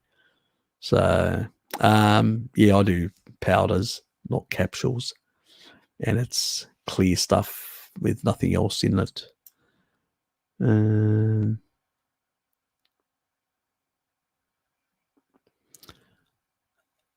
Look, I've got a big question mark on Scientology, but I don't base my criticism on his faith. I base it on some of the stuff that he talks about, which is just, the cups of vegetables and some other things, some of the reductionist nonsense that he peddles out. And Thomas DeLauer is just as bad. Oh, look at this study. Look at what it says. Just more reductionism. They don't engage their mind. They're just like promoters. I mean, Thomas is even worse. I have more respect for Bergs than Thomas. Thomas is just basically, there's a whole lot of researchers behind. I don't know whether he fully understands some of the stuff. I think he's just basically a mouthpiece nearly. So, yeah. You'd basically I'd literally in a comatose state, I would steamroll over him. That's what a lightweight he is. And, while he has certain products, have you seen the stuff that Thomas promotes? It's off the show, Oh, here's another package. Here's another package of processed, just on and on. It's just like the way Atkins, the Atkins company turned up in creating all these Atkins bars and all these Atkins sweets and everything else under the sun. They just went off the reservation as well. In terms, they forgot what their mission was, to promote good food, nutrition, and stuff like that, and real foods, and have completely gone into the processed food market big time. Well, Thomas is basically in that. He is basically low carb, fake low carb, or whatever you want to call it. Where Berg's is supplements, more naturopathic supplements, stuff like that. Some of that stuff I'm critical of, but he's not as, Stellara is just basically God. He's just selling. He's just a salesman of questionable products. Let's put it that way. In my personal opinion, my dear friends at YouTube. Powders at the moment, I prefer the capsules. Now, I prefer the powders because they usually are clean. Nothing else in there, because the problem with the other stuff, they put other things in for stabilizers and whatever else. So do you have a problem with all that stuff? The less ingredients, the better, is the motto that I sort of follow when it comes to these sort of things. The less is way better. We are way past the time. I'm sort of going through quickly. Oh, yes. Yes, I need a bit of taurine just to relax me, increase my GABA tonight. So, yes. Yes, I know, hard. Yes, very hard to do in today's world. Oh, you can get one brand, which is Made by Cow. Made by Cow is out of New South Wales. Anything it doesn't have is the beneficial bacteria. That's the only thing lost. The enzymes, lactoferrin, which is good for the immune system. Interferon, which is good for the immune. Yep, it does upregulate that. And a lot of other things. One teacher told my kids he has the palate of a pregnant woman, LOL, because his lunchbox is brie, eggs, pickled salami, and ham. LOL. He eats salmon oysters and raw milk for breakfast. God, the teachers must love your kids. They must look at the food guidelines and go and have literally a spasmodic effect on them. It just being a fly on the wall to see that and just laugh and giggle at just their absolute stupid behavior that these people, they just don't engage any mental capacity. It's funny as, so very much. I'm going to just pound through quickly like that so we can get them all on the screen, even though I'm not reading them. In order for the things to pop up. Yeah, well, that's at work. It's free, Alex. It's free. You don't get some of the beneficial stuff. You just get the macros and a bit of micronutrients. That's about it out of that stuff. Yeah, that's it. Made by Cow. I do actually say, because some of the people that, like work colleagues, and I say, you got kids, and it's real. Kids are going to cheat with lectin-filled foods and stuff like that. And I say, well, why don't you get Made by Cow? It's got lactoferrin, and basically, and if the kid has got like a lactose intolerance or all that, consider a lactoferrin supplement. It would basically help them sort of bind some of those lectins and clear them out of the system. because sometimes it's really hard to change. In some families, their kids are literally just, there's discipline's just gone out of the, I won't say too much, but you know what I mean. I think modern families have just lost the plot. But anyway, that's my personal opinion. I believe in harsh, hard, strong love. You're a parent, not their friend. My nephews, when they were here staying with me, I was boss. There was rules. They followed them. I even sent them out to do odd jobs. I found them employment. And they were older than me when I first started. You got to learn to become an adult, learn to be responsible. And the whole purpose, I don't believe in somebody who's over 12 or whatever. They're not a child anymore. They're a growing adult, and they better start fucking behaving like one. Otherwise, they become useless delinquents and useless to themselves and society and their families. Anyway, I've had my little spew. Yes. Harsh discipline. Be a tough taskmaster. I hated my father when I was young, but I love him now, and we're the best of friends. And he knew he had to be harsh like his father was, but he became a strong man. You only become a strong man if you've got a strong father figure. If you've got a weak person, you'll become weak because you're not challenged or pushed. I know it's not fashionable, but if you want a child adult living with you while they're in their 40s, that's what you'll get if you are their compassionate friend. Give us a fucking break. Best love you can give to your kids is discipline and responsibility, and basically valuing loyalty. A mother's loyalty and love for her children, it's the best love. In relationships, loyalty is key. Betrayal is poison. It's the death of a family. No, that's okay, don't worry. God.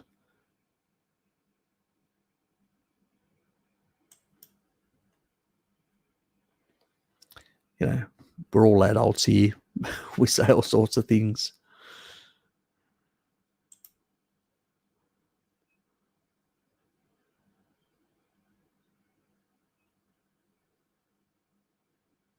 Yeah. She's lucky she's not living with me.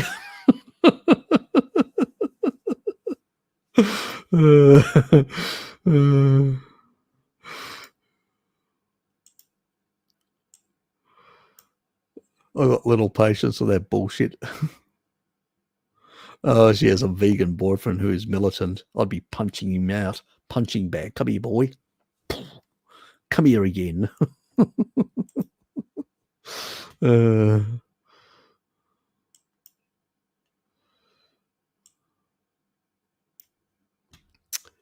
Yes, determined mechanism practice. Plus both Harry and Amber own drink it. Yeah, we do. And she has bipolar. So it's not that bad. Yes, it isn't something that is species appropriate, but it's not let's say, a game changer or a deal breaker in that regard. But some people do react. We have to be honest, Dave. I mean, I know Bart does react in terms of blood pressure, and a number of other people do as well. It's just the reality, it's just the way it is. Yes. Yes, lovely having vagoons around. I bet it is zombie.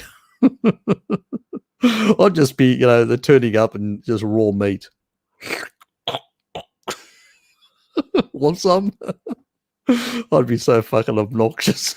They'd hate me. And I'd take all the veggies and all that and just throw them in the bin. Oh, they're over there if you want some. Yeah. Even if I had to tear up some money. as I said, I'm so pleasant to be around, so loving kids love me. Yeah, if they're very small, they do, but if they're sort of teenagers, let's say they have a pleasant time. I take organic whey protein from time to time. Is it beneficial, or am I wasting my money? You're wasting your money, Jan. You're wasting your money. It's high in deuterium compared to regular protein. It's like sugar, and at the same time, not good for your mitochondria long term. And on the other hand, it goes in too fast, and so both not only spikes your insulin much higher, but also has another deleterious effect in that the utilization is very poor. So it actually will waste out. You'll lose some of the stuff, and sort of tends to bump up the sugar level as well. So not a good thing. Bodybuilders get away with it because they do a lot of physical work, and so they will take it up because they've used, let's say other anabolic things to force it in, which it will do, but the utilization is very piss poor. Protein supplements have the utilization of 17%. That's it, 17%. Guess what plant protein has? 17%. The utilization of animal protein is 32+%. Basically double. And eggs are even higher, 49% utilization, have the highest utilization out of all protein sources. It's the reason why the old bodybuilders used to do massive egg drinks, like raw eggs that throw in, and they drink these, I'm not kidding you, massive amounts. So it was just massive steaks and massive amounts of eggs because it's high utilization. And that's the real key thing. One, because it also, those aminos, when they do get broken down from proteins into amino acids, they also, the composition means that you'll have high utilization because there are synergies between the different amino acids that you require in order. The better the synergies, the higher the utilization. So actually producing an egg, which is producing a chicken, is going to have a better composition in order to basically build that animal. So it will have better sort of amino acid profile that will basically can be utilized better by our tissue. So that's why it has a high utilization, because basically you need a number of amino acids to build other proteins. And if you don't have sufficient of something else, you can't build enough. So you can't utilize enough. Got it? We're utilizing stuff because it's like, let me put it this way. Think of the amino acids, all the different essential amino acids, all the different aminos that come in, like they're in a little bucket. And the enzymes and the machinery comes along and actually wants to build those enzymes or build certain things. It needs specific combinations. So if there are 10 here, 10 here, 10 here, 10 here, but it needs to do something, it needs basically, let's say, 7. It can take 7, 7, 7, 7. And let's say the last one only has 5. It can't build because it doesn't have enough. So the utilization drops. So the amino pool is important in its composition, how well it can be utilized by the body. Really important. And this is why we say that, plants have very poor amino acid profile. They're missing a number of things, and even when you combine them together with, like the vegans do, they say, oh, we're going to throw all these together. And that's what the protein companies do. They do throw them all together. The problem there is, again, even though you can use a certain amount, the profile is so out of whack, you can only use so much of the lowest common denominator. Got it? So if you're using all these ones, the essentials to build, if you've got the whatever the lowest common denominator, it doesn't matter whether some of them are very high, like there's 10 here and 20 or 30 on in this one.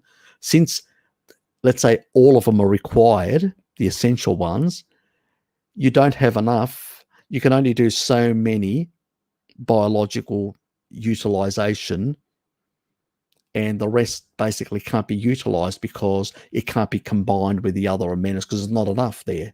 There's too much of stuff and not enough of others. So the utilization drops. So, that's an important thing in terms. So, yeah, I think they were a waste of money. Just eat real food, mate. You probably just learned something about amino acid utilization that probably you have never heard anywhere else, but that's how it sort of works, so, and that's what it means by utilization. Everybody talks about bioavailability, but it's the utilization. Yes, you can absorb it, but then can you use it? So that's an important thing. What the composition of the amino pool is that can be utilized to transcript things, to build things, basically. Harry, it was just today that Bart early stream, someone asked about Sorrel and cancer. Sorry, that's okay. Somebody else did. Okay, it wasn't. Yeah, okay. I do apologize. Okay. Yeah, I missed the earlier part of his live stream because I came in later. Okay. So somebody, okay. Yeah, okay. Wasn't aware of that. Yeah. But, that's the problem. People don't explain properly. I'm talking about metastatic cancer, and probably somebody said, about cancer. No, I'm talking about metastatic, not the early stages, the latter stages. It's all in the nuancing. And that's sometimes the problem why I try and explain things in deep and over again. And I'm hoping that I'm getting through, because it's important that we tell things in the right way, in that regard, and not in half. Because you provide half, that's misinformation. It's not. You're not really properly. You know what I mean? Anyway.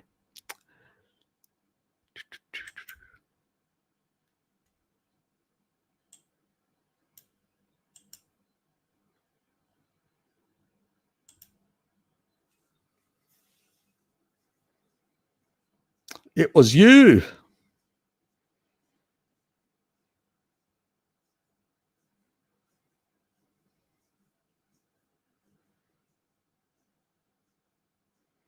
Yeah, well, you gotta, if it's metastatic, yes, it is a problem.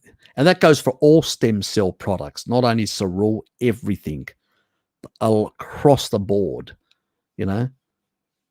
Sorrel's a good product. I'm gonna probably get onto it when I get into my mid-60s because it's expensive. Let me put it that way. And I can do a whole lot of other things without having to fork out the money in that regard. But when I do get into my mid-60s, I will definitely be considering taking that, or if there are other options, I'll see by then. So 10 years away before I have to make a decision. But other people are further closer at that level and probably do need that additional help in that regard.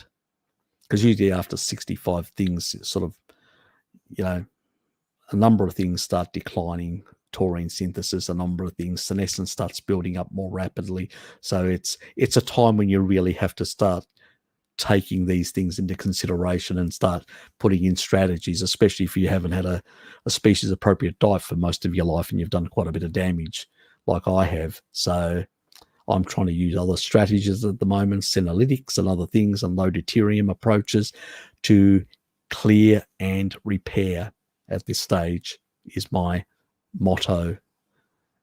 But yeah, I would be looking at that product. But it's metastatic. It's quite clear. And if you're considering taking that product, you need to find out where you are at.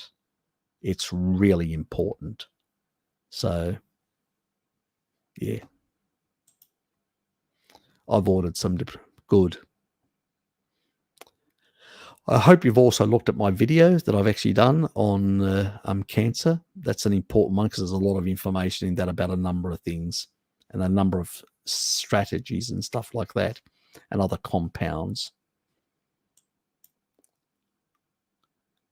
I'll consider myself slightly less stupid and slightly less cattle than the other cattle. Not a cattle. You're a llama. You knew I was going to say that.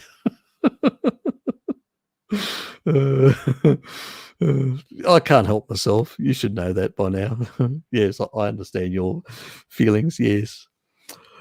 In our case, less than cattle, we sort of, we've got a bit of a sheepish. We're a bit more sheepish down here.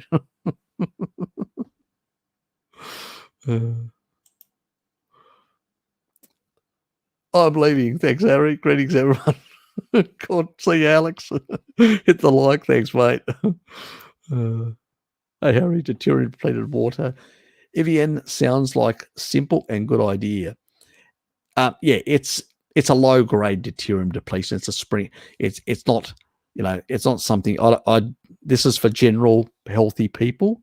If they're going to use some water for like coffee, I use it for my coffees, basically coffees and things like that. So I boil that for my coffees. But if I had, required for cancer, I would go to, that's 146 parts per million, which is better than the 155 of regular tap water.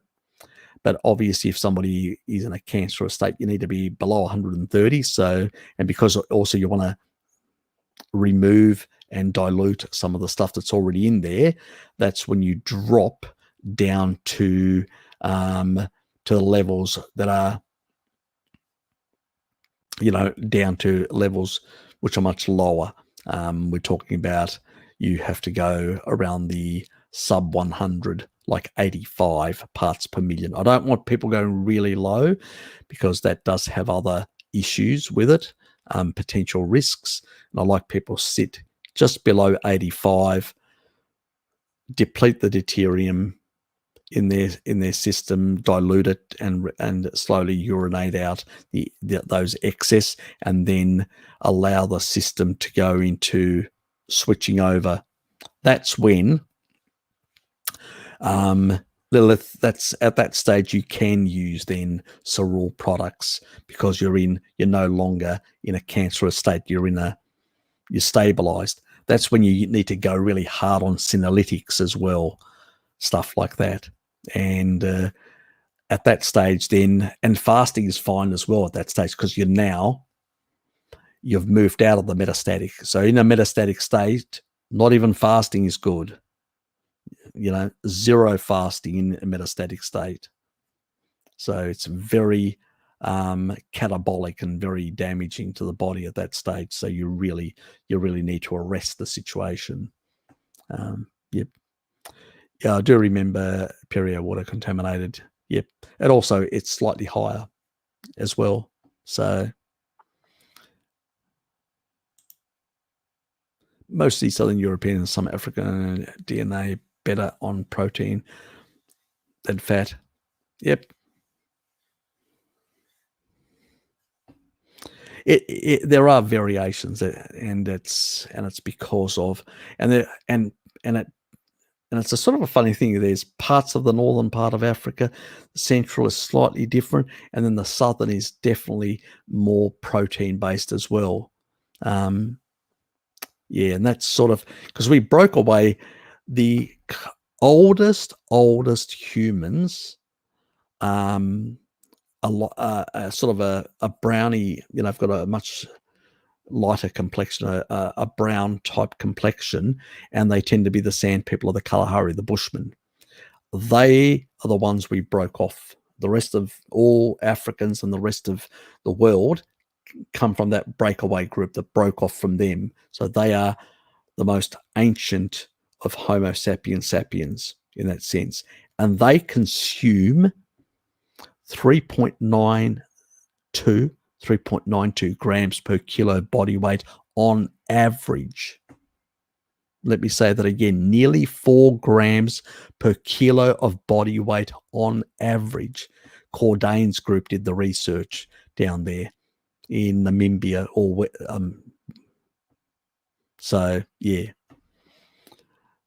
that's why, we've got, these people are multiple generation. So it's, I always evidence everything, there's always, I base it on something that's actually been looked at and measured. Just regurgitator. Yep, pretty much. Yeah. He's teleprompter. He's a marketer, pretty much. Yeah. He's just the pinnacle of that sort of thing. It's basically he's selling, just justifying selling product, So yeah, he's definitely. Exactly. He definitely is.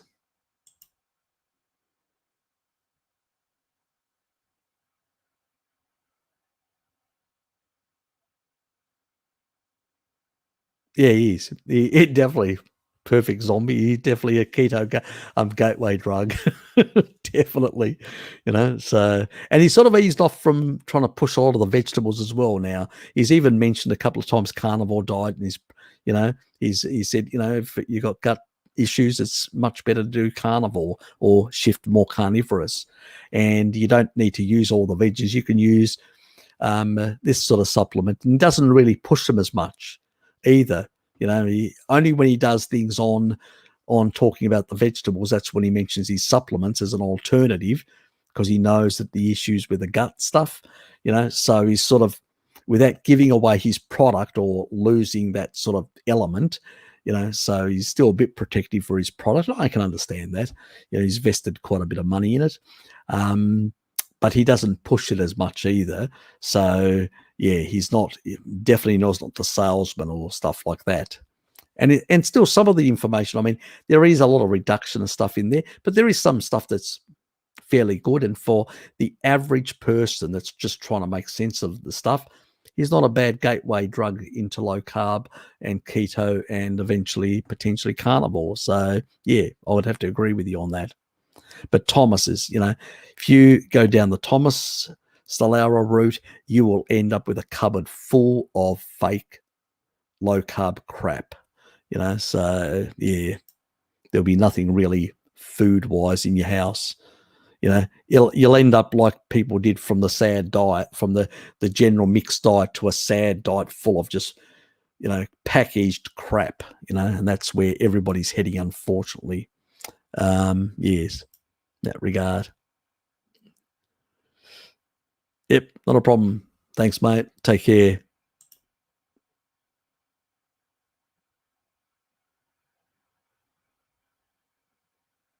That's how you got to be. It's, you still, sometimes if a kid comes and hit himself, all that, give him a hug and say, don't worry about it, mate.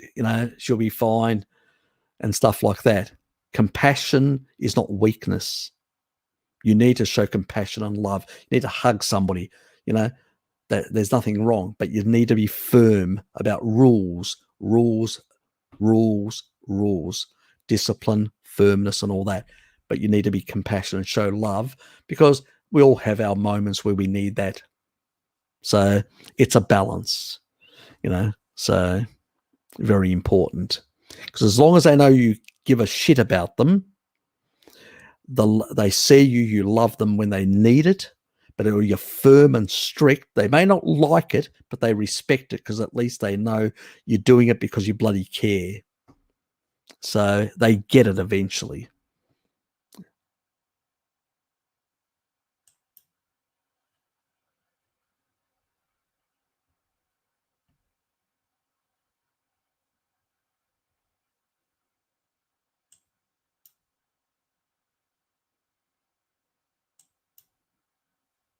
Yeah, but that also goes both ways. There are people out there that have never had kids that have basically taken foster kids and done much better jobs than actually the real parents. So it does go both ways. I mean, we should never generalize. I think there are parents that have got a good grasp of how to do it, or skills. Some adults are just completely useless. And it doesn't matter whether they've got kids or not, they're just completely useless.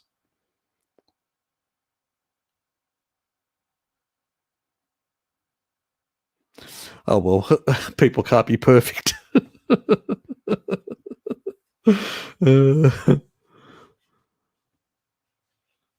Yeah. Bloody hell! It must be. You must have an interesting household, Zombie, there with a big steak and and your husband's got a broccoli. God, I hope you're giving him L-citrulline for the fun times. That is. Yeah, I'm still going. Lemmy. You know me. You know. God. Oh yes, it could. It depends. It could be. Yes. I should go to bed. I should go to bed. Anyway, yes, I'll pull the plug and he's right. And I'm at the bottom. I'm at the bottom anyway. I'm there. Anyway, guys, thanks for being here. I do appreciate it and look forward to some of you lovely people turning up at the Zoom session tomorrow, or in how many hours? So it's 11, one more, 11 hours from now. Definitely will. Thanks, mate. Appreciate it. And yes, in 11 hours, we will have the America's live Zoom, the first one for that part of the world. So it'd be interesting. Hope a number of my American subscribers turn up. It'll be really good. I'll be rapt about that.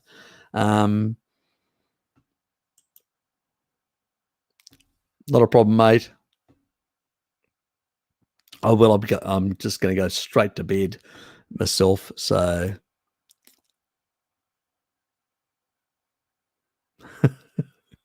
thanks, mate.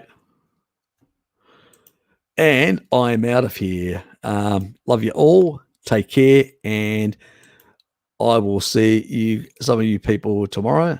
Yeah, look, I'm going to start at 10. As I said to people, you can drop in for as long as you like, drop out, in and out. There'll be people, so thanks, mate. So I don't have a problem. You work out your time slot and stuff like that. And if you can't make it, that's fine. Remember, I've got a year subscription, so there's going to be shitloads of stuff happening, and pretty much, yeah. And so I'll be trying to do them a bit more often. And then we've got the holiday season, so I'll be able to do a bit more then, because there's a lot of things that a lot of you guys, oops, wrong one. A lot of you guys, basically, there's a lot of stuff out there that's really interesting, that it's really hard to have a conversation. I mean, you got to type a lot of stuff. There's no Zoom sessions meetings are really good because it's interactive. You talk, you say something, you ask questions, or you've got an opinion. You speak your mind on something and all that. And it's really good interactivity and all that, and discussion points and stuff like that. And sometimes, some of you guys will start talking amongst each other. I'll just step back and just let you go, So you really have an opportunity to speak with people you've seen, you've commented on this sort of stuff, but you've never had, oh yes, definitely hit that little friggin' like thing.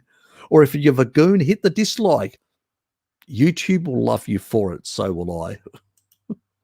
The algorithm, that is. So thanks, guys. I better get out of here and get to bed. Good night, and definitely, I missed how to get on your Zoom. Just go back and take a look. It's in the earlier part, but I'll actually find a video before I go to bed and actually put it on that, not this stream, but the one that I did the announcement. I'll put in a comments thing to basically go and take a look and see how it's done.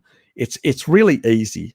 You just go to the actual Zoom site, you select the actual download, you download the application, you install it, and then basically when you hit that link, it will basically fire up the application and bring up the browser and then allow you to open up the application and go directly there. So it's really that easy. It's not that difficult. Anyway, so hit the like twice. Could have been the dislike. Tom, thanks, mate. And it depends. I've had up to 30, and other times, like last night, it was only about 11 at max. So it can vary quite a bit. We've got 100 slots, so up to 100 people can turn up. So that hasn't happened yet. Be interesting to see what happens down the track this year, as people get more aware of basically the Zoom sessions. You never know your luck. And as people also become a bit more competent in how to actually access the Zoom stuff, and it's less, let's say, daunt, a bit. They get more comfortable with using being able to access. It's not as straightforward as YouTube, but once they get used to that, then it'll be, it's not too dissimilar to, like Skyping. So if anybody's done Skyping, it's not really that dissimilar. Slightly different, but not, massively dissimilar, in that regard.